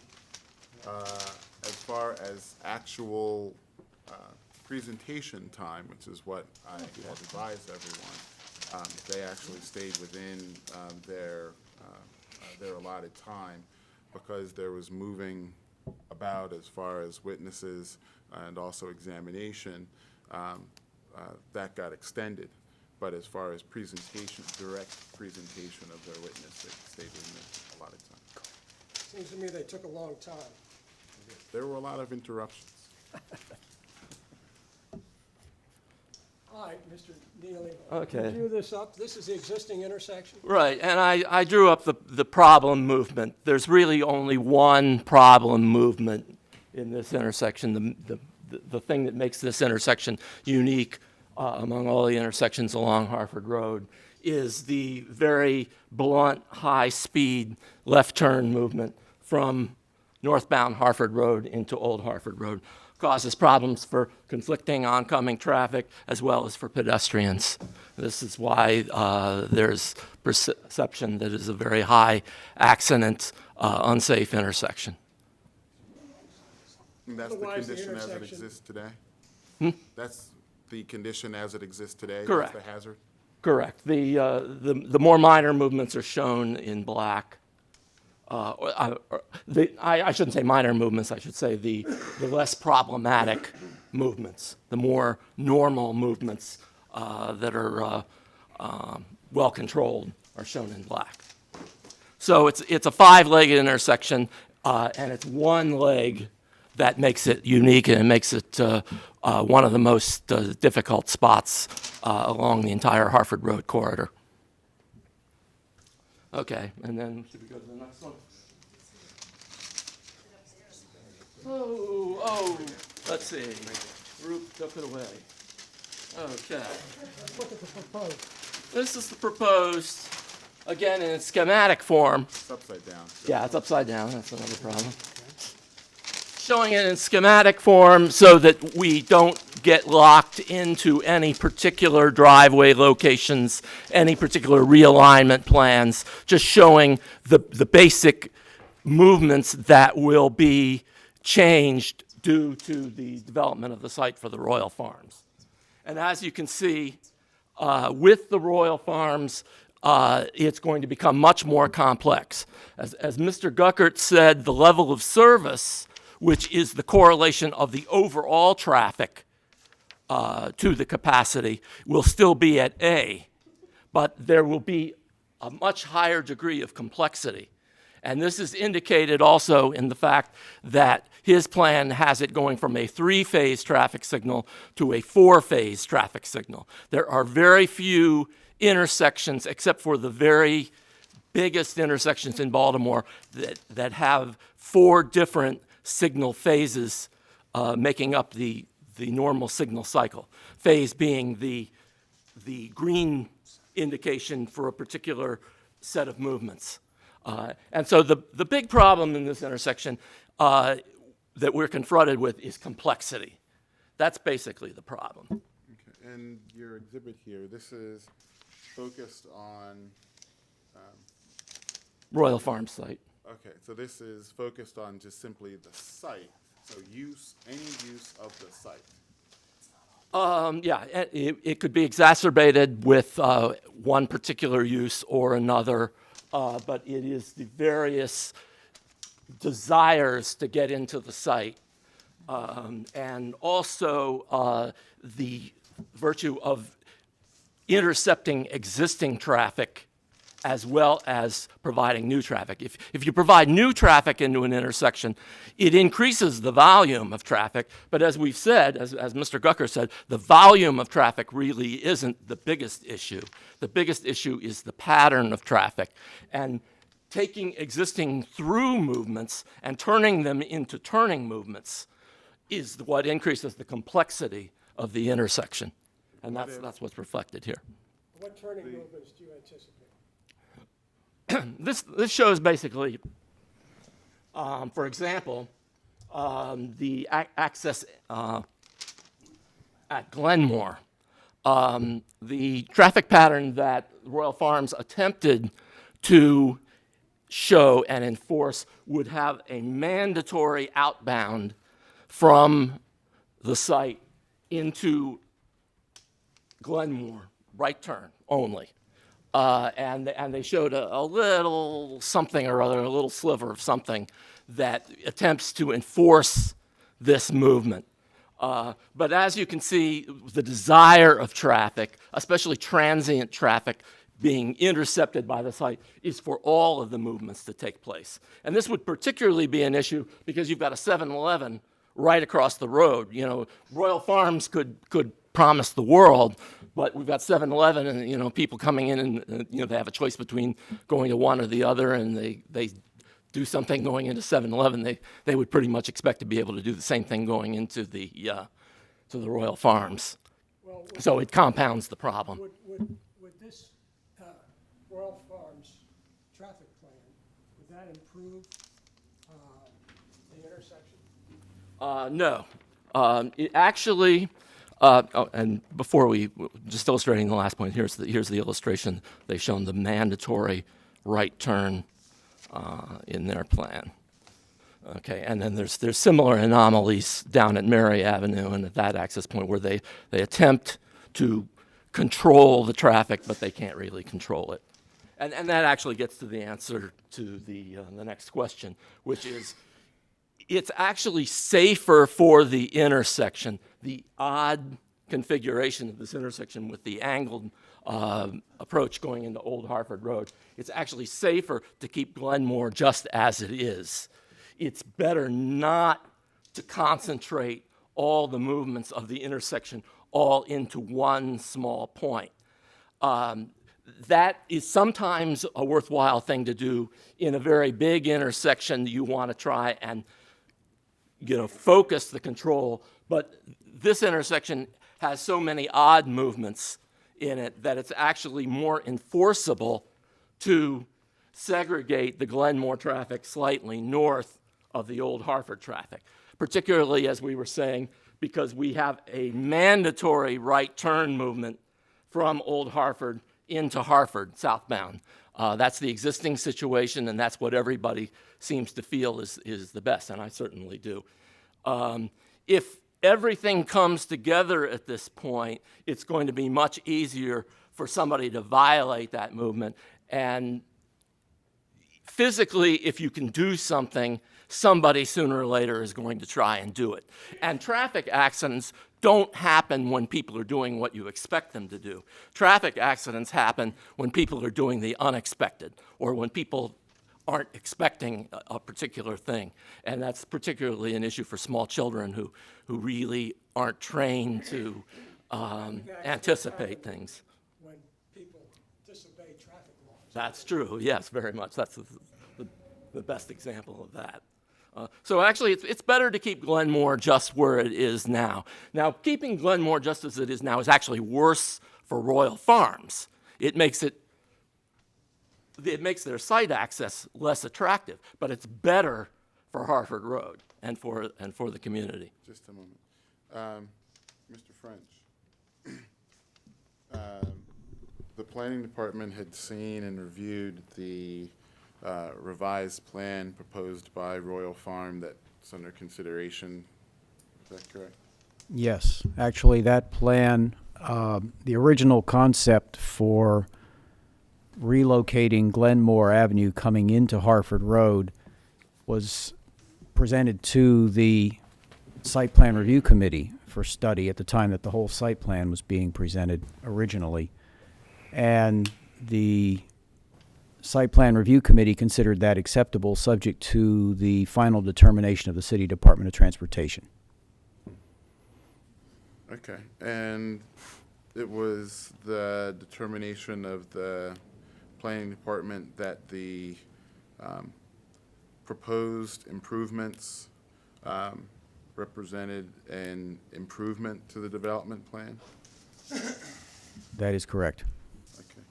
So would the planning department share Mr. Neely's opinion that leaving the intersection as is would be a safer way forward with this plan? I guess with operation of this proposed Royal Farms? I don't believe so. Please continue. Okay, Go sir. ahead. Are there other issues? We could talk about Mary Avenue. Should we go down there?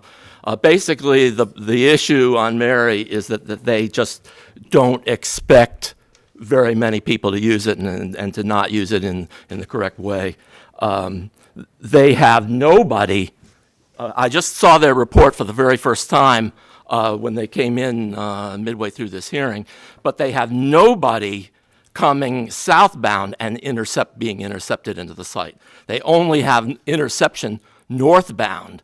That's pretty hard to believe that nobody going southbound is going to want to, going to be driving along and see the Royal Farms. And they're going to say, "Oh, I'm not going to go there because I'm going southbound." And the only place that you can make a left turn southbound would be at Mary once you've seen the site. I don't even think they have any into Glenmore, if I recall. They have some traffic assigned to Glenmore, but it's not the diverted traffic, the intercepted traffic. It's just not very realistic to think that that's what they're going to do. Hartford Road traffic doing when the Royal Farms is installed? Yeah, basically what they're going to have to do is they're either going to have to make the illegal turn into Glenmore if they want to get into Royal Farms, or they're going to have to make the legal right turn and then immediately move over into the left lane and zigzag in effect, and then turn left into Mary, assuming they do observe this other little triangular channelization point, which attempts to make this a right turn in and right turn out driveway for northbound traffic, which they claim is going to be the primary access point. But if it's only for northbound traffic only, that's and only for right turns, that's pretty hard to believe. Are you assuming that there will be more in and out traffic from the Royal Farms convenience store and gas station than from an ordinary office building? It's going to be intercepted traffic. It's going to be taking straight traffic and making it into turning traffic. So it will be a larger percentage of turning traffic and less straight traffic.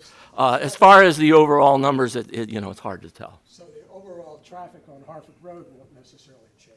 I mean, yeah, it will change, but and it won't go up a whole lot. And it's not that high right now numerically.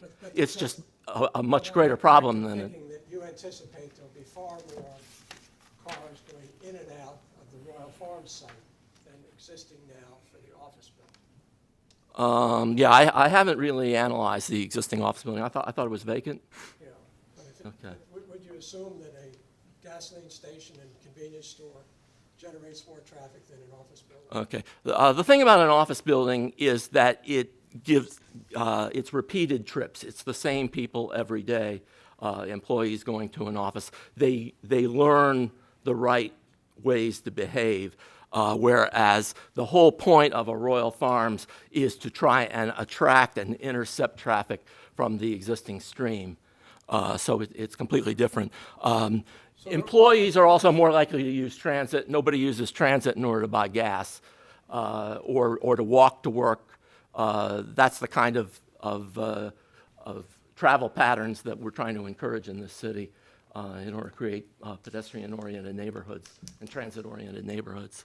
So, do you feel that there would be a more substantial adverse effect at this location than at a Royal Farms location elsewhere in the B zone? Yes, because of the odd angle of Old Hartford Road. That's what requires going to all of this, all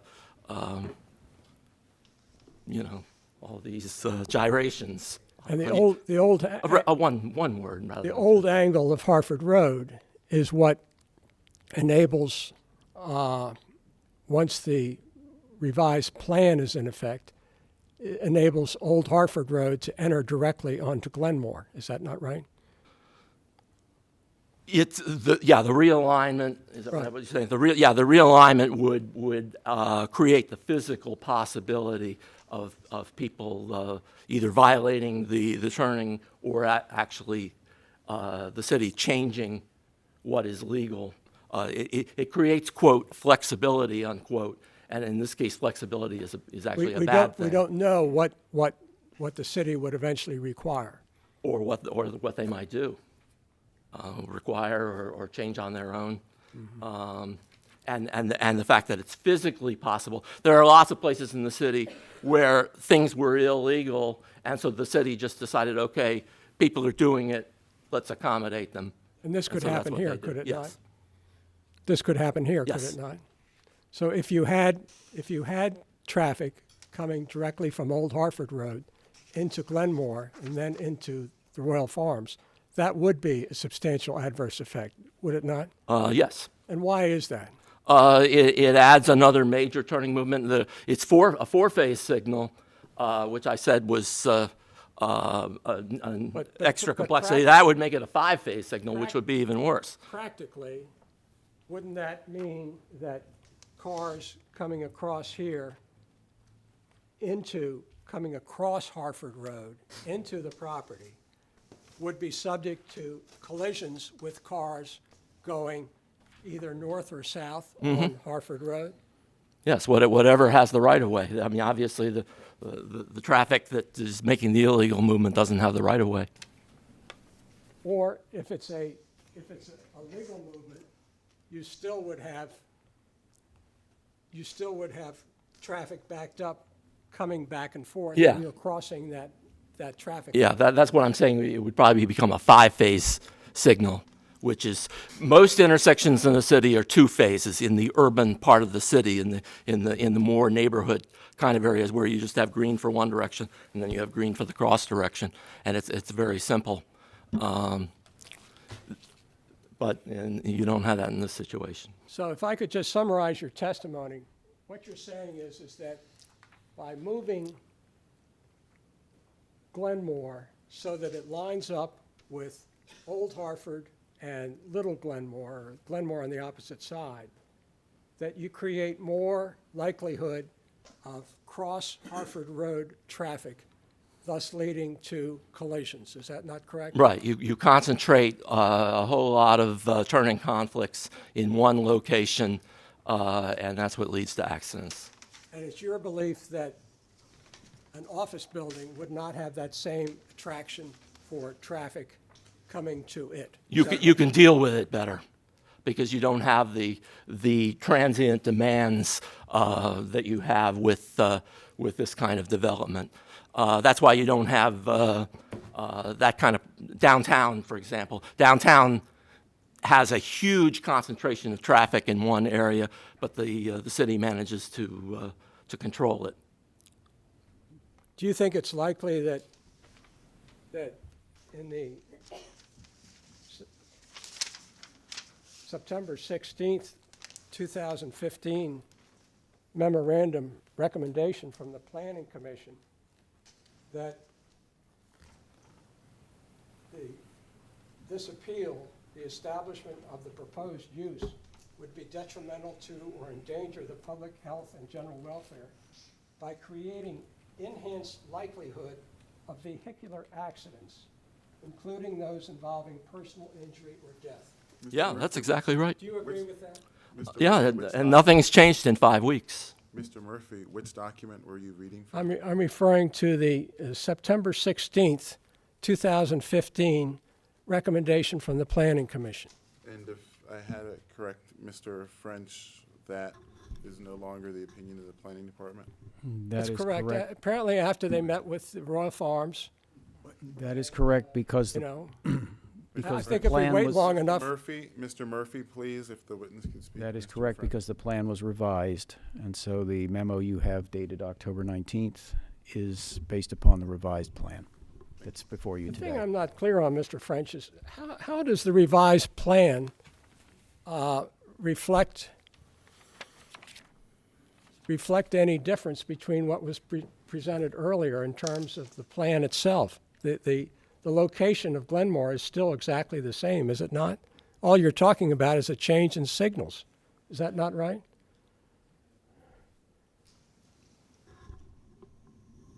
I'd have to defer to the planning, the So you don't Department of know? Transportation to Okay. answer that. I'm sorry.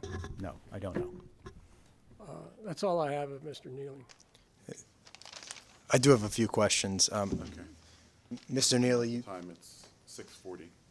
Cross-examination doesn't apply to your time. How much time do we have left?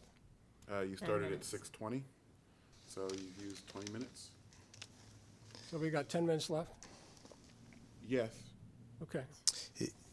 Mr. Neely, you stated a lot of speculative comments about drivers violating various traffic laws, and I don't want to get into that because I don't think that's part of what the board's here to decide. But what I do want to get into is the first notion you made about this being a high-speed intersection. Hold on, that's not my question. Are you aware that the speed limit on Hartford Road is 30 miles an hour? That sounds about right, yeah. Are you aware that the speed limit on Old Hartford Road is 25 miles an hour? Right. Would you classify that as high speed? The speed limit is not the problem. The problem is The question is, would you classify 30 miles an hour and 25 miles an hour as high speed? No, the speed limits are fine. Okay, thank you. You also said there's a perception of accidents at the intersection. Do you have any evidence of the accidents? It's a condition is ripe for accidents. I haven't witnessed any accidents. Okay, so the answer is no. Are you familiar with Mr. Murphy, Mr. Frank Murphy's of the Department of Transportation's letter that was submitted by my colleague, Ms. Hecker, at the beginning of this hearing that's part of the record? I'll read you just a provision that he stated, and I take that you'll probably disagree, but I'd like you to hear what he says. The Department of Transportation concurs that if the proposed modifications were implemented, there would likely be a reduction in crashes at the subject intersection. Do you agree with that statement? No. I did discuss this with Frank Murphy at one point. What did he say? He said he agreed Is that with hearsay? me. I mean, are we getting into hearsay, Evan? What did he say? Well, you just. I was there. Hearsay. I was the one who talked to him. It's not hearsay. But, well, that's true. You just but read you're- something's hearsay. But you're talking about a conversation you had with him. That's true. Well, let's hear what he said. He said he agreed with me that the realignment then he of wrote the Glenmore opposite. Avenue was would actually make the intersection worse. I mean, for the this same is- reasons that I explained. This is getting outrageous. And I'll- for the record, we're not going to consider that, as I said. Why not? Why? Because Yes. it's a one-way recounting of a conversation that the witness had, and he's talking about statements another person made. That person is not here. That person. This letter is hearsay, Your Honor. You know that. The letter is here, and we can certainly take that for what it's worth. It's at least. It's not one way? Well, no, but because it's actually Mr. Murphy's statements of his own words. Believe him or not, but don't. It's not Mr. Neely's recounting of Mr. Murphy's words. What's wrong with and it's Mr. Neely?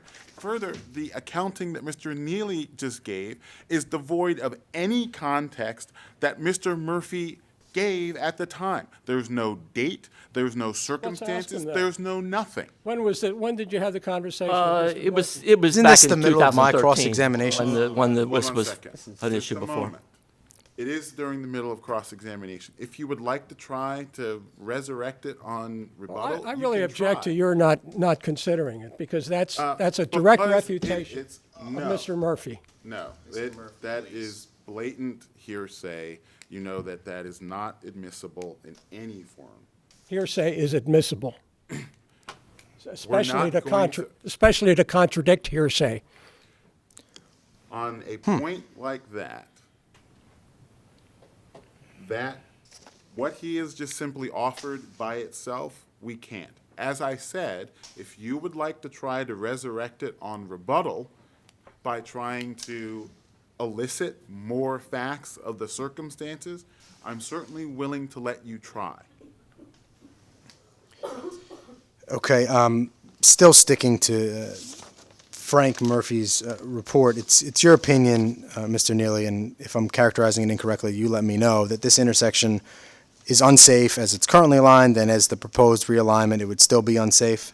It will become more unsafe. More unsafe. Okay. Are you aware that a study was actually conducted, 5-year crash totals? This is figure 1 to Mr. Murphy's, Frank Murphy's letter of October 20th, 2015, listing intersections, cross-sections with Harford Road. Yeah, I think I did see that. Are you aware that somewhere? Are you aware that the total number of crashes in that 5-year period at Old Harford Road and Glenmore and Harford Road is 50? Yes, I saw that. Are you aware, and I'll just pick a few, that the total number of accidents at North Avenue and Harford Road over the last 5 years is 104? Okay, North Avenue carries a lot more traffic than The question is, are you aware of that? Yes, I'm aware of it. And 25th Street and Harford Road, 127 accidents in the 5-year period? Well, I saw the list. Okay, great. I won't exhaust, but I think the witness would admit that there are many intersections with Harford Road that have more accidents than this particular location in the last 5 years. Is that true? Yeah, but there are a lot that don't. Okay, and as to the realignment not improving the intersection, I want to ask some fairly basic questions, and it might be easier to look at what we're actually proposing versus what Mr. Neely thought we were going to propose. So I'll put this back up, and this is exhibit number 10. Mr. Neely, is it true that squaring the intersection would give it a more traditional feel than the current feel that it has? If it's a 5-legged intersection, that's the big problem. Okay, the question was, is it true that squaring the intersection would give it a more traditional feel? It's just a yes or no. Yeah, okay. If it's really square, then it would be better. Okay, so the answer is yes. More traditional. The left-hand turn lanes that we're proposing, are those a benefit to the traffic? Yes. If they were really a benefit, the city should have already done them, but I think they would be a benefit. Okay, I think you've already heard testimony that there'd be no realignment without Royal Farms footing the bill. So. Well, the left turn lanes are not a realignment; they're just a restriping and. Right, but that's part of the realignment, that there's going to be restriping. You've heard testimony on that, but Oh, maybe you missed it. No. There's one last question. It's just two separate things. You could do the restriping tomorrow if you wanted to. Okay. One last question. The sidewalk enhancements and the crosswalk enhancements that Royal Farms is proposing, and those are seen on Exhibit 11, are those beneficial for the pedestrian experience? Yes. Okay, so did you hear Council President Young's testimony that there needs to be something done with this intersection, that he Yes. thinks it's unsafe? You disagree with him, though? No, I agree. I agree. So there needs to be something done, but just not, Royal Farms can't be the party that does it. Well, that's actually what President Young said, that the city should do it. That's his call, not mine. Okay. Speak into the microphone, Mr. Neely. So, Do I need to repeat that? So you agree? I'm pretty loud. You agree that with Council President Young that something has to be done? Something should be done, and certainly making physical improvements to the crosswalks would be a good thing to do. Okay. Do you agree with the Planning Department that something should be done? Yes. And do you agree with Mr. Guckert that something should be done? Yes. Okay. Do you agree that Royal Farms is proposing to do something? They're doing something, yes. All right, great. I think that's all I have. Quote unquote something.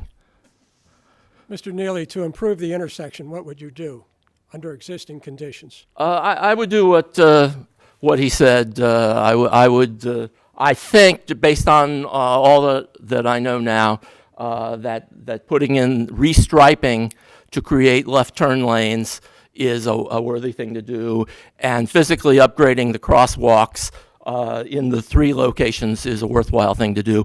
And I agree that you can't put the crosswalk in the fourth location, which Mr. Guckert said.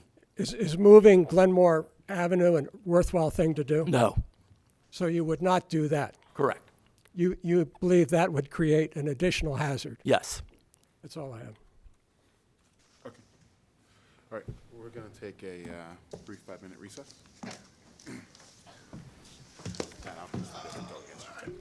Sorry to yell at you. That's okay. Give you just enough time to get the subway and back. What'd he say? I can't get any. Royal Farms serves breakfast now, 24/7. You want to go out for another one? World You all right? famous. You still got to allow me to have fun.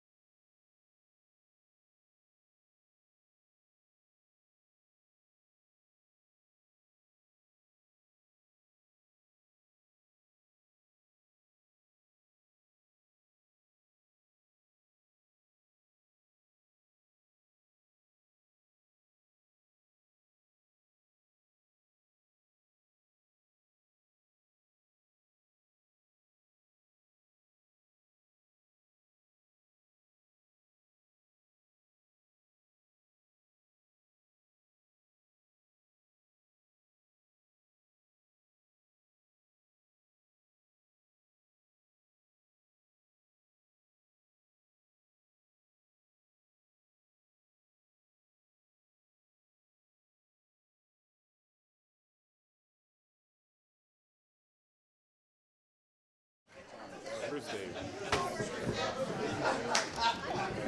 I'm thinking not.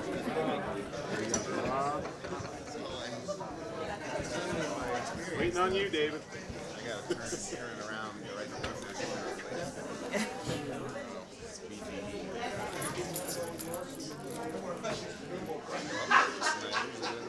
All right.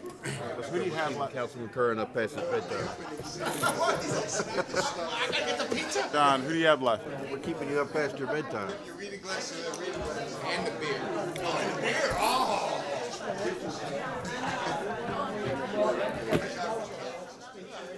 Okay. Politicians won't count against you. If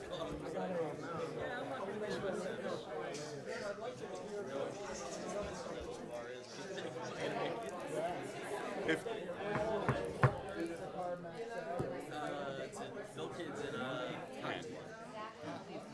you want to pick 10, and you've already told them that they're limited to a minute each.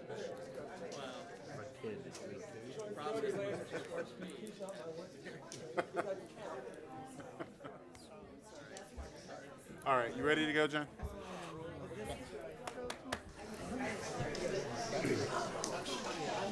All right, we're going to come to order. Council? Mr. Murphy? Your Call next witness. Mr. Roop Vigian.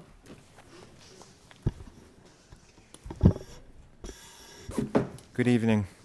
Evening, sir. If you could state your name for the record and then provide a spelling. Roop Vijayan, R-O-O-P, and V-I-J-A-Y-A-N. And I live on 3019 Glenmore Avenue, 21214, and I can proceed with what I have to say, right? Do you hold a distinguished office, do you not? Oh, yes, I do. I'm the president of Glenham Belhar Community Association. I'm not only president, the zoning chair. How many people in that association? Last count, I believe they're around 65, 75 probably. Are these the people right around the proposed Royal Farms? Yes, it's in our catchment area. Our catchment area is Glenmore, Hartford Road, Hamilton, and Bel Air. So this is on the Royal Farms will be in our catchment area.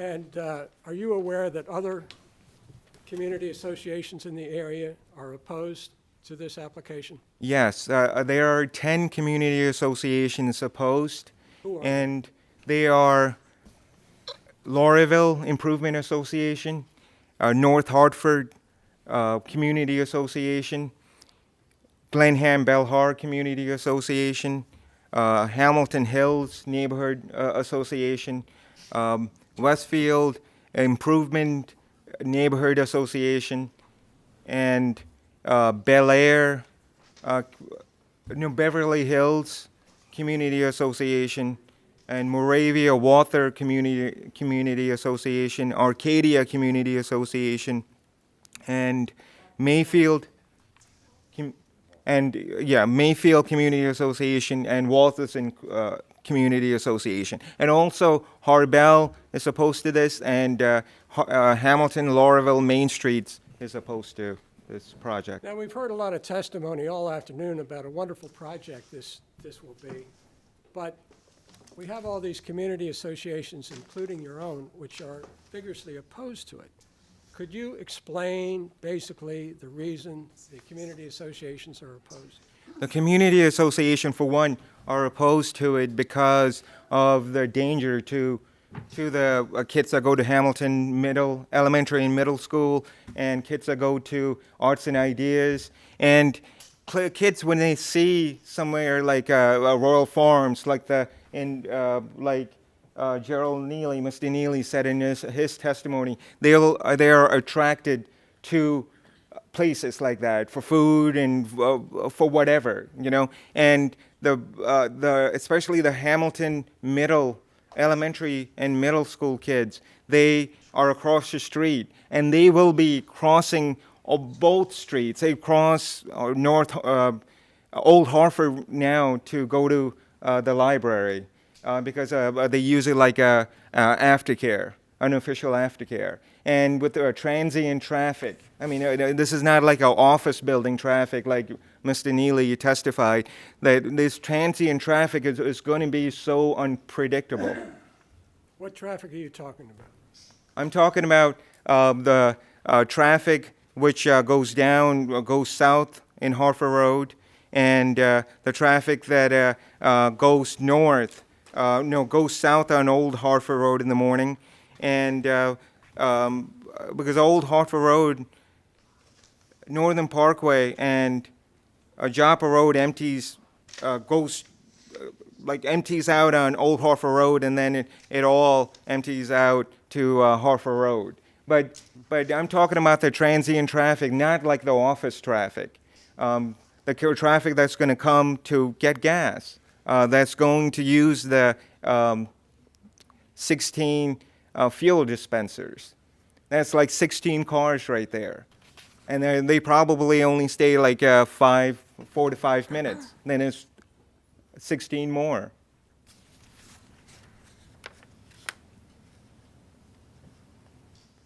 Did you have a community meeting this fall? Yes, we did. And did the mayor attend? Yes, she did. What did she say? She said that. Getting into hearsay again.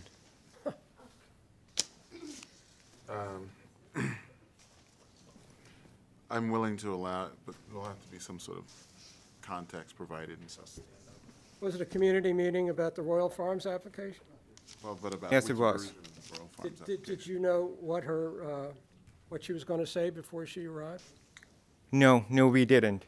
What was the date? September 18th, 2015. And what did she say?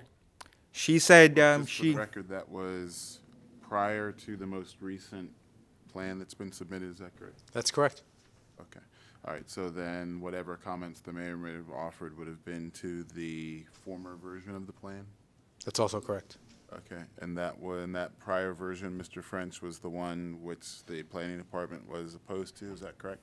That is correct, sir. Okay, and with the subsequent modification in the plan that we're actually here considering, the planning department is in support of that plan, is that correct, Mr. French? Subject to the conditions recommended by the department, yes. Understood. And how is that plan different aside from the traffic?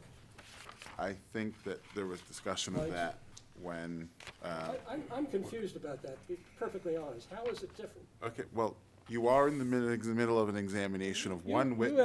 You interrupted the witness and called on, you asked Mr. French some questions. Can I ask him some questions too? It's an adversary proceeding. Certainly feel free, and I'm not saying that you can't. I'm just saying, can we finish with this witness? And to the extent that you have further questions of Mr. French getting into substance, you can do that. What I wanted to do, and what I've been pressing you to do, is to provide context, dates, times, which plan are we talking about? September 18th. Okay, and what I wanted to do was establish which plan any comments at that time would have been directed to. At that time, the September 18th, did the Royal Farms plan include the realignment of Glenmore Avenue? No. It wasn't the Royal Farms plan that included the realignment. It was a plan proposed by Councilman Curran that virtually, I guess, is virtually the same sort of realignment, that he got the money, he received money from the city. There were drawings that showed the realignment of the Glenmore Avenue in the same place it is now. Yes. The same place it is in the proposed plan. Is that not correct? Yes. And was Councilman Curran there at this meeting? Yes, Councilman Curran was there at the meeting. What did he say?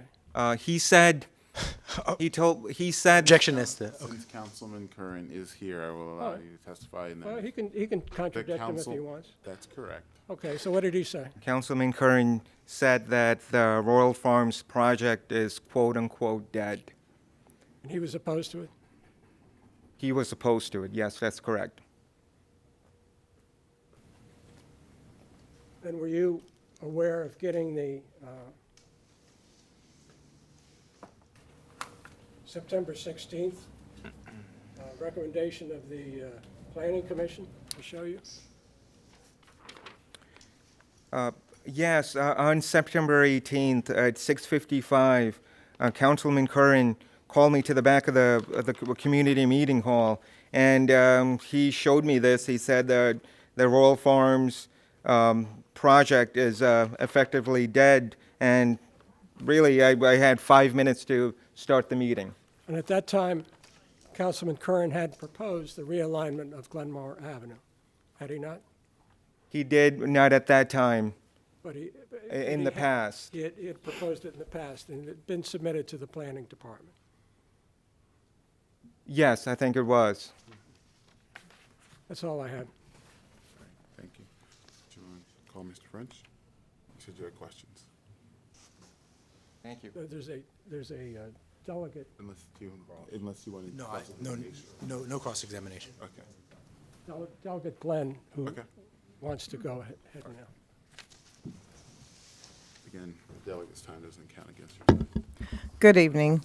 I'd like to submit my letter to you so that will be on record. I am State Delegate Cheryl D. Glenn. I represent the 45th Legislative District. Part of my district includes the Hamilton community and all of the neighborhood associations that have been mentioned. I also live less than 10 minutes from Harford Road, so I'm extremely familiar. I've been in that community for 25 years, so I'm extremely familiar with this entire site. Let me just read my letter. It's very brief. This letter is sent for the purpose of informing you of my passionate opposition to the construction of a Royal Farms store that would include a gas station on Harford Road in the Hamilton community. The taxpayers of the affected communities have spoken loudly with detailed information as to why this construction would be devastating for the Hamilton community. As a lifelong resident of Baltimore City and an elected official, it is my heartfelt desire to see our city grow to the numbers of the past, over 1 million taxpayers and homeowners. Why would any proposal be approved that is in direct contrast to those taxpayers who live here and are working diligently to maintain their communities? Such actions could actually drive people out of the city and not into the city. The evidence is clear that the building of another gas station in Hamilton is not in the best interest of the Hamilton community.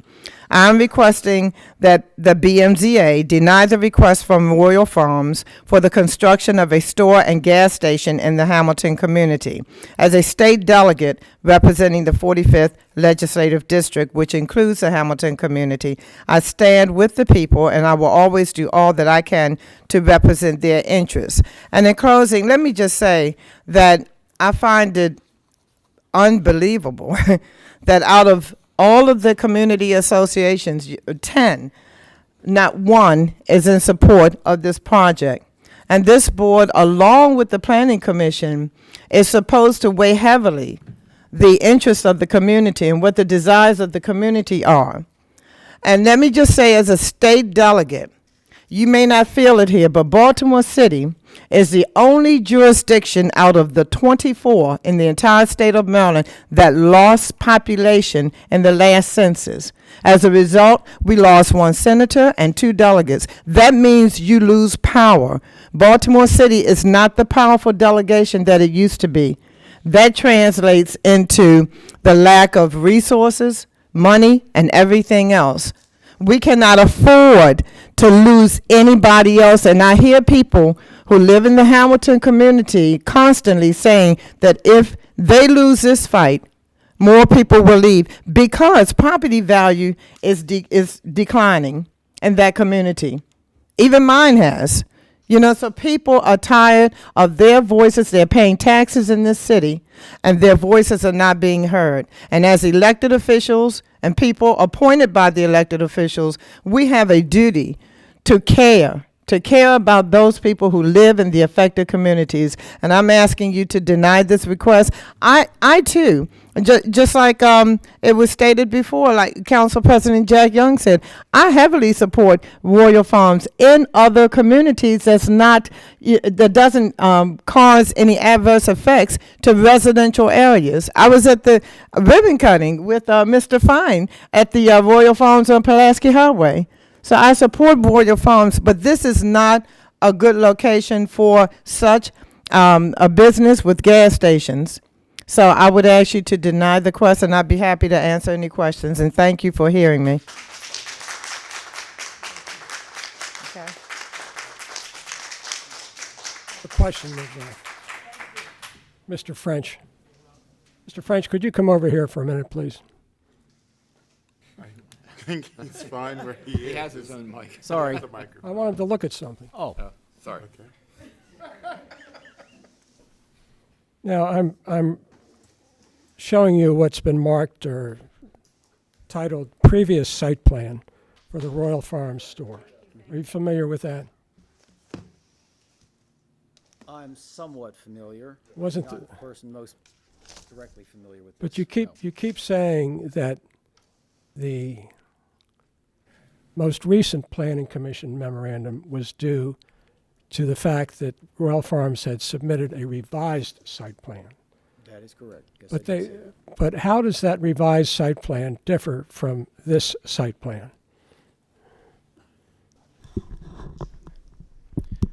Okay. The revised site plan eliminates the driveway behind the store, cutting from Mary Avenue through to the side of the building where it would meet the drive aisle coming in from Glenmore Avenue. It eliminates the parking spaces at the rear of the building. Therefore, it converts that whole paved area into green space. And lastly, it moves the dumpster, which in the original proposal was to be at the corner of, almost at the corner of Mary and Richard, back to a place at the rear of the store itself. Well, the Planning Commission letter, a recommendation dated September 16th, said that this proposal, which we're looking at, would have the likelihood of creating serious injury and death. That's what it says right in the report. Now, how is adding more green space going to affect serious injury or death? To begin with, there would be a reduction of one curb cut, as you can see, along Mary Avenue. So the extent that there are pedestrians passing from the Richard side here towards Harford Road or in reverse, that's one less curb cut to negotiate with traffic cutting through. The department was concerned about the possibility that motorists would try to use this as a way to bypass coming out onto Harford Road in order to get over to Glenmore, or in reverse, coming back from Glenmore through to Mary.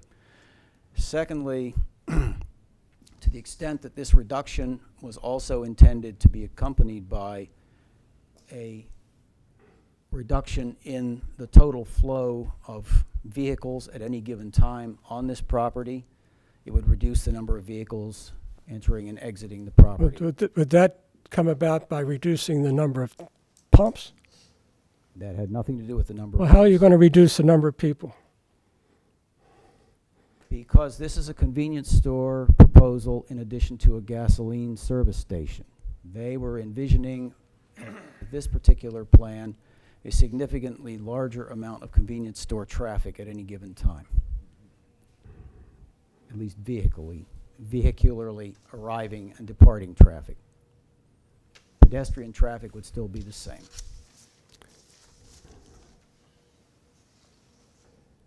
I'm sorry, I don't understand why there would be fewer people.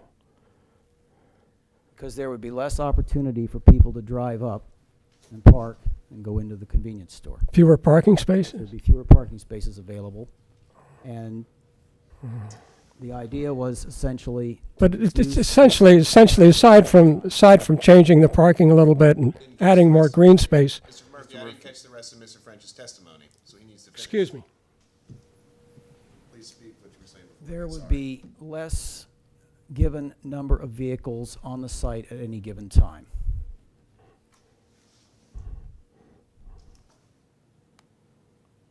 But the planning department had this plan when it came out with the report that said increased likelihood of vehicular accidents, including personal injury or death, at the intersection of Harford Road and Glenmore, caused by increased turning in and out of vehicles visiting.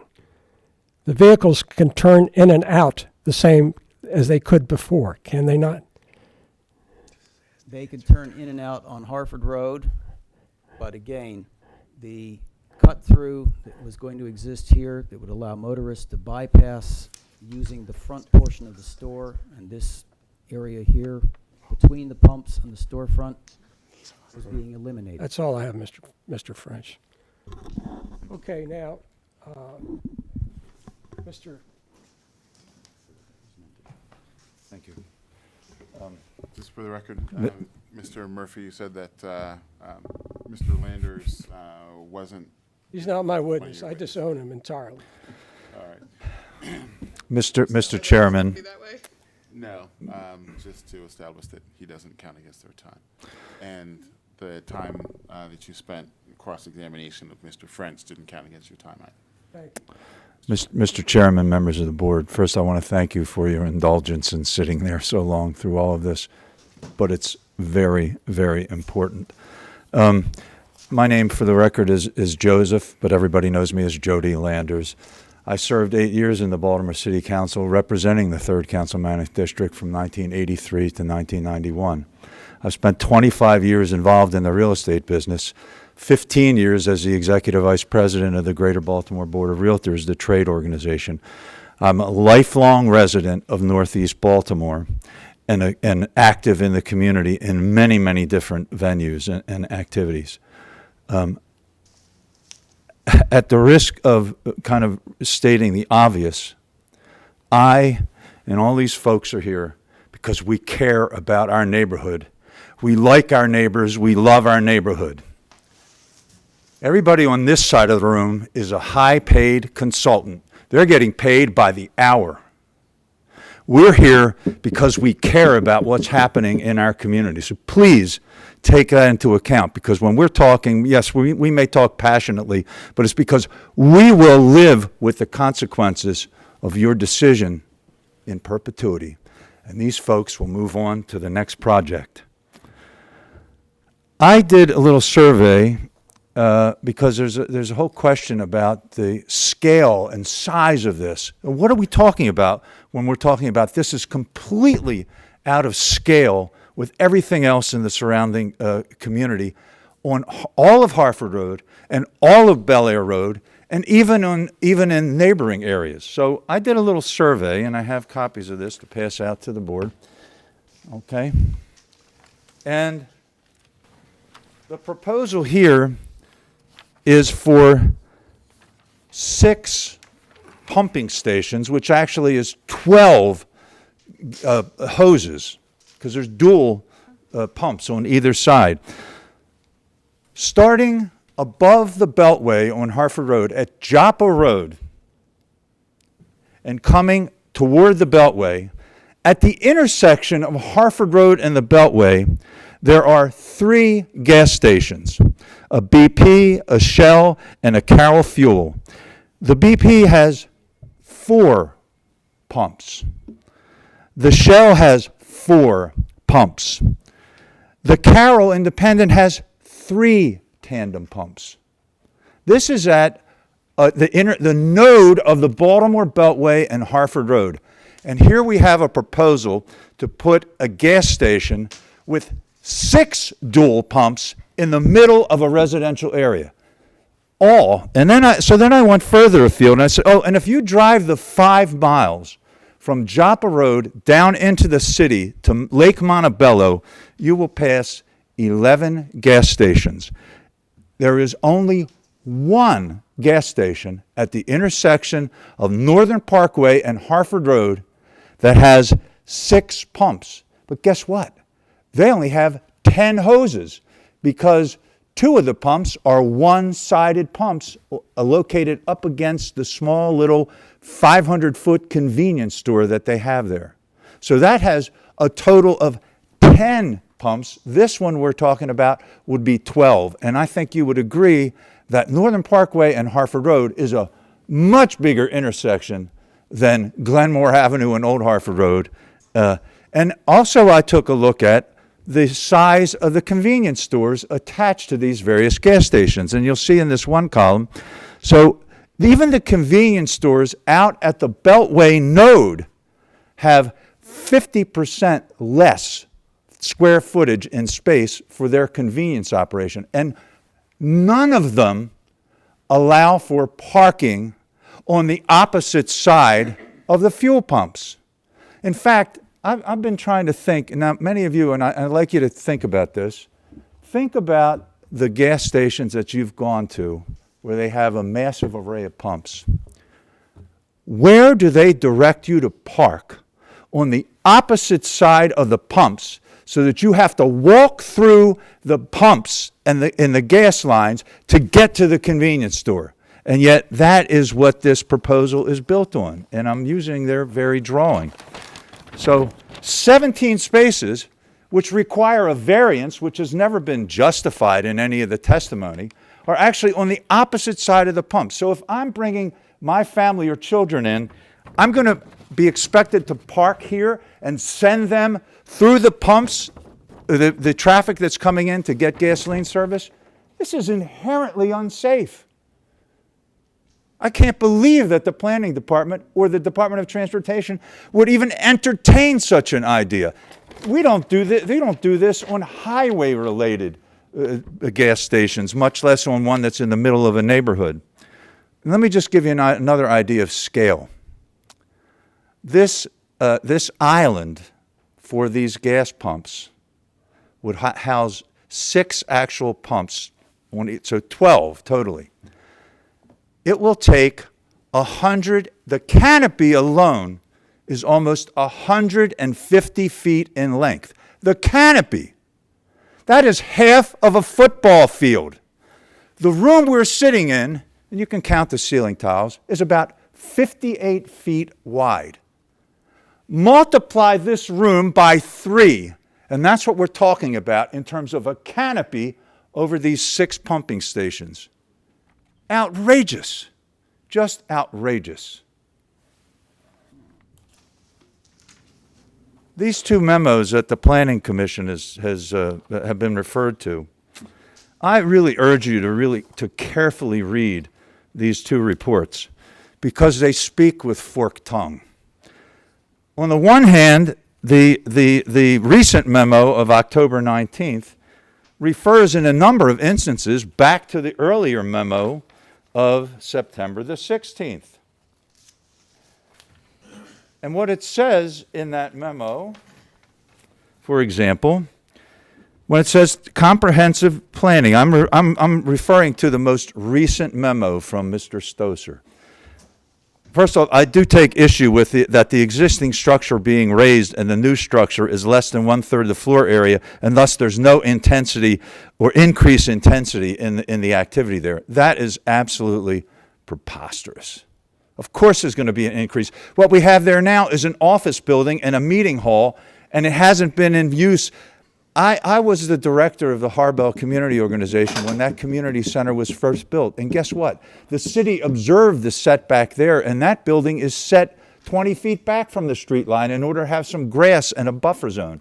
What we're talking about doing here is abandoning that principle and allowing parking almost right up to the sidewalk.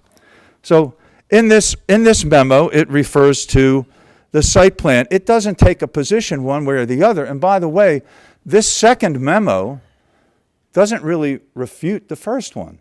The first memo, written on September 16th, categorically says that the planning department recommends disapproval. This memo, written on October 19th, doesn't say they recommend approval. No, in fact, they cite a number of instances when they're going back to the earlier memo and then saying, however, we have some conditions. If, and this is what it says, should the board grant approval of this appeal, the Department of Planning recommends that the approval be subject to the following conditions.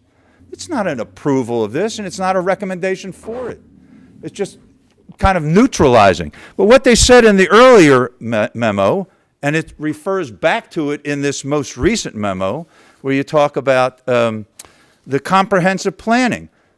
On the October 19th memo, it says, please refer also to the previous memorandum of September 16th with regard to community concerns. Well, what did it say on September 16th? This is what it said. It cites the Harford Road study, and it says, given the relative narrowness of the corridor and its surrounding large businesses that would enhance a pedestrian experience and encourage nearby residents to shop and dine along the corridor, the essence of a gas-and-go service station, even with a convenience store component, would be contradictory to this goal. This later memo doesn't refute that and doesn't take an opposing position to that. In fact, it cites it. It goes on to say, the immediate neighboring area is concerned about possible light pollution, litter, trash, and increased traffic through the nearby residential streets as a consequence of the 24-hour operation of use. The intersection nearest the property at Glenmore is considered prone to vehicular accidents. It basically cites this all over again. And then it goes on to say, this is the memo of September the 16th, which again is cited in this October 19th memo. It says, there is concern, thank you, there is concern that the proposed use could result in an automobile-oriented appearance of the immediate area that is incompatible with neighborhood plans for redefinition of the Harford Road corridor. I mean, there are so many reasons to deny this proposal. There's not been a shred of evidence presented or information that the community is calling out for this service and need. And we are clearly not calling out for something that is way beyond the scale and scope of anything else on Harford Road. Oh, and I didn't point this out, but I also went down to the intersection of Moravia Road and Moravia Park Drive, right off of the 95-895 exchange. The highest number of tanks on the BP station there was 6. So they have 6 tanks there at the intersection of 95-895 and Moravia Park. The Exxon across the street has 4 pumps. The Shell on the opposite corner has 2. So this thing is way out of scale with what, I'm sorry, I talk with my hands. But this thing is way out of scale with anything that we should be considering in a residential community. And the last point I want to make is, having been involved in residential real estate and in a community for the past 25 years, and having lived in this community for the 62 years of my life, I can tell you firsthand, every place that we have this type of use go in, there is a degradation of the residents immediately behind it and around it. And I can show you by pointing to property values, by pointing to the trash and debris, by pointing to the single-family residences that are now converted to multifamily residences because there's no market anymore for the single-family residents who would choose to live next to an operation of this scale and this size. So I urge you to deny this appeal. Thank you.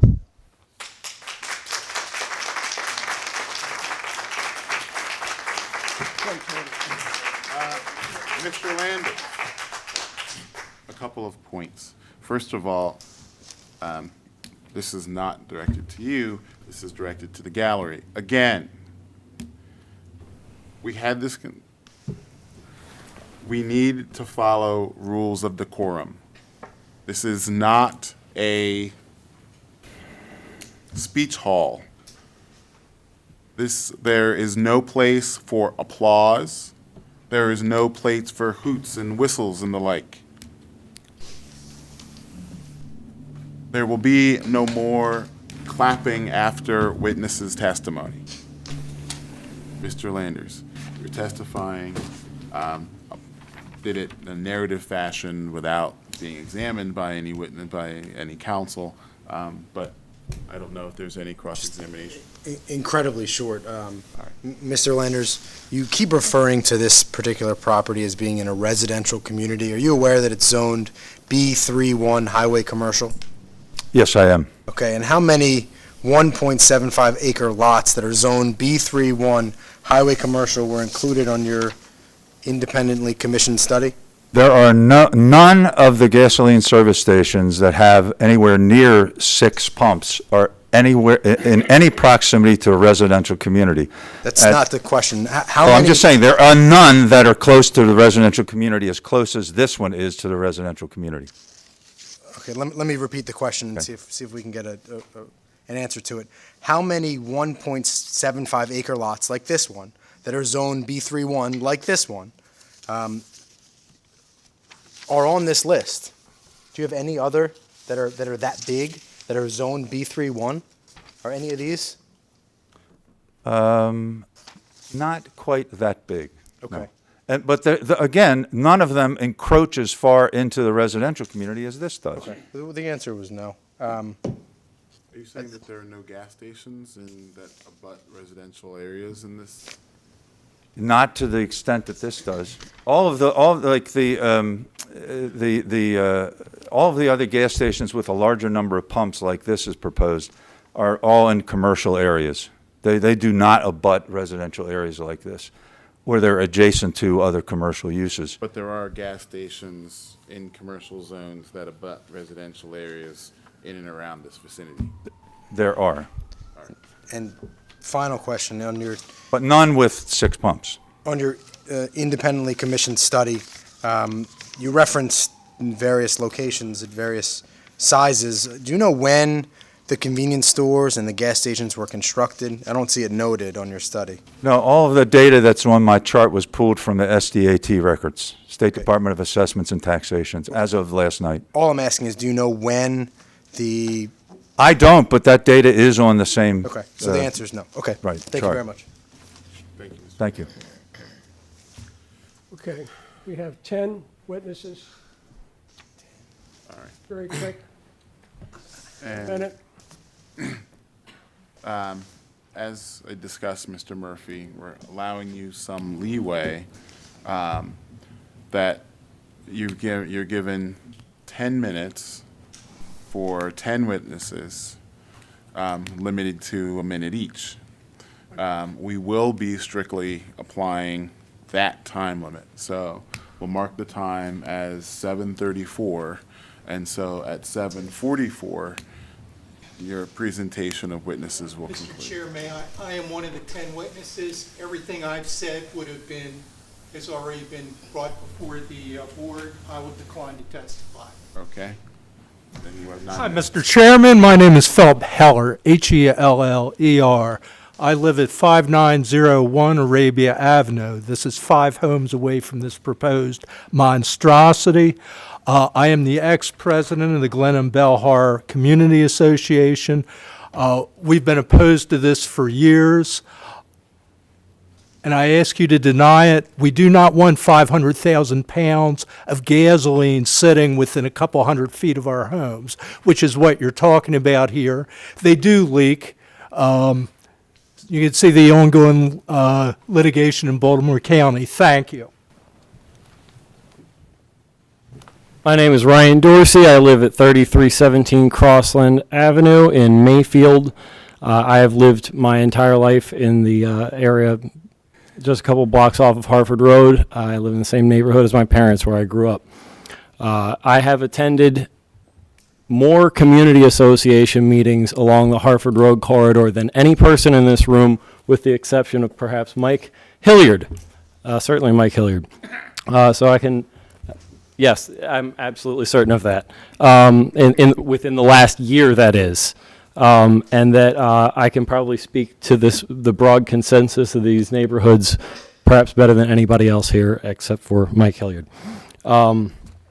And just second what Jody Landers has said, that this is completely out of character with the neighborhood and the beliefs of the people who have moved into this neighborhood, believing that it was moving in a direction that this would directly oppose.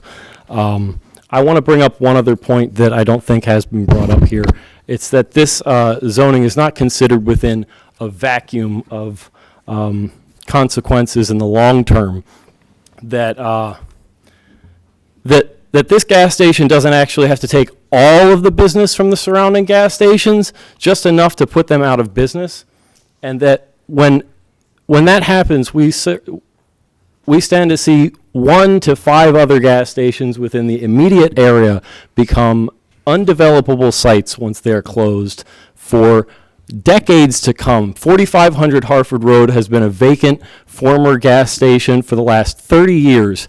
And any number of these other gas stations along here that are put out of business stand to sit vacant along what could be a very readily revitalized corridor that should be recognized as one of the most vital commercial corridors in Baltimore City. But this could be to the detriment of that for, I don't know, the next half a century. So thanks. My name is Linda Brown. I live in Beverly Hills. You've looked at a lot of pictures, but I don't know if you've seen any from a pedestrian's point of view. And a lot has been said about Glenmore. Old Hartford has been mentioned, but one of the things that you don't realize, and I'd like to submit these for the record, is that when you're standing on the corner of Glenmore and Hartford Road, trying to get across on the corner where the 7-Eleven is, and yes, there are ADA ramps, that you can't even see Old Hartford Road. In addition, where the proposed gas station is located, the entrance and exits for people going in would be between the number 19 bus stop. And anyone who is southbound on Hartford Road, making a left into the gas station, when there's peak traffic, is going to back traffic up all the way into the intersection. As for revitalization, apparently Royal Farms and the members of our communities have very different ideas of what revitalization is, as well as what a cafe is. We have a cafe called Lost in the 50s. We have another one called the Red Canoe. We also have Zeke's. A gas station restaurant is not a cafe. A gas station is not revitalization. Condos, co-ops are not a gas station. I'm Delhagen Rhodes. I live at 3016 Glenmore Avenue. I live with my very small children. I'm trying to get as short as I am. I live with my very small children, my husband, my 3 dogs, and my cat. We're a very busy and full household, just like most of the people living up and down Glenmore Avenue are. Within the first 8 homes of Glenmore Avenue, there are over 20 children. Glenmore Avenue is the main thoroughfare for students to walk up and down to get to Hamilton Middle and Elementary School, to get to the library, and then also to get to Arts and Ideas, which is just around the corner. This gas station wants to let out where you can only take a right onto Glenmore Avenue. You can take a right onto Hartford, but the only other exit that they're talking about is taking a right down Glenmore. So what that means is that this increased traffic will go up and down Glenmore Avenue. All the while, children are walking to school, while they're walking home from school, while they're trying to go about doing their duties, and most importantly, while they're doing what they should be allowed to do in their homes, which is play in their front yards. Mr. Murphy, 4 minutes.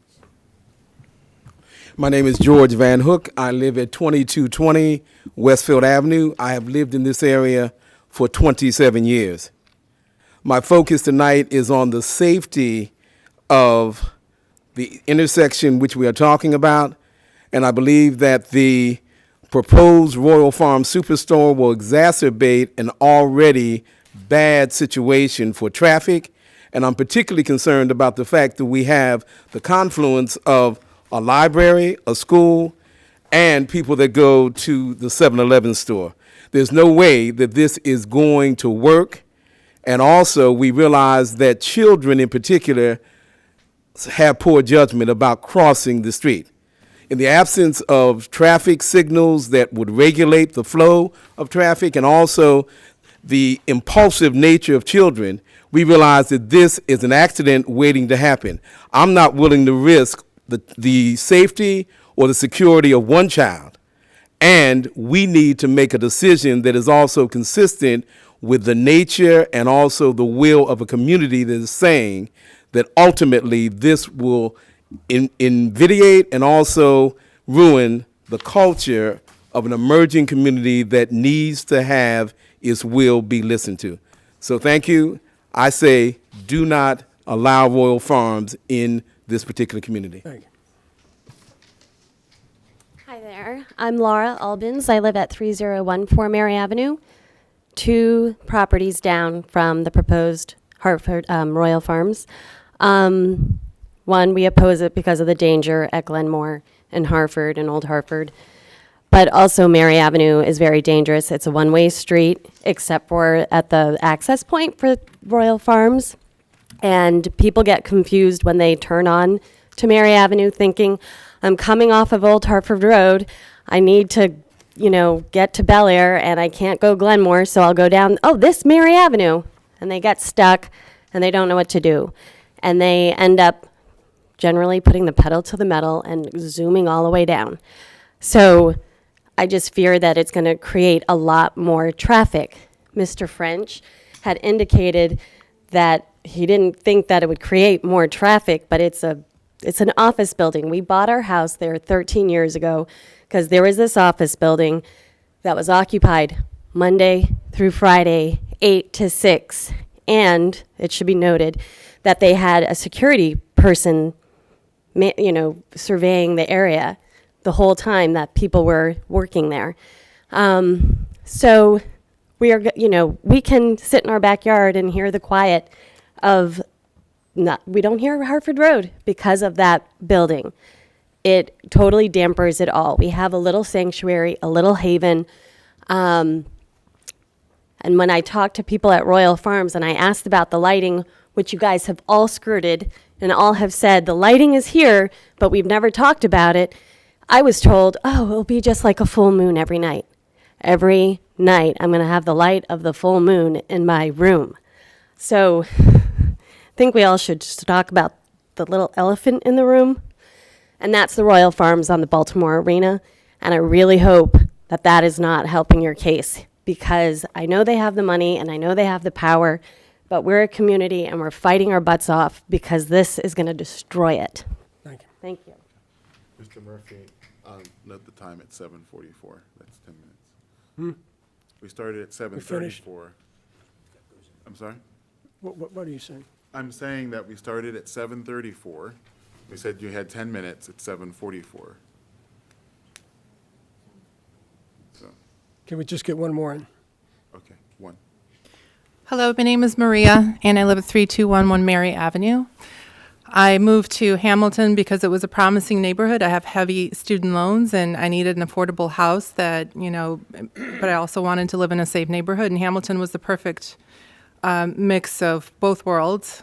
It's affordable, and it's hip, and it's walkable. I'm a runner, so I like to run early in the morning, sometimes late at night, and I've never felt terribly unsafe in Hamilton. I have to say that intersection is absolutely insane. I've come close to death so many times I just avoid it altogether. We've already talked to death about the dangers of the intersection. So let me just say this. I also have a really great job, and I can live anywhere in the United States and make really great money and pay taxes. So I own a house, and what am I paying taxes for? Nobody is listening to us. So I'm just going to take my taxes elsewhere. I don't need to live in Hamilton. I choose to live in Hamilton. And just one last point. I am flabbergasted by how the board seems to be biased, and you seem to be taking the side of the Royal Farms. I don't understand that. But I guess it's not for me to understand. Maybe I should just pack up and get a house elsewhere. Thank you. Ms. Eberline asked me to submit this statement. Okay.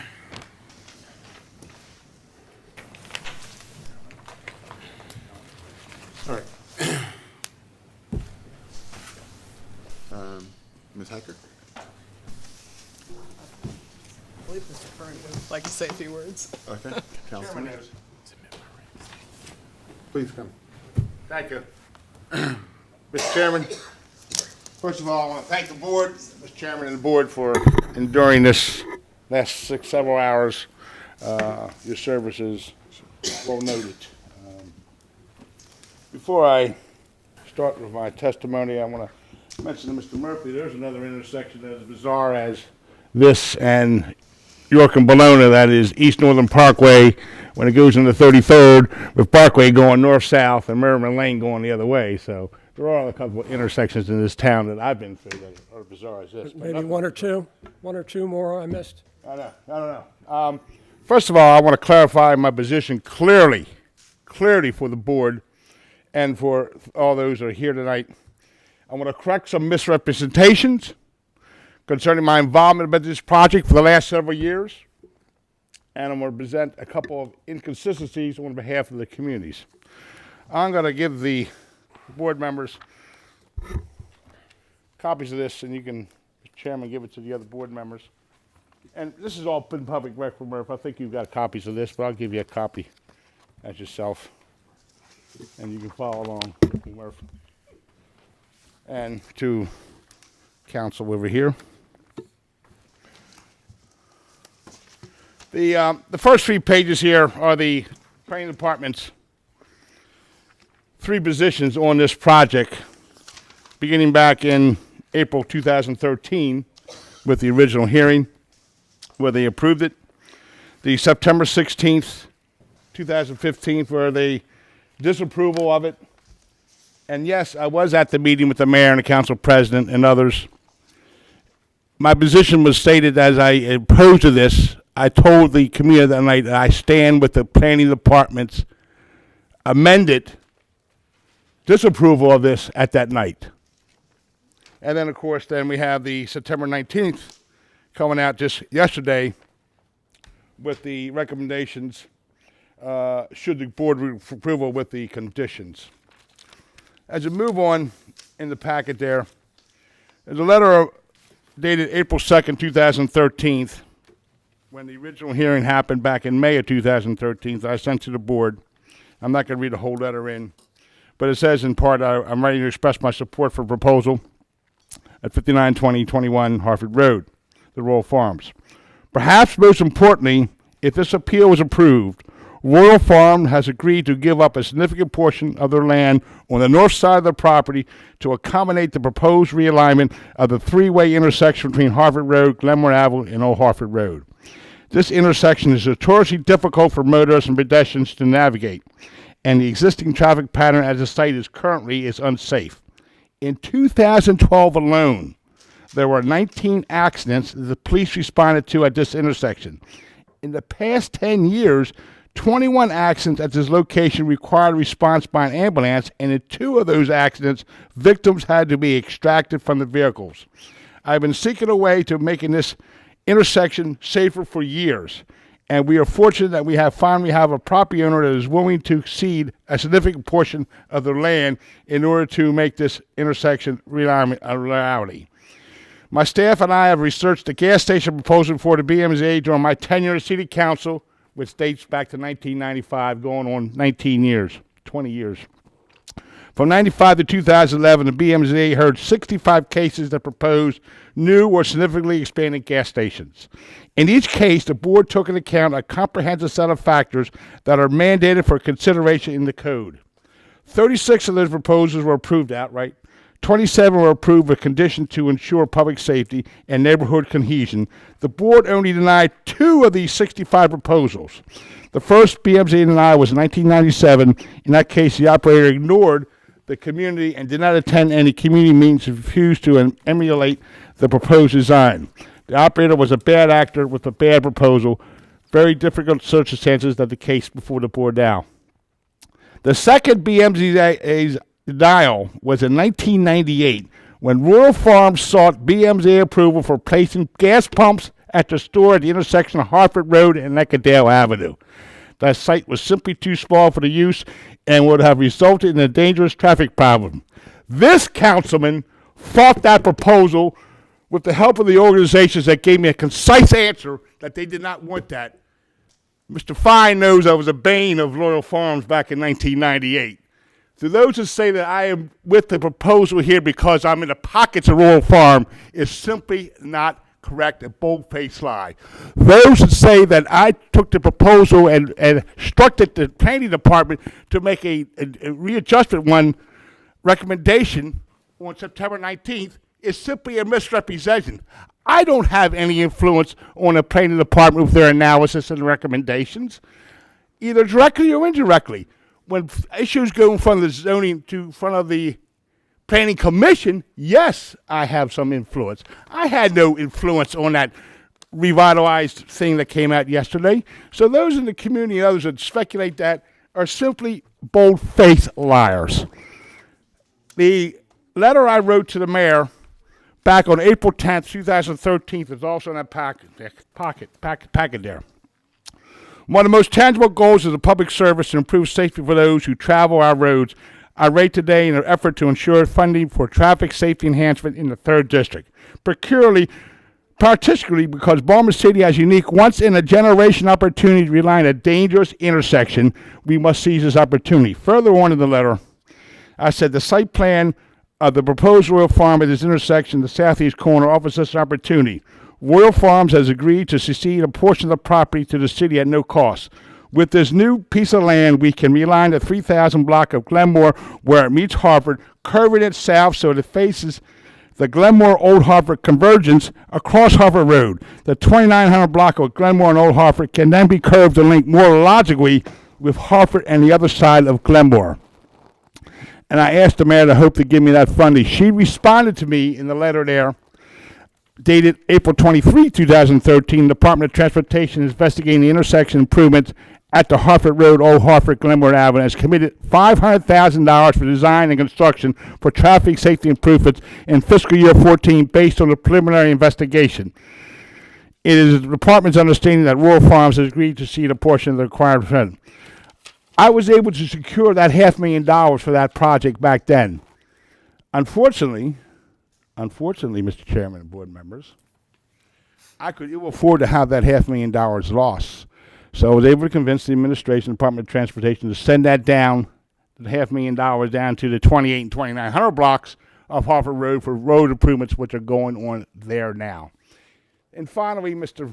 Chairman, I understand that Royal Farms is going to pay Wood Bellevue up to pay the whole thing to do it now themselves. That's on them. But there is a couple inconsistencies that I need to address. It's been reported that the Glenham-Bellhart community is against this and the other communities are. Yes, that is correct at this time. When Mr. Fine come to me with their proposal back in 2012, I sent them to the community, Glenham-Bellhart. They made a presentation to the community, and the community at that time had a vote and voted in favor of the proposal.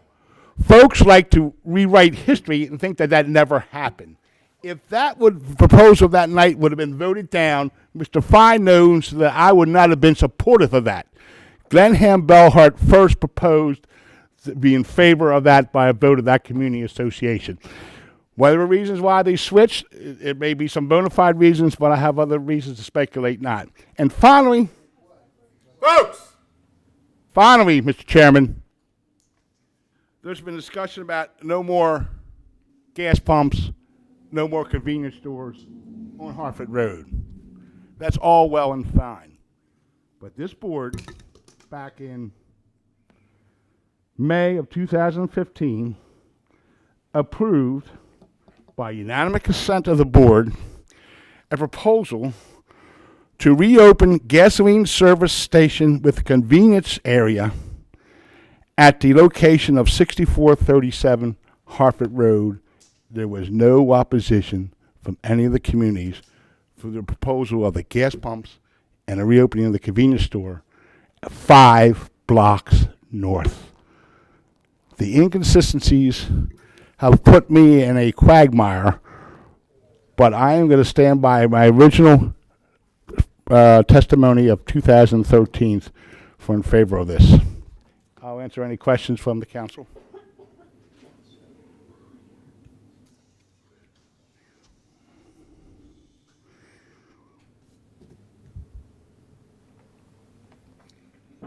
Mr. Kern, I'm just very, very disappointed that you choose to call your constituents bald-faced liars. I think that's a disgrace. That's all I have to say to you. That's not all of them, Counselor.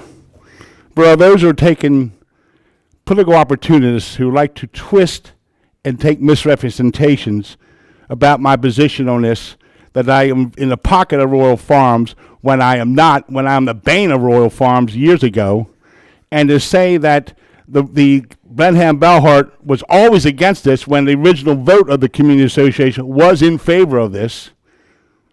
That is what I'm saying is that they have some misrepresentations that they have done. Counselor, are you done with me? I think we're all done with you here. Thank you. Ms. Hecker? I'll be brief. I know it's late. We've been here a long time. As you know, the site that we're talking about is located in the B31 zoning district, which is described in the zoning code as designed to accommodate business, service, and commercial uses of a highway-oriented nature. If there ever was a highway-oriented use, it would be a gas station. A gas station in the B3 zone is a conditional use subject to zoning board approval, and conditional uses are presumptively allowed absent a finding that there is that the inherent adverse impacts of the use would somehow affect this site, be more greater at this site than they would be at another site in the zone. The B3 district is an intense zoning district that allows a bunch of uses by right that would be much more intense on this site than the gas station. Live entertainment is allowed there by right. A drug treatment clinic is allowed there by right. A mega church, a concert hall, these things could go in there without any type of approval. Royal Farms is proposing its smallest gas station model that they do. It has a 4,000 square foot store. It has 6 pumps with a total of 12 fueling positions. As I said earlier, it's a capital investment of $3 million by Royal Farms that'll create 35 new jobs in the community, plus 75 construction jobs. The testimony that you've heard today and is outlined in the first exhibit that's in the file that we handed out exhaustively has treated the factors in Title 14 of the zoning code, and we've demonstrated clearly that the gas station will not be worse at this location than it would be at any other location in the zone. I would note that Royal Farms is making significant improvements to the site. The proposed realignment of the intersection at Glenmore Avenue, the upgrades to the pedestrian and the ADA access, restriping of Harford Road to create the left turn lanes, installing a new traffic signal, reducing the parking on site to remove the parking from the rear of the store, increasing the green space, and removing the drive aisle from the back of the store and relocating the dumpster away from the neighboring residents are all significant changes to the plan that address the concerns that have been raised by the community. The only real concerns that the community have raised relate to traffic and safety, both vehicular and pedestrian, and we've addressed all of those concerns through the proposed modifications to the intersection and the site plan. Even the traffic expert proffered by the opponents agreed that the traffic improvements that we were proposing in terms of the crosswalks, the sidewalks, the realignment or the restriping of Harford Road, excuse me, would make it a safer intersection. The Department of Transportation agreed that the number of crashes would be reduced. The Department of Planning recommends approval subject to the realignment of the intersection and the resulting site plan improvements. The real objection here appears to be that the folks in the community, for some reason, don't like Royal Farms, and they don't want Royal Farms to come in. And that is not a reason to deny the conditional use application. For these reasons, we would request that the board approve the application subject to the revised site plan and the intersection improvements, which, as I mentioned before, Royal Farms has offered to pay for. They'll cost between $400,000 and $600,000, and this is money that the city will not have to spend in realigning the intersection. It's also subject to the conditions offered by the planning department, I guess, with the exception of the fourth condition regarding limiting pumps. Is that correct? That is correct, yes. And the testimony that we heard today was that the amount of traffic that is created by a gas station is driven really by the size of the convenience store, not the number of pumps. And between 8 and 12 pumps, Mr. Guckert testified that there really is not a measurable impact on traffic between the two. Thank you. Mr. Murphy. Thank you, Mr. Chairman, and members of the board. I certainly appreciate your time. Been here a long time. Hope to make some sense out of this summary. You know, I've often told people that I think the part of the city that has the greatest opportunity for growth and development is really Northeast Baltimore. It's a huge area. And wonderful, wonderful neighborhoods. It's really an area of neighborhoods. Neighborhoods you've never heard of, say Beverly Hills. I mean, you think of Beverly Hills out in California. Well, there's a Beverly Hills in Northeast Baltimore. And you really want to sort of think about your own dignity and your status and the fact that you have some integrity. Here, I think what you're being asked to do is basically approve a development that's vigorously opposed by the community on the basis of certain improvements being made to Hartford Road and Old Hartford Road at the intersection. And nobody has told me yet how the realignment of Glenmore improves the safety. If anything, I think Gerald Neely, who's not a fancy expert, but has got plenty of experience, plus an engineering degree, made the point that you're lining up the streets so that from Old Hartford, you can come right into Glenmore and then into the project. And we all know that Royal Farms does a super job. A lot of people, when they see a Royal Farms, they stop. Because they give out pardon me, but wasn't there also testimony that that movement would be an illegal? It would be. Oh, yeah, it would be. And there was also testimony that most accidents take place because people do illegal things. That's true. Men are not angels. That is very true. And the lining up the streets so that they cross, even Mr. Guckert, whom I've known for years and is a respected expert, he admitted that this could easily happen. He said it could happen. Yeah, it could happen.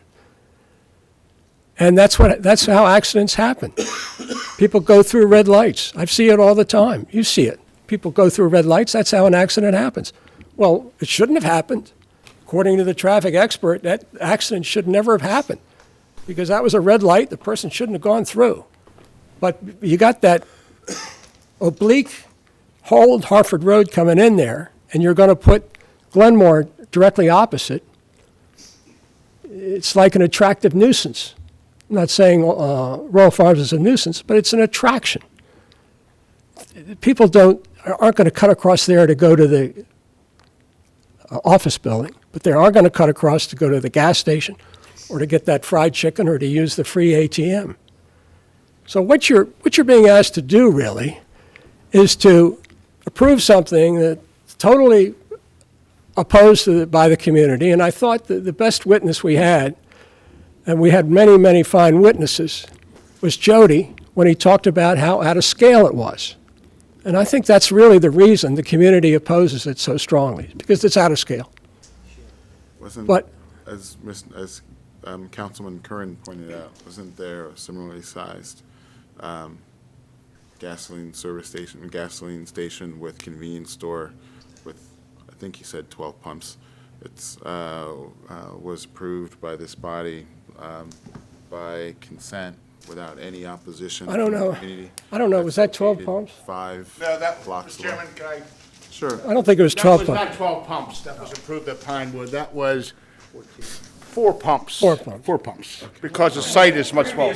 been a gas station. Yes, it had. Yes, it had. Closed in 1984. Right. Yes. You know, so, but let me talk. I started talking about your dignity and your status and everything. You gentlemen and lady, you know, you're all people who've been selected to this board because you're reputable people in the community, and they know you're going to apply you're going to be conscientious.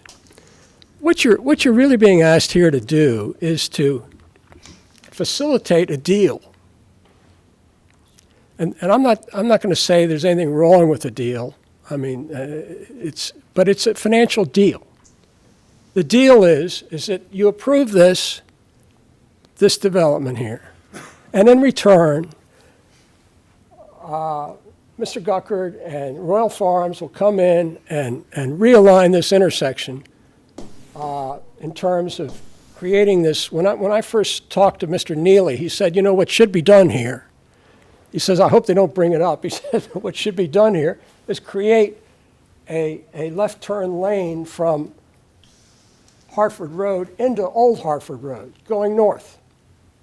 You know, that should be done. And the crosswalks, all those things should be done.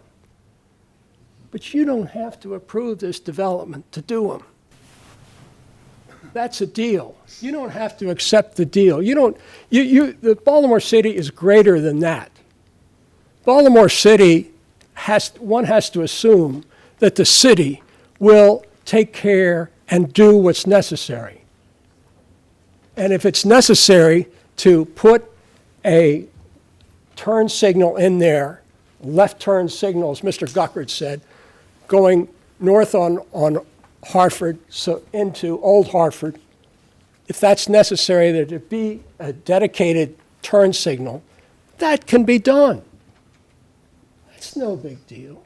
It might cost, traffic signals cost money. They cost, probably hundreds of thousands of dollars. But you don't have to approve a deal, a development deal, in order to get it. Do you understand what I'm saying? You don't have to do that. And that's really making you a participant in this deal. Because as I say, nobody has indicated how realigning Glenmore is going to cure anything. What is cured is the traffic signals and the crosswalks and that sort of thing. All of that can be done by the city of Baltimore without having to approve the Royal Farms station. Now, let me be a lawyer for a second and talk about the law, and there are two things I want to talk about. One is whether there's any evidence that there's going to be an adverse effect here. I don't have the actual citations, but Mr. Neely certainly testified that there would be. He said there would be cars that wouldn't obey the signal and would come across, and you'd have an adverse effect. You'd have accidents. The other evidence you have is the Planning Commission report dated September 16th. There are cases, and again, I don't have the citation, but there are probably a dozen of them, that say a Planning Commission report is evidence of evidence that can be relied upon. And that report says that this facility will create the likelihood of serious injuries and even death. That's what they said. Now, everybody, including Mr. French, kept saying, well, wait a minute, they hadn't gotten the final plan yet. But the final plan, I went over it in painstaking detail with Mr. French and said, how does it differ? How does it differ? How does this really relate to the accidents happening at Glenmore and Hartford? It doesn't. They talked about the green space and the cars being able to come around behind. But the crucial thing about the accidents happening at Hartford and Glenmore was not any different from the first plan or the second plan. The configuration of Glenmore coming in to Hartford is exactly the same in both plans. Look at them. It's exactly the same. So something happened here. Somebody got to the Planning Commission, convinced them to make a change, which is fine. That's politics. The same as the mayor came out at the community meeting and changed her mind later on. Same with Curran. Said he was opposed at the community meeting, changed his mind. That's fine. But This is a report by the planning director that says this will create the likelihood of serious injury and death. You can rely on this. You can rely on this to show that there's an adverse effect here. As again, let me just conclude with trying to be a lawyer here and give you some law. Those who have been on the board know that the mantra for conditional uses, special exceptions, sometimes they're called special exceptions, sometimes they're called conditional uses. They're the same thing in the Maryland law. The Bible for these is a Court of Appeals case called Schultz versus Pritz. It came out of Carroll County, where a funeral home was being proposed, and the nursing home across the street came in and opposed it. And they said, we don't want to have the image of dead people across the street from our nursing home. And the Court of Appeals is basically saying, listen, if that means it shouldn't be zoned for a funeral home, right? Because that's your problem. They're talking about the inherent effects of a funeral home. Here's what the Court of Appeals said in Schultz versus Pritz. Let me just read this, and it's just a couple sentences. These cases establish that the appropriate standard to be used in determining whether a requested special exception, again, that's a conditional use, would have an adverse effect and therefore should be denied. Would have an adverse effect and therefore should be denied. So it's telling you to deny it if it's got an adverse effect.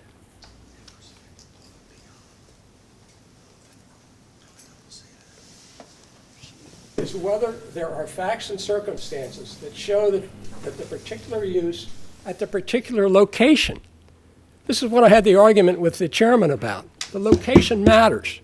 The location matters. At the particular location proposed would have any adverse effects above and beyond those inherently associated with such a special exception use, irrespective of its location in the zone. Now, you are all smart, knowledgeable people. You know that there is going to be an adverse effect. Maybe it's an adverse effect because it's somebody going through a red light, not paying attention, but there's still going to be an adverse effect. It arises not from Royal Farms necessarily. Royal Farms isn't the culprit here. It's the location that's the culprit. But that's what they're talking about in Schultz versus Pritz. Find another location for this. Find another location that's not a magnet attracting vehicles to this location. That's the problem. And I think that taking all this into consideration, you really should deny this because there is going to be an adverse effect. How adverse effect it's going to be is speculative. I admit that. If I can interject Thank for you. a moment. We did have a discourse earlier on that point regarding location. And I was as adamant that the issue is that you look at the use in the location as you were adamant about. It's all about the location. And so look at the plan. This really gives me occasion to bring up the point that I've gone to at a couple of points during this hearing, which is that as I look at this plan, and it doesn't really matter if I'm looking at the current version or the one that existed back in September. If I look at this plan and I draw an X through the conditional use portion of this plan, which is the gasoline pumps, and I'm left with the exact same plan, and there's a convenience store that's there. I haven't heard any evidence today about what is the hazard that would exist by virtue of me putting those gasoline pumps there as opposed to not having them there. the issue about traffic coming into and out of the site is going to exist whether you allow the as of right convenience store location there, because you're going to have people coming in and going out, as you said, for use of the free ATM and the world famous fried chicken and the other convenience store, grocery store type amenities that would exist there. You're going to have that increased traffic. And I believe that it was your expert, Mr. Neely, who testified that what the hazard would be those intercepted trips. But what he didn't do, and what you've never done in your entire presentation, is separate out what are the intercepted trips that are going to be generated by just simply having those pumps there, as opposed to just the convenience store location. Court of Appeals. And there's no evidence within the record at this point, if I see it, that goes to that point. So, as we talked about before, it's about location, certainly, but it's about the use in the location. And the use here, the conditional use here, are just those 6 pumps that are there. I understand that. But you know, the Court of Appeals in the famous opinion said the most important element of evidence is common sense. And you all have common sense. And gas pumps they'll attract congestion coming in and out, cars coming in and out. I personally go to Royal Farms all the time, and I never buy anything except gasoline. And maybe I'm unique, but I go on my way to the boat and back. I stop at the Royal Farms.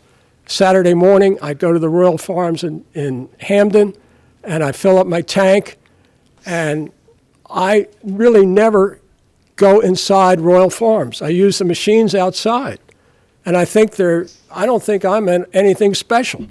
I think there are tons of people around like me who just go and use the gasoline station. And, you know, you're asking for some study or some scientific determination as to Is what it's called. Evidence is what Evidence? Well, I gave you the evidence before about common sense, and really, I want you to follow that. But my common sense also tells me that there's going to be traffic that's going to go in. There and is out going to of be that traffic, site, and even if you have a convenience there is. But but common sense won't. Aside of when you go to a gas station, what do you go and buy? Won't common sense doesn't really change the fact that even if you have a convenience store that's operating there, you're going to still have that. You're not going to have traffic going in there looking to fill up gas, certainly, but you're going to have traffic going in there looking to buy what's for sale. And it's those intercepted trips, as Mr. Neely said, that's what the hazard is. But listen, that's listen, going to Mr. exist Chairman. whether you have the as of right condition or the And you're saying that, or the conditional use but condition. don't you agree that there's going to be more traffic, people going in, getting gas? I'm looking for evidence in order I'm to asking you to support use your your own position. head. You know that.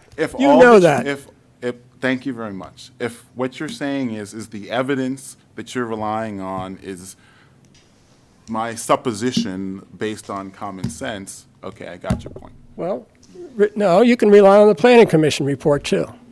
And the Planning Commission report, the Planning Department report doesn't do that essential thing that I've just been talking about for like the last 15 minutes. Nothing does. Well, I think you're grossly unfair in asking for that, because practically you can't separate them. How are you going to separate who's coming for fried chicken, who's coming for gasoline? How are you going to do that, Mr. Chairman? I think that's absurd, with all respect. As you said, we have to look at whether or not, for the conditional use, are there adverse effects which come from the conditional use? So I'm looking for adverse effects which come Some from of those cars, the conditional use of this. Some of those people who don't obey the traffic signal are going to be going for gasoline, and you know that as well as I know that. And it's absurd to argue any other way. And it's also conceivably absurd to premise someone else's constitutional right to their property upon the admittedly criminal acts of third parties. No, it isn't. Not at all. Not at all. That's how accidents happen. Okay, but I don't want to belabor this point and argue with you about it. As I said, my point is I want to look for evidence. I'm looking for you to point me to. Mr. Neely gave you evidence. He said there are people going to disobey that. They're going to cut right across there, and you know that some of them are going to be gasoline. And he, just as you, didn't ascribe that to the conditional use. That applies whether you had the conditional use here or not. Read the planning commission report. And as I said, first of all, Mr. Landers, as we've been trying to get people in the gallery to focus on, we don't need comments from the gallery. But to that point, as I already addressed, the Planning Commission report doesn't address that issue either. Because Is there any more? They're a unitary use, Mr. Chairman. Counsel. Mr. Chairman, you're exactly right. There's no evidence that's been presented today that shows that the inherent adverse impacts of the gasoline station at this location would be worse at this location than they would be anywhere else. The gas station, particularly in light of the proposed realignment of the intersection, the improvements to Harford Road, and the changes to the site plan, would actually be better at this location than it would be at any other location in the zone. And that's all we have. All right.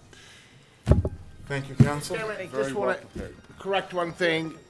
Folks have been referring to the planning commission. It is Yes, the it's planning planning department. department. I need We to understand that. I know. I just want that to folks to understand that. Thank you. And we're off the record. We're off the record, right? Are you all aware that they're closing Harford Road down for close to 3 years? Where?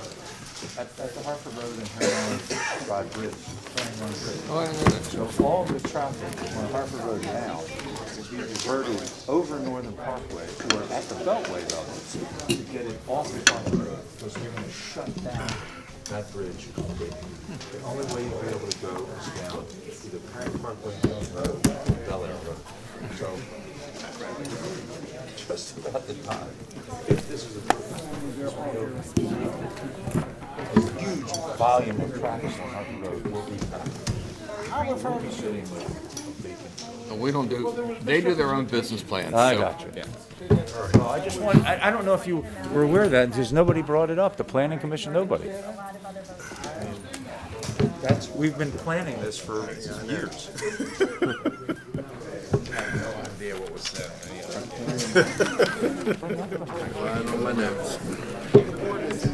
All right. All right. It's closing down.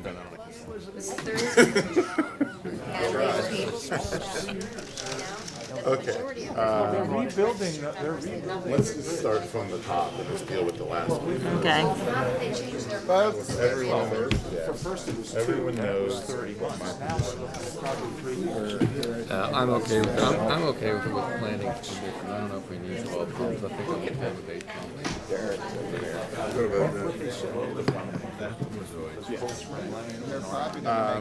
My thought on that is that what they're going to start diverting traffic the issue on limitation of over to Bel Air Road. as I see it, is that I agree that there's not, when people are turning into a gas station, they're not going to turn in because of the Are numbers. you gentlemen going to vote tonight? Yes. We're actually talking about it. Trying to, anyway. Are you going to do this case first? Yes, we're trying to. Okay, I'm sorry. I won't disturb you. Come on, I want to get out. I want to get out of here. Time to get back to the pizza. What are you doing? Get back to the pizza. So I don't see really how, I don't think that you're limiting anything by having it Couldn't have gone with this far. 8 You couldn't have pumps, been this 12, whatever. And the photograph. And I think that Tucker Who's just did put reaction it to the photograph? rather successfully that the traffic that you're going to deal with in the site is just going to be a fact of life, regardless of what's going to be there. And it's going to exist regardless of the number of pumps. So that being the case, I don't really see a point as to saying what numbers. Because the issue that they're really trying to ameliorate, I don't think it's I don't know if they ever really locked the door. I think the reason I, excuse me, the reason I said let's go with the planning department's 8 is I'm trying to limit, you see those cars that are pulling in, you're gonna see lights on those houses on the west side of that, not the Mary Ave, but the other side. So I'm trying to limit some of that traffic in and out of there, so you limit the number of pumps. You limit the number of cars, you put them more in the center of that where they, so.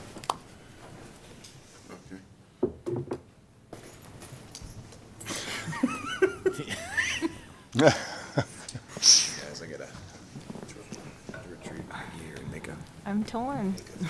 Here we go again.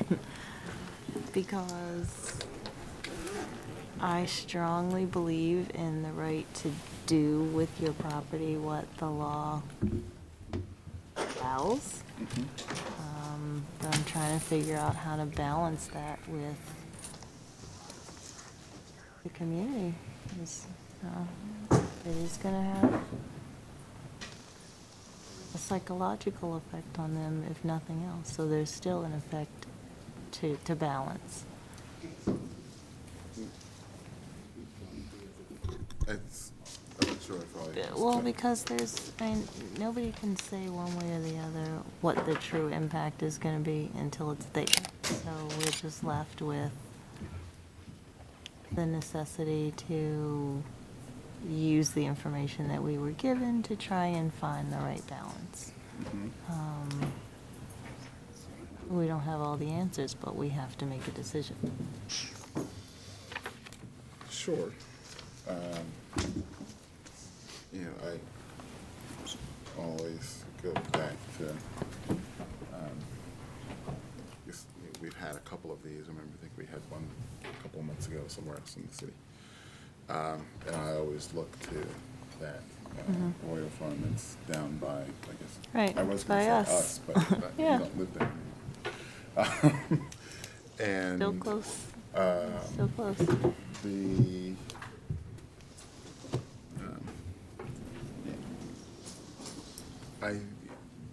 And if given that experience, I tend to see the issues as not being as dire as they may be feared to be in other contexts. And I am sensitive I to agree. the idea that there are certain existing conditions that are there, and then there's change. But that really applies everywhere. And the issue here is just simply going to be with this proposed use, because again, we're talking about because the only part that's really in front of us is the gas station. Right.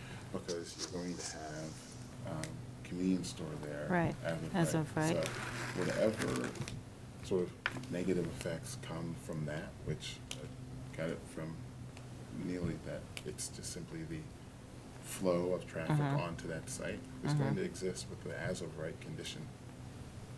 It's not going to apply with, certainly there's no evidence that, or anything that talked about to say that there's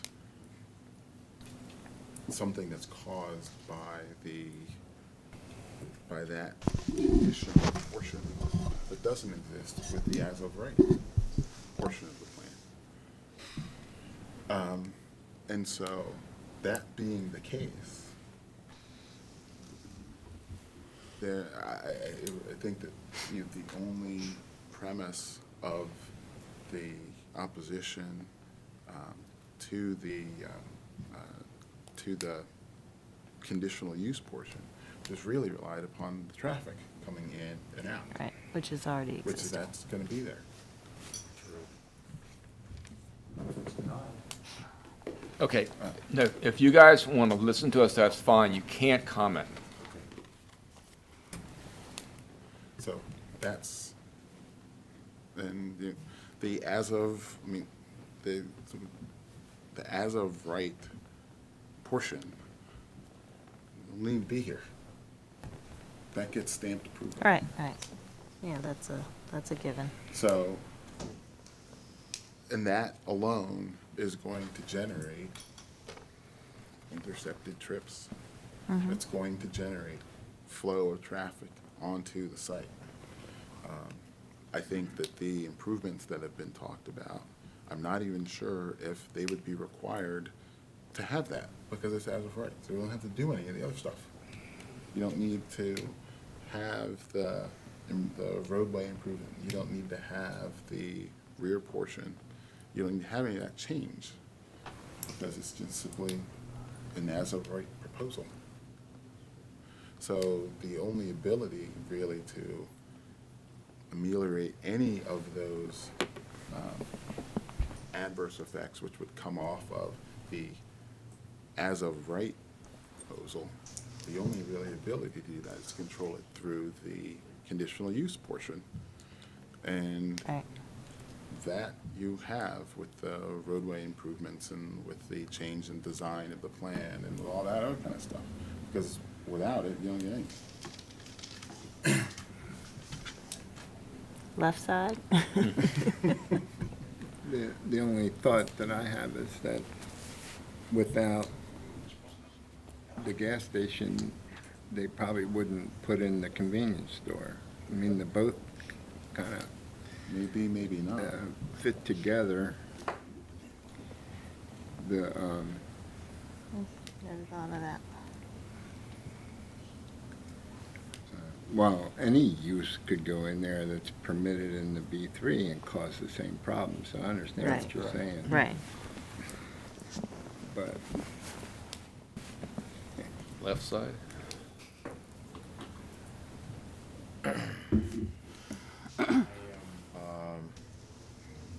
Troubled by the lack of community support. Normally, we see, community embracing business development. Well, Not always, obviously, but. I think the councilman testified that that wasn't always the case. with the Yeah, and I site wasn't plan. here in 2013 to participate in that hearing, but certainly today, there were no community associations stepping up saying, we want this. So that's troubling. And that's also not a element of the conditional use factors. in Right. there.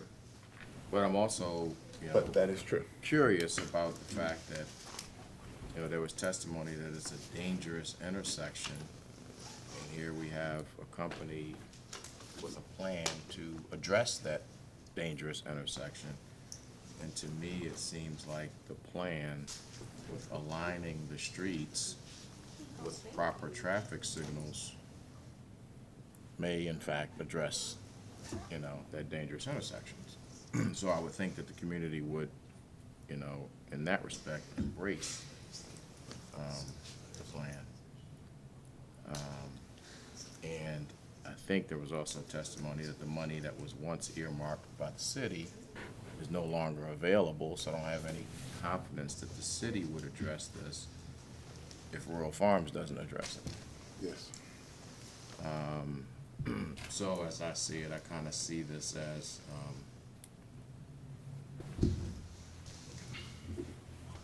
from a public safety perspective, I think that there's improvement that's going to be made here, not, increasing or creating adverse impact. I see it just the opposite. I see that the proposed plan would, in fact, decrease the danger and what's happening out there. I'm gonna vote no. As I can't in good conscience vote for something that's got overwhelming opposition from the community. I understand totally the as of right aspect of it, but I'm sure that without being privy to the nuances of the situation, I'm sure the folks who were going to put an incinerator in Brooklyn could have done so by right, and the community said no. The folks that wanted to put something in Morrill Park could have probably done so, but the community said no. I think this is one of those situations where when the opposition is this overwhelming, I'm gonna have to weigh that very heavily. Okay. All right, you want to vote? Well, we want to address, Oh, that's talk to right, the other yeah. cases. Because we have the Oh, whole yeah, other we docket. did? We did? There are other cases over here? Should we vote? Yeah, I get it, but we do have an audience. That's fine. So we can, I guess, vote on that one and then we'll turn to the others. Well, before we vote, I mean, we have the planning conditions versus the number of pumps. For those of us who may vote for, we need to decide if it's 12 or 8, which is something else. Okay. Planning's recommendation was what, 8? 8.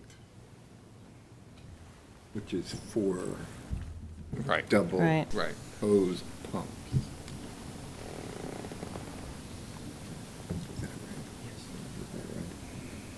Okay, yeah, I see. And well, I already said my part about that, but I think that the number of pumps is just kind of, it doesn't really matter. Because there's no, I don't think that the number of trips is, in or out is gonna be dependent on what number of pumps exist at the station. I think it'll lessen the impact on the neighborhood to some degree. I hear what you said as far as by concentrating it more towards the center, maybe you get sort of less lighting. Yeah, headlights and stuff like that. That's below, so that part I can hear. Anyways, I am, I guess, relatively indifferent on it. I think it's unnecessary.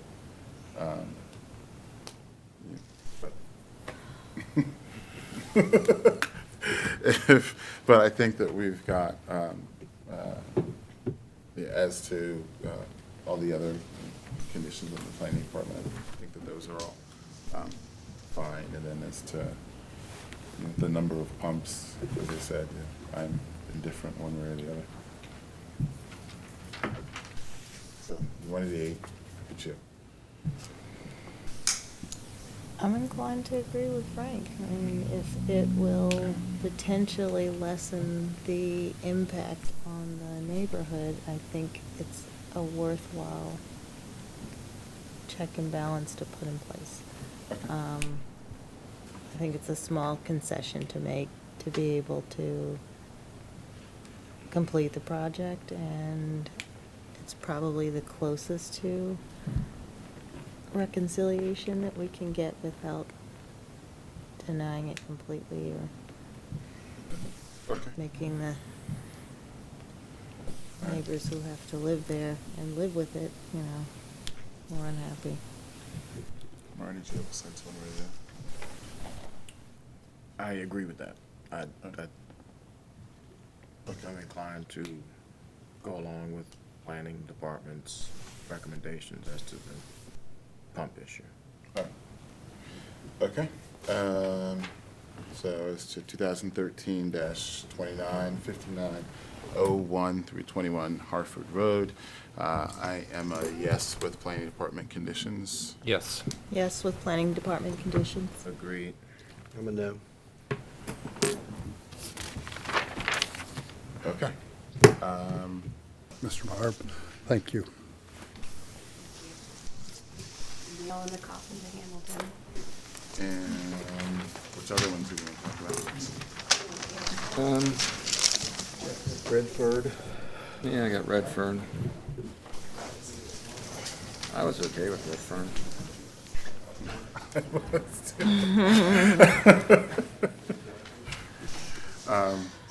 I am too. I think that by making it conditioned on them going to planning commission for the development plan and also confirmation of the subdivision, because I think that, that issue is out there as far as, does that, how do their regulations apply, and does it somehow or other? Well, I think you got a subdivision that you can't build on, because you got a recorded subdivision. Yes. But you can't build on it. Yeah. Yeah. Yeah. So you got to go back to planning. Yeah, well, I think they might have some title issues too. They may well. Yeah, that title insurer may say, Yeah. really? But, you Must be know, in a community they'll oriented figure it mind, out. because I agree with the community that those things are out of character. Okay. Well, not every case. I don't vote the party line, but tonight I'm going to say no to that one. Okay. And Marty? I liked my thought was to approve conditioned upon going back to planning. Yeah, I think that's what we're saying. Yeah. Yeah. Okay. Were there any others? I don't think so. No. So you, on Broadway, you want to do a conditional approval for her? Yeah, condition it on her providing an agreement for, I guess, an agreement for off-street parking. I don't think she understood you on that. Well, I talked with her in the hallway. She asked about that, and I said, that, yeah, you'd need to get some kind of an agreement with one of your neighbors, and you particularly talked about that church, to allow, for them to allow you to have that space available for your parishioners in order to satisfy your parking requirement. And she'd have to submit that to us, and we can give her some sort of a time limit. Yeah, I think we need to be consistent though, because we've always said that 300 feet. I think that's, Yeah, I think that is true. It's gonna have to, and that's why I was gonna say it has to be an acceptable agreement. Yeah, okay. I need to change that from the Is that beginning going to now, matter so. to somebody who's already operated the church for the last 2 years? That's an issue. Somebody must have called on her. Yeah, that happened. Good. Okay, are there any others? I don't think so. No. Okay. So 2015-246, 316 South Broadway, I'm a yes, conditioned on the applicant providing an acceptable parking agreement, I want to say 90 days? Yeah. Okay. Yeah, within give her 90 enough time, because Yeah. it may take a little time. Yeah, I'll say within 90 days. Are you going to spell out the number? Because It was 15? yes. No, that was wrong, wasn't it? No, 15. because for the 8, the one for 8 spaces was for parishioners Yeah, it's who 15. have to walk. Yeah, they have. For all others. Jewish No. on the Jewish Sabbath. Yeah, for all others, it's One per one four. and one for 4. No. Right. Okay. I'm okay with that. I'm glad you're okay with something. Actually, I think No I'm going to. community I got a opposition to couple that churches one. I'm going to call the zoning administrator for double parking every Sunday morning. So I was a yes with the condition. Marty? Right. Yes. Yes. Yes. Okay.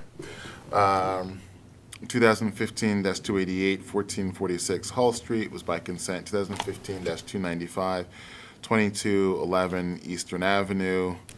That one. The rooming unit. I was okay with it. I mean, I don't know if we can say for personal use or It not. was within the 25%, right? Right. Yeah. Yeah. I don't believe it was, but I don't care. Yeah. I think it's going to wind up being a 4th dwelling unit. Be that as it may, I'm a yes. I think it already is. I think it is too. I'm a yes. Yes. Yep. 2015-320, 2708 Steel Road, I'm a yes. Yes. Yes. Yes. 2000. What? As amended. They came in with a new Yes. site plan. Yes. Yes, within the site plan, that's right. 2015-332, 1411 Redfern Avenue, I'm a yes, conditioned on the applicant going back to, I guess first there were some conditions by the planning department, but also with the condition that the applicant go to the planning commission for approval of the development plan and confirmation of the subdivision plan. Yes. Yes. I'm gonna be a no. 2015-336, 5005 Eugene Avenue, was by consent with planning department conditions. 2015-345, 3300 Gwynns Falls Parkway, I'm a no. No. No. 2015-346, 5509 Matfeld Avenue, I'm a yes. Yes. 2015-347, 804 South Clinton Street, by consent. 2015-349, 208 through 10 East Redwood Street, was by consent. Planning Department conditions. 2015-376, 5711 through 21 O'Donnell Street, was by consent. 2015-381, 3224 Bel Air Road, was by consent. With Planning Department conditions. And 2015-382, 5711 Green Spring Avenue, was by consent. Just, for the Redfern ones, you only really called off 332. Two, yeah. So They're all the 330 same, yes, right? yes, Right. yes. Just to make sure there's no confusion. He's only opposed to one. You troublemaker. Opposed to one of them? Yeah. The Till rest we of get them. him. Yes. Thank you for pointing that out, and yes. On which? I addressed it as a group.